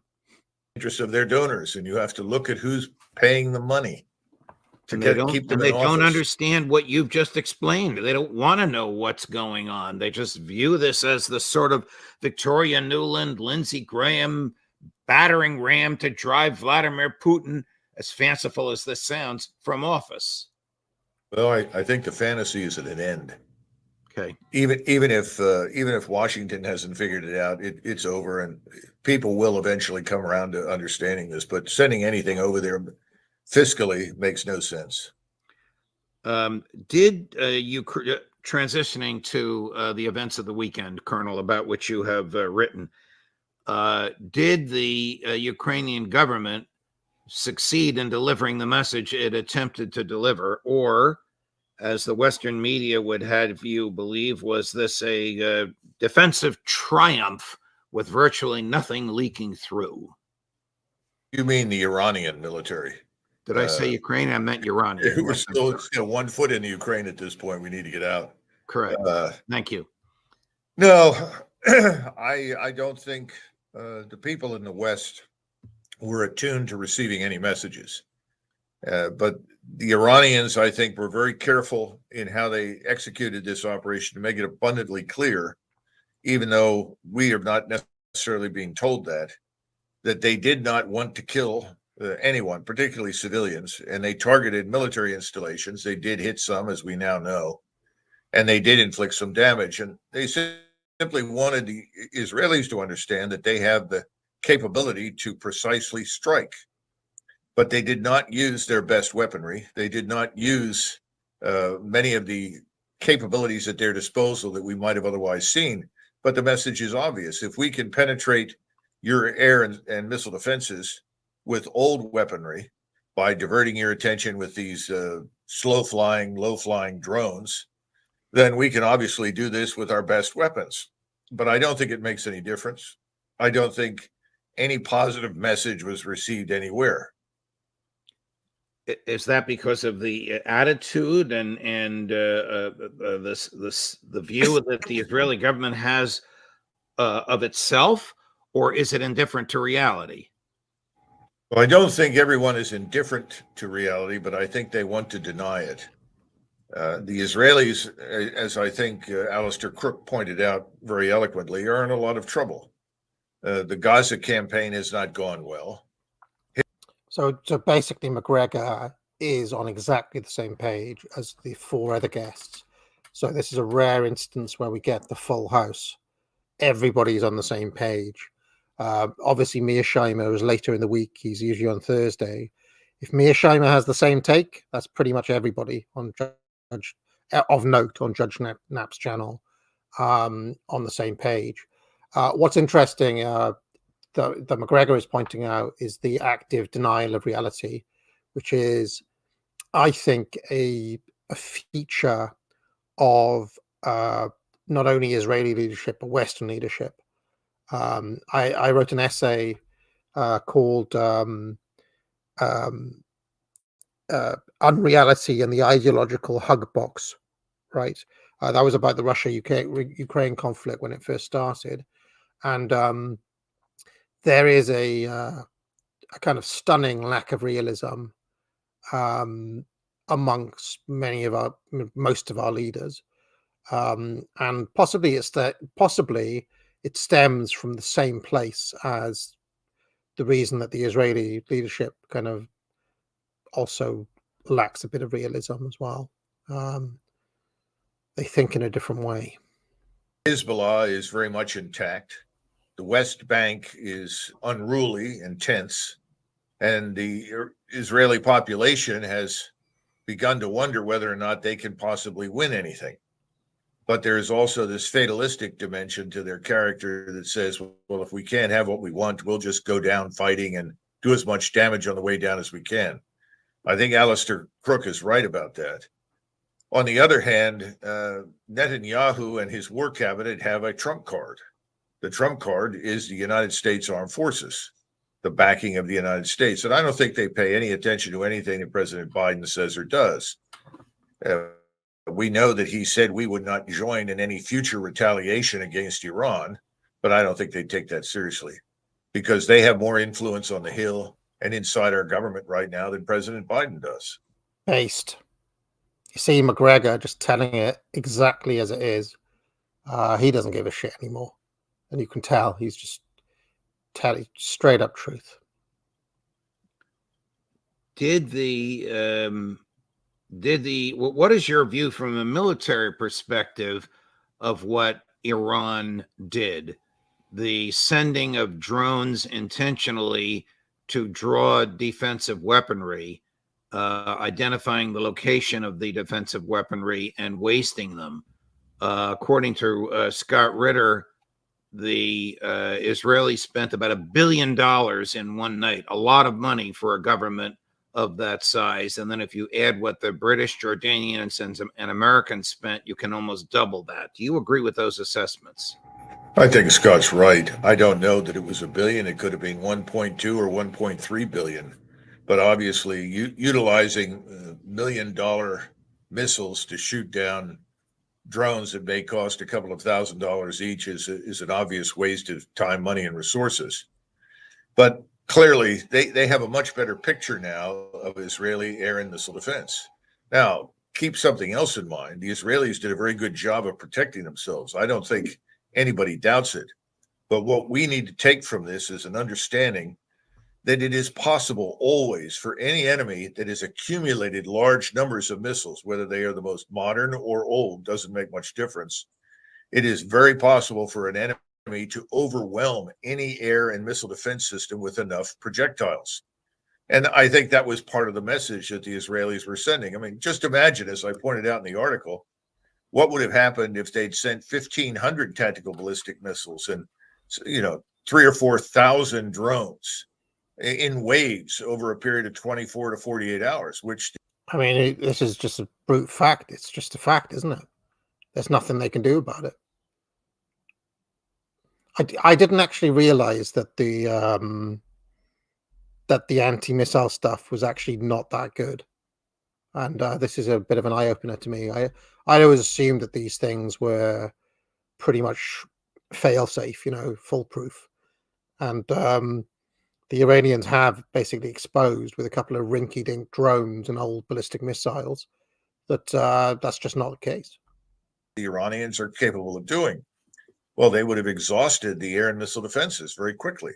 That doesn't even include the target hits that would have destroyed many of the anti-missile batteries that are on the ground. And we don't know what would happen in the air because we haven't had anybody fly against Iranian air defenses. They have the S-400. We'll find out if that S-400 Russian system is as good as everybody says it is. But the bottom line is you can overwhelm any air and missile defense system. And I hope that the Israelis took that message, but I'm afraid that they're going to go on the offensive. How extensive is the Iranian arsenal? Well, you're talking about tens of thousands of missiles, hundreds of modern and top of the line, hundreds at the top of the line. You know, you don't have this hypersonic missile question is an important one. As several people have reported the use of 2 or 3 or 4 hypersonic missiles. I haven't been able to personally confirm it, but then again, with this administration, despite my clearance, I do not have any access to that kind of information. They may, in fact, have used some of those. But I think we need to understand that they have access to at least as modern missile technology as we do, thanks to the Russians, the Chinese, and obviously the North Koreans. And that technology is enough to overcome any air and missile defense system the Israelis could build. It's very simple. And do the Israelis understand that, Colonel? The last part of what you just said, they have enough to overcome any... I mean, he just said they've got tens of thousands of missiles. So Scott Ritter's assessment that they used less than 1% in this particular attack sounds right, basically. I mean, these things are by definition quantifiable, so you could probably quote unquote fact check this. Although where would have that info, I don't know. Defensive system that the Israelis can build. Does the Netanyahu government know that? I think privately behind the scenes they've reached that conclusion, but that hasn't dissuaded them from further action. In fact, I think they view that as making further action imperative. In other words, we need to attack these people and deprive them of the command and control, deprive them of some of their best weapon systems, attack their arsenals, attack their underground facilities, especially their alleged nuclear facility underground. They have a nuclear facility on the surface as well, but it's not utilized for the military anymore. It's utilized primarily for civilian purposes. But nevertheless, I think they've decided they're going to have to go in and inflict very serious damage on Iran. That's the only way forward as far as they're concerned. I don't think they can imagine living in the Middle East with countries around them that are equal to or greater than they in terms of military power. Correct. McGregor fundamentally understands the psychology of these people that he's talking about. He understands them. Here's Lord David Cameron, British foreign minister, giving sort of the Western view of things. Now, we know a lot more now than we did when he made this statement, which is Sunday morning, British time, on a British talk show, cut number 8. What about Iran's frustration at part of its sovereign territory being flattened? Well, I would argue there is a massive degree of difference between what Israel did in Damascus and, as I said, 301 weapons being launched by the state of Iran at the state of Israel. For the first time, a state-on-state attack. 101 ballistic missiles, 36 cruise missiles, 185 drones. That is a degree. Thankfully, chat, this is the last time we're going to have to see Lord Cameron today. The judge does love playing the same clips for his different guests to react to. I will also mention, by the way, that the bloke in the chat from earlier who was failing at logic is now claiming that Colonel McGregor just said exactly what he said. Colonel McGregor did not say that Tel Aviv Commercial Center has superior anti-missile defense systems than the air base that the Iranians have. He did not say that, which was your claim. I'm just trying to keep you honest, okay? Trying to keep you honest and show you that, you know, word games, rhetoric, jumping around, not sticking to the point, emotional arguments are not going to work in this chat. They're just not going to work. All right? And if you can't learn that, you can go the way of so many other people who've been banned from here. All right? Of difference. Yeah. And I think a reckless and dangerous thing for Iran to have done. And I think the whole world. Listen, mate, You're telling me I'm lying. There are thousands of people watching this in real time. Tens of thousands of people will watch this stream by the time it's over. They could see what you said in real time. They could see what Douglas McGregor said in real time. And Douglas McGregor did not make the same claim that you made. Okay? It's not even a lie. It's just like you are completely out of your tree. And I understand all of the usual tactics that you people do. You try to exhaust your enemies by throwing out any old shit and making them respond and argue back until they're exhausted. But you're up against people who will never give up, who will never get exhausted, who will never fall for any of your tricks, ever. Okay? You have to understand that. Just like circumstances change, you have to understand that people like me are not your boomer grandfather, aren't, people like that evangelical Christian you saw at the start of the stream. Literally none of your tricks will work. None of them. All right, let's continue. Can see all these countries that have somehow wondered, well, what is the true nature of Iran? It's there in black and white. As I saw this, Colonel, I thought he's missed the degree of difference. The degree of difference is the Israelis murdered 2 generals and killed 15 other people and destroyed a legally immune target known as a consulate adjacent to an embassy. The Iranians didn't kill anyone and targeted purely intelligence and military. No, I think that's true. The other thing that he doesn't bother to point out is that the Iranians were very open about what they were going to do. They actually informed us through intelligence channels, through the Central Intelligence Agency, that they would under no circumstances attack any of our installations provided we did not attack theirs. We knew that. Secondly, they were very transparent that it would come within the next 2 or 3 days and that it would consist of largely what we saw in terms of drones and tactical ballistic missiles. So, he's not telling you the rest of the story. The Israelis, needless to say, did not inform anybody of their intention or readiness to do anything in Syria. They simply did what they've always done. They saw targets, they thought they were lucrative, and they wanted to inflict harm, and they did. And as you point out, that even though today people are saying, oh, no, it was a safe house. Oh, no, that's not true. No, I'm sorry, it is true. This was a consulate, and they may not have liked the people in it, but attacking it is off limits as far as international law is concerned. Of course, we know that international law is something we only pay attention to when it suits us. That's certainly true for Israel. Right. Just to liven things up a little bit, here is a member of Parliament. I have to say, Douglas McGregor's not looking well at the moment. He doesn't look his usual self. He seems like he's, wonder if he's not well. He doesn't seem his normal self today, but his assessment is pretty much spot on here. George Galloway ripping into the Prime Minister, but the Prime Minister's response is interesting because it's nearly right. Listen, mate, if you're gonna accuse me of committing logical fallacies on my own live stream when I didn't, all I did is asked for evidence for your claims, which you then spectacularly failed to do. I have had enough. Okay? And you've correctly been banned by my moderator.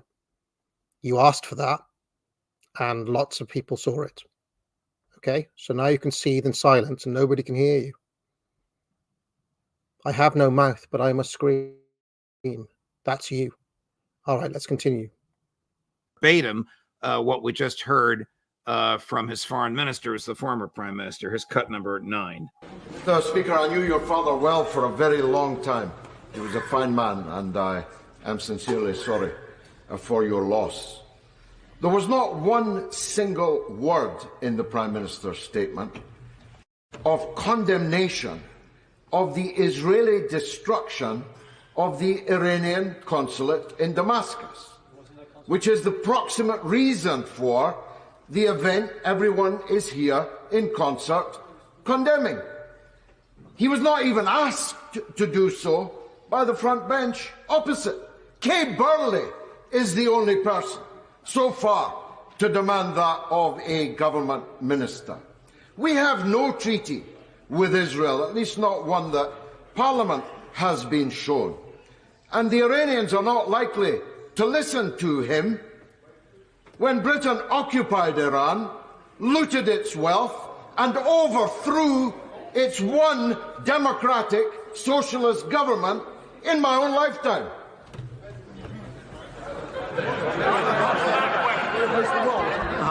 Well, Mr. Speaker, whatever may have happened a few weeks ago, it is absolutely no justification. Just unbelievably weak response from Sunak. It's pathetic. It really is.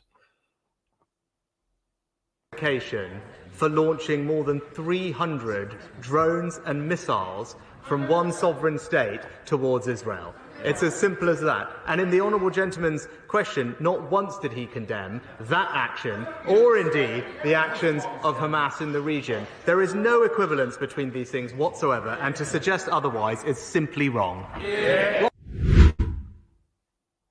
He's such a pip, George Galloway. Did the British government materially participate?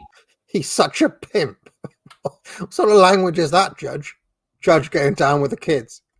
In the defense of Israel on Saturday night. Yes. And they had some aircraft in the air that apparently participated in shooting down these drones that are low and slow. Remember, it took the drones practically 4 hours to fly all the way to Israel, and they were detected immediately. The Iranians made no attempt to hide anything, and as a result, they were, generally speaking, very easy targets. But as I think your other guests have pointed out, they did the Iranians a great service by showing the Iranians where the Israeli air and missile defenses are, their radar systems and command and control. And that's really what the Iranians were interested in. They didn't really want to hurt anybody because they don't want to escalate this. They don't want a war. Israel very definitely has an interest in escalating. They, as I said earlier, as long as they've got us in a position where we are obliged to support them, and that's certainly the case in Washington, then they're going to act. But this, Mr. Sunak is saying exactly what his foreign minister said. I can imagine like putting an Israeli kind of in a lift, like in a contained room, punching himself in the face, like literally diving on the floor, wailing out in pain, and then declaring declaring revenge. I can literally see an Israeli doing that because that is how they behave in all ways. They're always trying to escalate is what they are. And it's kind of, like I said earlier on, it's like having a spoiled child trying to operate in a world where, you have serious state actors. And, it'll be interesting to see if this can last forever or if patience will finally run out with them. They're all saying exactly what's being said in Washington. So they're all singing from exactly the same sheet of music. My hat's off to them. It's very well orchestrated. Can Israel defeat Iran without the United States? No. But again, the Iranians, the Israelis know that, but they assume that we will come in one way or the other. Well, one way or the other must mean air and naval. Could you even envision troops on the ground? No. You could certainly insert special operators into Iran. I mean, this is an enormous country. It's the size of Western Europe. There are about 85 to 89 million people in it, something like that. And if you put that number of people into Western Europe would look almost uninhabited. So we can certainly insert special operations teams in there, and they can direct strategic attacks against, the Iranian armed forces and its population. But other than air and naval, no, that's all you're going to see. What is your greatest fear with respect to Israel and Iran, Colonel, particularly if, for whatever reason, the Netanyahu government believes its back is to a wall?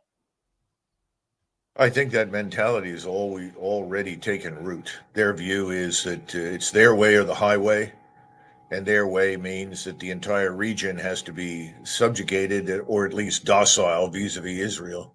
and accept whatever Israel does, which is always justified on the basis of their history and, of course, the Second World War.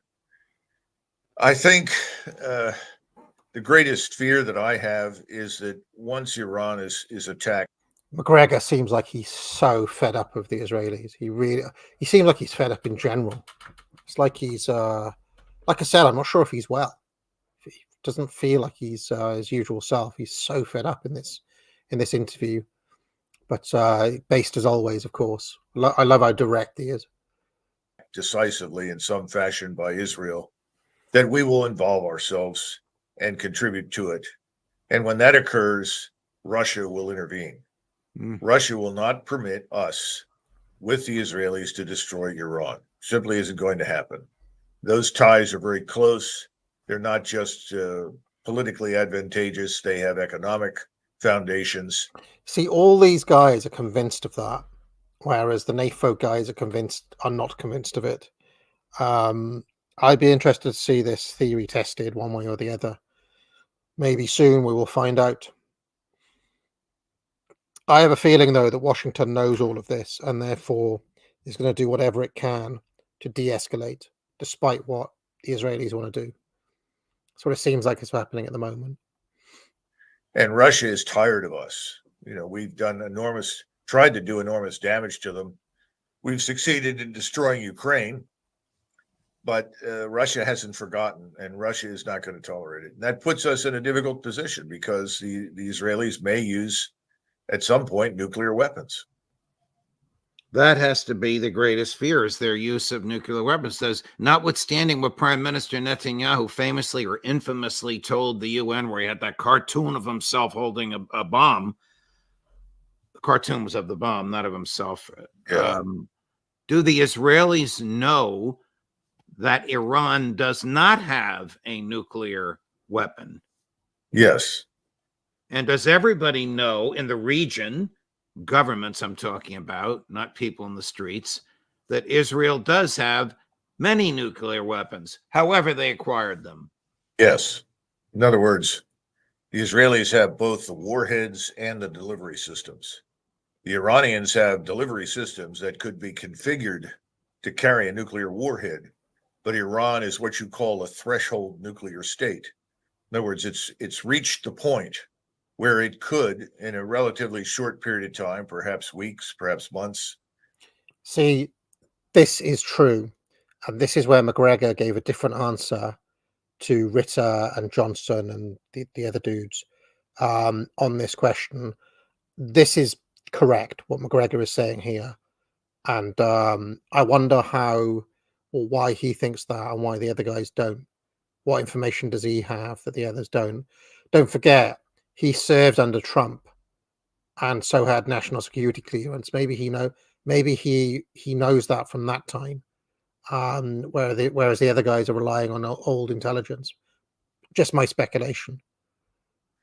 Build warheads that have nuclear capabilities. But they haven't done it. There's a fatwa that was issued some time ago banning it. They've refused to do it. The Russians have reassured them that, they will stand by them, but whatever you do, don't cross that threshold. They haven't. The same agreement is with the Chinese. The Chinese are, of course, standing in the background. They will support the Russians and the Iranians if they're pushed to do it because they're so dependent on the oil and natural gas that comes out of the Straits of Hormuz. But McGregor did say that they don't have one, but they could develop one quickly within a matter of months. And I believe that to be the case. Whereas what some of the other guys said, that Iran don't have nuclear ambitions and don't have a nuclear program. That just simply isn't true. What McGregor said is true. They've got the stuff there ready to go. And last I heard, it was going to be May or even April. I mean, it's April now. May is next month. So, and things are kicking off right now. So, I don't know. I feel like McGregor is closer to being on the money than the other guys. Yes, everyone knows that the Israelis have this. And let's be frank, as Mr. Erdogan pointed out in one of his speeches a couple of months ago, the Israelis have frequently threatened the use of a nuclear weapon against people in the region. And he says, we know what you have, and we're not afraid of you. And I think that's the problem now. I think that the region is no longer afraid of Israel. And that's the greatest single danger as far as Mr. Netanyahu is concerned, because that means the Israeli notion of deterrence, which is total fear of what Israel can do, is absolutely essential. And if people are not afraid of it, then Israel will not survive. That's his view. Colonel, are you fearful, or let me restate? Yeah, he's probably, in fairness to Netanyahu, he's probably right about that. He is probably right about that. You know, which is a shame for Israel, I guess. But I won't be shedding any tears. Can you envision Prime Minister Netanyahu asking his war cabinet for their consent for him to use nuclear weapons delivered into Iran? Yes, I'm sure that he would unhesitatingly use that capability against Hezbollah, because Hezbollah is probably at least as well fortified and dug in as the Ukrainians were in the Donbass. So, you know, this view is we're not going to trade Israeli soldiers' lives for, you know, a half a mile or 2 miles of ground. We're going to essentially destroy it. When it comes to Iran, the Israelis have convinced themselves that there will be no security for Israel as long as any state in the region, specifically Iran, has the capability to go nuclear. They know that Iran is a threshold nuclear state. And Mr. Netanyahu has been very straightforward about it. We will not tolerate that. And I imagine they would use tactical nuclear weapons to try and destroy the underground facilities. Now, the Iranians have anticipated this. They've distributed their command and control. They have placed missiles in various areas. They have clusters, and they have a command and control system that's very redundant and designed under worst cases to operate independently. That all of that is on the minds of the Israelis if they go in there. Plus the fact most of what they would deliver is probably going to be from the air. And if they're going to do that, they need U.S. Air Force refueling assets. We can obviously decline to provide those, but the Israelis also have submarines that can launch cruise missiles, and they too are nuclear capable. So, you know, the Israelis can get at the Iranians in various ways. Will it work? I don't think so. Will it stop the war? No. Will it make matters much worse? Yes. And that's the great danger. I think Israel itself has from the very beginning put its very existence at risk when it doesn't need to. But that's my personal opinion. I'm not anxious to see Israel destroyed. I would like to see it survive. But I think under Mr. Netanyahu's leadership, that's going to be very difficult in the months ahead. Colonel, is this McGregor is so based. He really should be in charge of the American military, in my opinion. I mean, come on, even as president or something. Wouldn't you prefer to have this guy as your leader than likes of Biden and Sunak? These guys are, you know, come on. Is Bibi Netanyahu's dream? Is this what he has always wanted during his prime ministership? You know, there are others who have studied him in great detail that can give you an opinion on the man. I have always regarded him as intelligent and ruthless, a Jewish patriot, if you will. And I think he is. I just think he's wrong-headed. And I think that the very thing that he loves and wants to preserve under all circumstances, regardless of the conditions, which is the state of Israel, is the very thing that could go out of business as a result of his policies. But I hold the minority opinion. You know, the majority of people in Israel, they may not like him, but they absolutely confide great trust and confidence in his leadership, and they believe in his policies.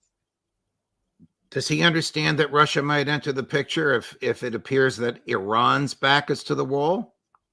I think he's aware of it. He may not really believe it, but he's aware of it. He certainly knows the Russians have forces on the Golan Heights, making it abundantly clear what they will or will not tolerate in Syria. But I think he's betting heavily on us, that whatever he does, we will back him. Whatever he does, we will ultimately support it, and that we are prepared to go to war against Iran and, if necessary, against Russia. And I've argued repeatedly now for many, many months, as you know, the last couple of years, we're not prepared for a major regional war anywhere right now. And we'd be hard pressed to participate in one, and certainly are very unlikely to win one. Therefore, this is not a good time for us to even contemplate such a thing. But Douglas McGregor, Colonel, you have not considered the expert views and analysis of the blokes in the chat, have you? That's only your amateur opinion, Colonel McGregor. Really, the American military could take out Iran in a matter of hours. Guy in the chat told me. But I think that's his assumption. And based upon the attitude in Washington to this point, Judge, I think it's not an unreasonable assumption on his part that we will do what he says. Do your former colleagues, the people who are now running the Defense Department, understand what you just said, that we are not equipped for this type of military maneuver? Or are they going to tell Joe Biden whatever they think he wants to hear? I think it's a mix. I think some understand what I've said, but in the past they've used these arguments to argue for more money. More money is not the solution, unfortunately, in defense. We need a fundamental overhaul, reorganization, radical redesign, and a radical reorientation of national defense. Nobody wants to go there. And I think as a result, the senior military leadership will go along regardless of what President Biden and more important, his advisors say. They'll go along with them. They're not going to put up a huge fight. They may advise against things. And I think that, to his credit, Secretary Austin has actually done that on more than one occasion and said, we this far, but no further. We're really not postured to do what you want us to do. He's made that clear, I think, in Eastern Europe. But this is a different animal. And again, you have a lot of people who mistakenly believe, well, if we're not going to use ground forces, it doesn't matter. The American people won't care. They're not thinking in terms of what kind of damage can be done to us, not just by the Iranians, but certainly by the Russians, if Iran is attacked and the Russians come to their aid, particularly at sea. Meanwhile, we have about 1,000 Marines on an island off the coast of Taiwan taunting China. Yeah, well, that's another subject. And unfortunately, if you say the Chinese are not a military threat, and they're not, you're immediately attacked as we have been over the Russian issue, right, as an agent of China. China poses serious problems for us, but we can cope with those without going to war against them. Unfortunately, again, it's always useful if Washington can distract the American people by pointing to enemies overseas. Colonel, thank you very much, Colonel. I have to tell you that right now, Judging Freedom has the largest live audience it has ever had in the 2.5 years of our existence. Thanks. And I will also say that this stream has had the largest audience it has had in its 4 hour and 42 minute existence. To the credibility that you have with this audience and the insightfulness and, quite frankly, courage of your statements. I'm going to crow a little bit and ask everybody watching us now to like and subscribe so you get notification when the great Colonel Douglas McGregor comes on again. Colonel, thank you very much for your time, my dear friend. Well, Judge, thanks for inviting me. I appreciate it. Of course. So there we go. My dream of a ruling class made of Judge Knapp and his panelists. Unfortunately, doesn't seem like it's going to be happening anytime soon. We are not in that world. I hope you enjoyed this, folks. I said it would be a marathon. We're almost 5 hours deep. Thank you, all those people who stuck with me. There is the small matter of super chats, which I will blast through now. Then I'm going to have to go and get something to eat. And then I've got unpopular opinions. So I'm working an absolute marathon shift. For those people who say, I probably the last time I worked an 8 hour day was when I was in on the Lotus Eaters and they had me on 3 different shows. I was there from 9 till 5. I thought I'd put all that behind me. Anyway, here we are. So, Good Life says, Iran did the Russia thing by saying, look, here is the article of the UN where it says it's legal to bomb someone if you hit your embassy. Look how we only strike military targets. We do things by the book. Yeah, and the reason they do that is because the West likes to talk about an international rules-based order and, appealing to all these different legalisms.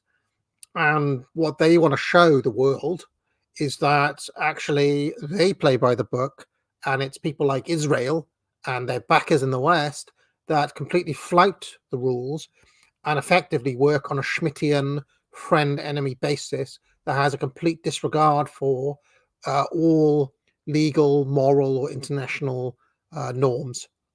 That is what they want to show. And a lot of that is done for the eyes of all the other countries, basically. Okay, you've got to remember who is the audience. The audience isn't, the American boomer who's watching the evangelical Christian. I showed at the start, it's not even like the American public at large. The audience is everybody else in the world. Cringe Walker says, Zion heresies, though it does say we must provoke Judah with our love, it's just supposed to be fellow Christians and not Zions. Rock Paladin says, the chosen ones, let's just say, crucify Jesus, but it's our Christian duty to support Israel over anything else. If they are the chosenites, why be Christian at all then? Well, that's a good question, but we're getting into why I have a deep, unabiding, and completely unrepentant loathing for theology. And you can see why, because it can be used for all of this kind of crap. Good Life says, did this dude even read the part of the Bible with Christ in it? The one that basically outlines how the Jews forsake God and will be damned. You'd have to ask him that. I have no idea. Keep your interdenominational disputes to yourselves, because I've had enough of them. Random username says, this is all Schofield Bible nonsense, full of concept fallacy. Jay Dyer or Matt from Kingpill could break it all down. The Bible Jays no longer exist. You guys can do that in your own time. I just prefer for scriptures to be kept out of foreign policy in current year, because frankly it is batshit that these things are being used right now. Thomas Glindower says, if the Israelis are God's chosen people, why do they need support from Western Christian countries? Surely they should be fine on their own. I don't know about that though, because in the Bible they get backup from various different people at different times, like when Cyrus comes and deposes Nebuchadnezzar and builds the second temple. That's meant to be, in theory, God using Cyrus and the Persians to further the chosen one's destiny or something. But like I say, I lose patience with theology and don't care for any of it at all. Intboom says, wasn't Benjamin Disraeli, creator of One Nation Toryism at the height of the British Empire in the Victorian era, no less, influential in the eventual creation of a certain movement? I don't actually know about that. You'd have to ask someone like Martyrmaid or the people who really deep dive on the history of Zionism. I don't know about Disraeli's particular involvement. Seems a bit early, doesn't it? My own history goes back to Balfour and stuff like that, which is a little bit later.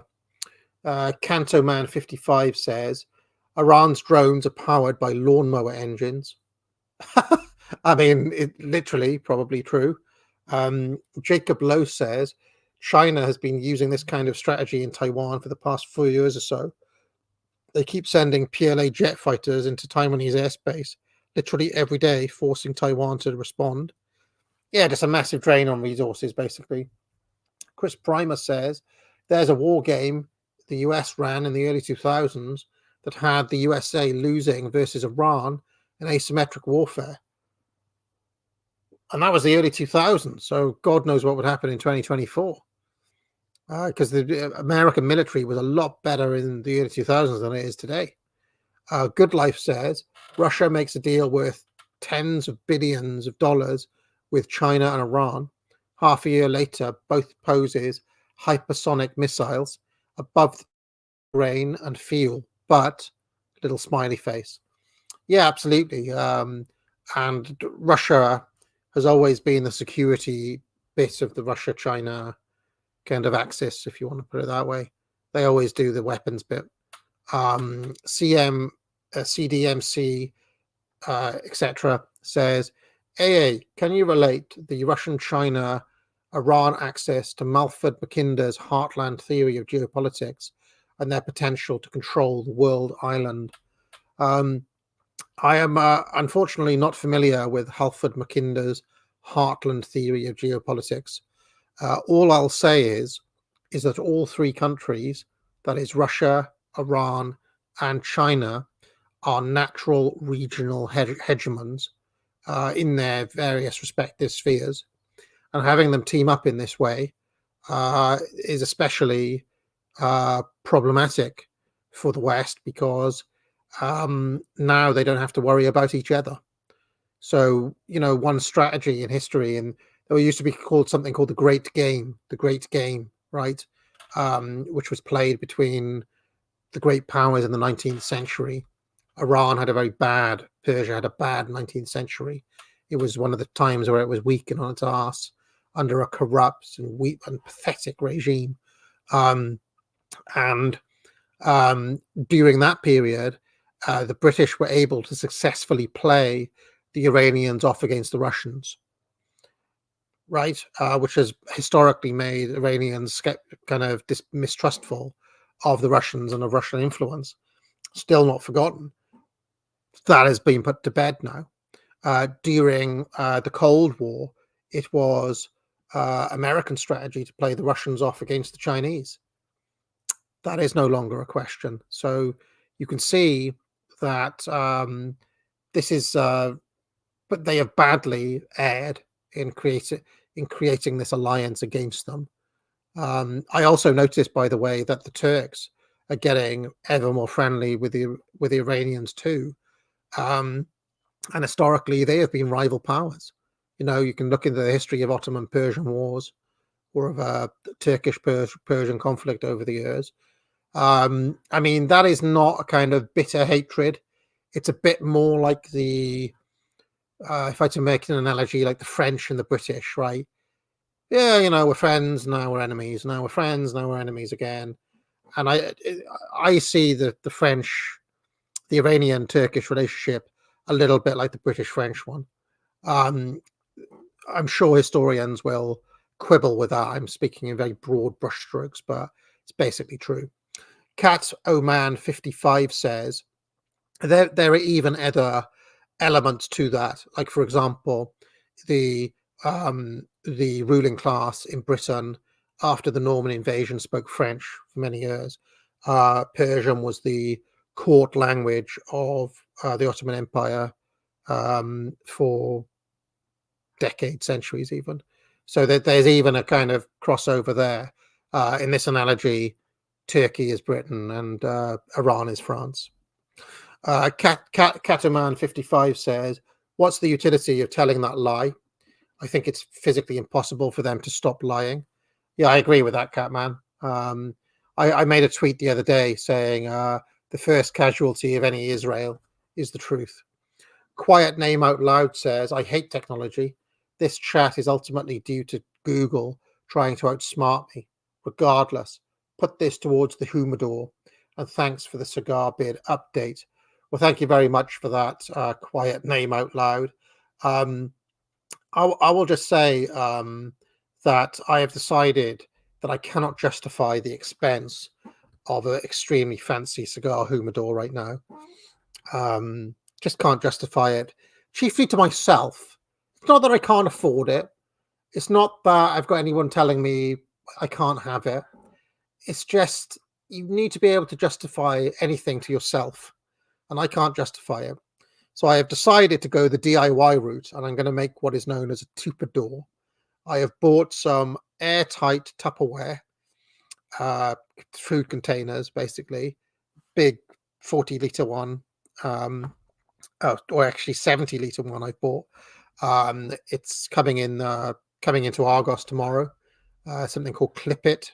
Has to be airtight, and I'm just going to stick a pile of Bediva packs in there, keep them at a stable 65, and then when I'm ready to, I'll transfer some to my humidors, and I'll have to do it that way for the time being.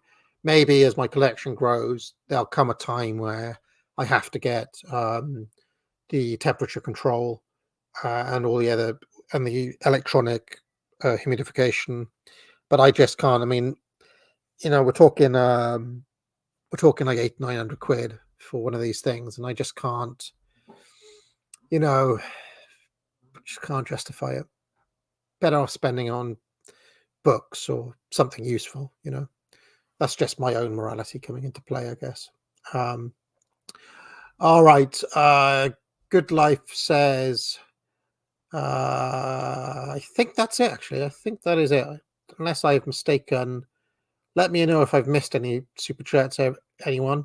But I think that is all. I'll be back, of course, from Popular Opinions in a couple of hours.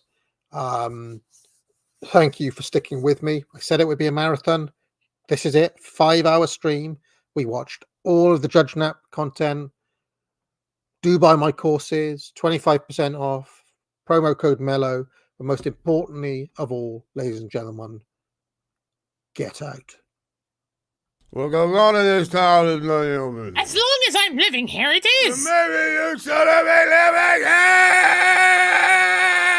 Well, that's easily fixed.